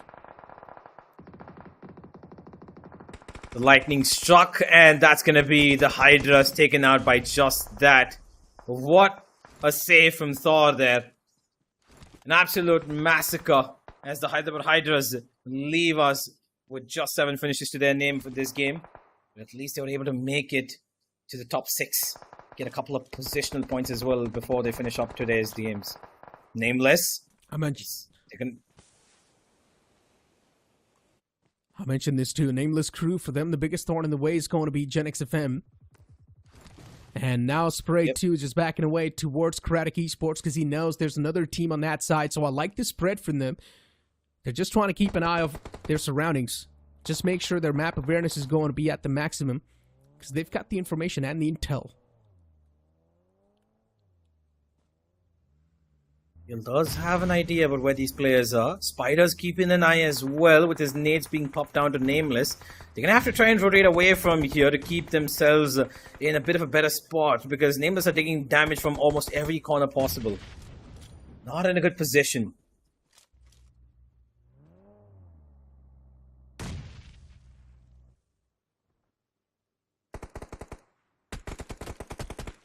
Oh, GENxFM, back's not cleared. And RP Mizoram instantly knocking on the doors once again. A lot of bullets to Curran's back. And now his back's going to start to hurt. As Flick YT tosses that nade up top. And the nade's actually going to catch one. What a beautiful nade that was. How does it even find the knock? And now Flick YT is just going to keep on pressing on the charges. Goes for the spam through the grass. He does not find any connection. Does not find any confirmations either. But he blows that vehicle up. And RP Mizoram, they were quiet for a while, but now finally the silence is broken out into an all-out war. Indeed. Nirvana just going to throw out as many nades as he possibly can, with of course a little bit of precision, but he is of course going to be in a bit of a tight spot. Flick right around him. He's got Lord taking in a lot of pressure at the moment. Nameless need to probably take in that flank fight right now because Gen are in huge pressure. This could be the fight that gives Nameless a push over the line, because if they push in right now with a little bit more conviction, maybe get IGL back up on his feet, because Gen themselves are a little wounded right now. This fight right here GENxFM versus Nameless could mean qualification for Nameless themselves, because GENxFM are sitting in a lot more of a comfortable position compared to them, at least. Pretty much. All the 4 players from GENxFM, and now the players, once again, just trying to close on in towards the safe zone. At this point in time, it's just going to be the panic setting in, because it's the players of RIP Mizoram who's got the most amount of advantage. And what is going on? It's ruckus all across the board, as even RIP Mizoram want to be a part of this action. Even they want a little bit of piece of this pie. But look at GENxFM, the man's pushed up with the shotgun, but he gets shot from the back, and then Nameless crew as well is trying their best to defend this ground down, and somehow Spray's able to shut down 2 players from RIP Mizoram. And now the fight's isolated down to a 1v1, but he still gets shut down. It's going to be RIP Mizoram with a back-to-back inside of the game. What a way to close things off. Third party, absolutely on point. They came out of nowhere. We were focusing on Nameless and GENxFM, but they came in from what we did not expect at all. They were on the back lines. They were keeping themselves alive. We saw earlier on as well, Lord was taking in a lot of pressure from both Nameless and Gen as well. But for a second, that 4v4 fight that ensued gave instantly the opportunity for RIP MIZO to move into this. The third party timing was absolutely brilliant. They found themselves in the right position at the right time. Nameless lost 2, so did GENxFM, and that's instantly when they realized, you know what, this is our moment, gotta rush in. Second chicken dinner, RIP MIZO might be flying high right now with this victory. I mean, 2-banger performance? Yes, they might be flying high, and I don't think so they're going to be coming down on the ground until the BGIS main event. They're definitely going to be bragging about it, because this was something that really the overall team needed, right? Yes, they were doing decent in the first half of the games too, but now this is just going to be pinning their spot down in the top 16, and that's even better. This is exactly what even the fans are going to be looking for, because this is one of the most famous teams out there. So yeah, RIP MIZO, them themselves, and even the fans are going to be super happy. Now to focus up on the teams that sort of messed up in the final few moments. Nameless crew can actually be one of those as well, but at the end, it was just a complete brawl. It was a street fight. It wasn't even a proper systematic fight. Yeah, it definitely was. I think they were just waiting for the first mistake from either side. Both of them had one early knock come in, and that's exactly why they were just holding off and pushing on each other. But the minute the revives came in, they were almost at the same time as well for both teams. One smoke screen, I believe, was dropped in by Nameless, and they instantly started pushing in. The minute that happened, there were flanks coming on the right side. I believe Adi was the first one to get that opening. But the instant second there came a vehicle in, took out Rapido, knocked him out, and there came one by one the shotgun fights. The S12K did a lot of damage for Nameless, but in the end, it was RIP MIZO who came in from the back lines, found the perfect timing. They got the knocks then in, off everything for themselves.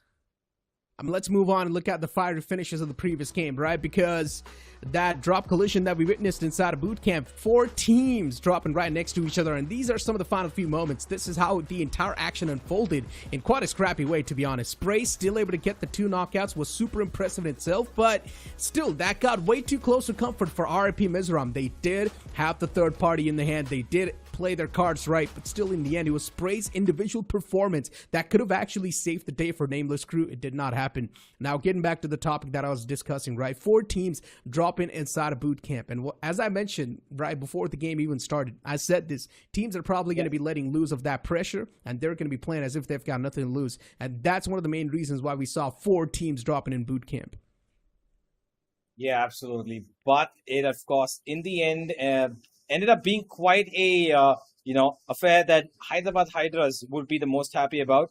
They were the ones who conquered, of course, the boot camp. But in the end, 7 finished the game, ended up top 6. I think it was a completely, justifiable, I would say consistent, still being among, I think double digits. I'm pretty sure they got the double digit points right there. But let's have a look at the MVP, because I believe it could be from Nameless. He did get a couple of finishes towards the end there. Let's just have a look at who the MVP really is. Yep, it is Spray. 6 finishes to his name, 46%, which basically means he's close to half of the contribution of the finishes of his team were from him. I mean, this is probably the best game Nameless Crew have had so far in these 3 games, right? So, with a map impact of 10%, finish contribution of 46%, Nameless Crew, yes, a decent game in the hand, but once again, decent performance was not going to cut it. You needed to outstand. You needed to outshine the lobby, but unfortunately, they could not really do it. Moving it forward towards the top 5 players, this is where every single player who managed to pop off will be revealed too. Of course, Bray's going to be there. Then you're going to be finding Adi2 from the side of Nameless Crew. Yeah, followed of course by RIP MIZO's Flick. Mox of course still making his appearance here, and another Hyderabad HYDRAS member, Crypto, as they consistently keep up with the frags.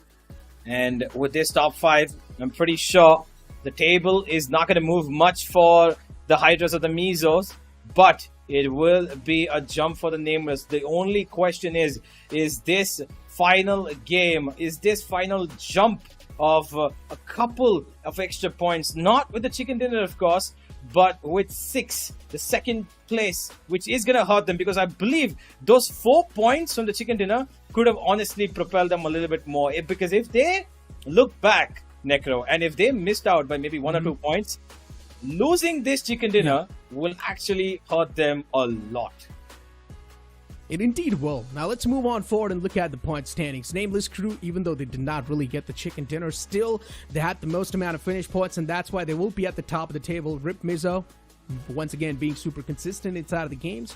GENxFM getting 10 points to themselves. Hyderabad HYDRAS getting 9. CRATIC Esports with 7. These top 3 teams are always going to be there. Hyderabad HYDRAS, CRATIC, and then even Team IFLICKS is over there on the board. Yeah, absolutely. 19 points. Once again, the spread of points is not as much as you would have expected. No standout performer. Of course, 13 finishes to Nameless is, name technically did give them a bit of a boost, but I'm not quite sure how much it's gonna help them out, because they started off, of course, today with 21.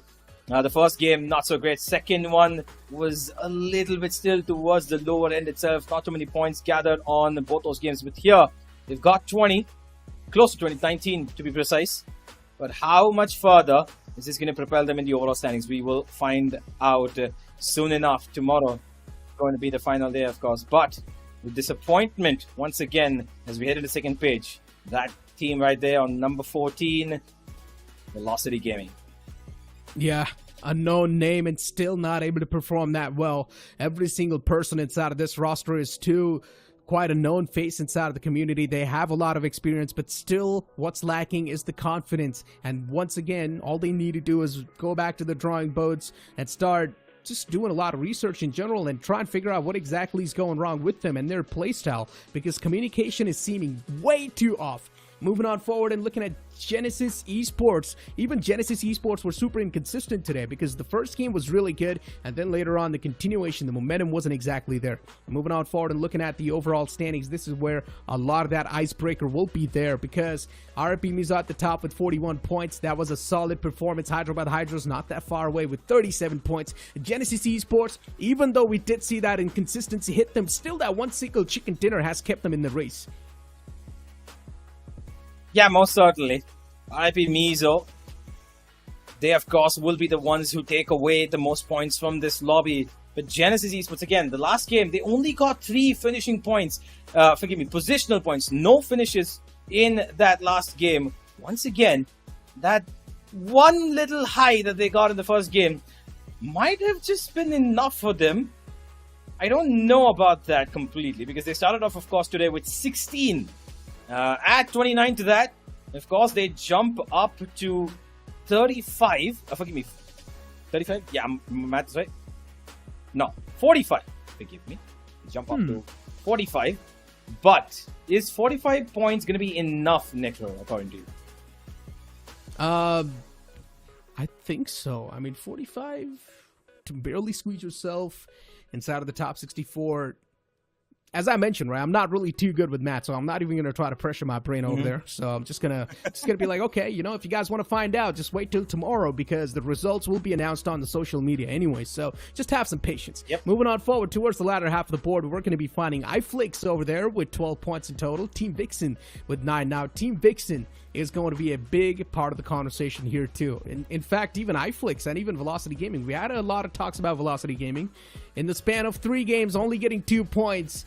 Even the experienced ones, I guess, they were really struggling a lot. But Team IFLICKS, I had a lot of expectations from this team, considering the coach that this team has is one of the most known coach inside of the community, and still IFLICKS was not able to make a mark for themselves. Yeah, that is true, and I'm a little bit disappointed, of course, by both those teams, IFLICKS as well as Velocity Gaming, because I kind of expected them to give a tougher fight. If not even qualification, it's gonna go around, but a tougher fight, get a couple of squads down, but it did not, of course, end up being the case as we would have expected. But now, ladies and gentlemen, we head into what is possibly going to be the most important day, because a lot of these teams that are going to be playing tomorrow have the fate in their own hands, like Hyderabad HYDRAS did today. They were really good in the previous week, although this week it's a slight bit of a dip, I would say, just slight bit, but it is still more than enough for them to be, I believe, in that top 16, maybe in the lower end of the 20s as well. I mean, Hyderabad HYDRAS, even though there's a dip, it's completely fine, right? I think so. It's sort of intentional as well that Hyderabad HYDRAS did know that there's no need to completely go full-on try-hard mode. It's better to just secure as many points as you can, and it's fine. We're already doing quite good in the overall standings. They knew, even if we do move on with the average of 10 points per game, it's still going to be all Gucci. And that's what they exactly did over here, right? 37 points still accumulated, in my opinion. That is a solid performance. With 24 finishes, the performance that they showcased in the first initial weeks was greater, and that's what sort of helped Hyderabad HYDRAS to not really get a lot of pressure upon themselves. Yeah, I agree. And with that, we come to the end of a day that has been quite polar opposite, to be honest. The Group 1 absolutely tormented and dominated by one particular team who grabbed 75 points out of 3 games. And here we have a group that has been a lot more spread out, with its top performers doing decently well and being consistent as completely we would have expected them to be, because they needed those points. But now, Necro, the overall standings, how do you think they get affected? The top players, of course, have shown what they have. But before we end, could you give our audience what to look out for tomorrow in terms of which team could make it and which team could not? I mean, tomorrow, once again, there's going to be a new set of teams. Alibaba Raiders is one of those teams that I'm personally going to be looking out for. My focus is going to be on them because the performance has been on a downhill curve. But talking about today's day, right? Today's day started off with quite a lot of ups and downs, right? Revenant Esports just completely dominating through, and then later on, we also saw some upsets. But ladies and gentlemen, for now, that's going to be it from me and Universe right over here next to me, because we're going to be seeing you guys tomorrow on the final day of this event.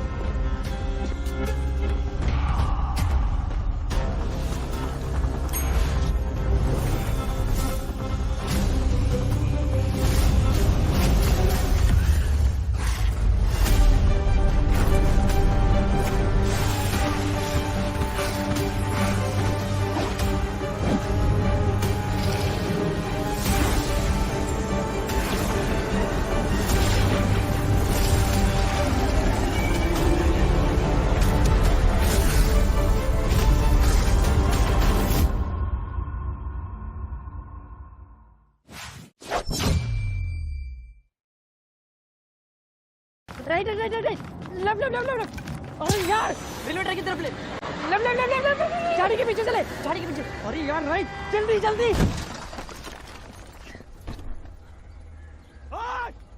उतर उतर चल finish कर दे उसको रुकना मत Action redefined, even on the go.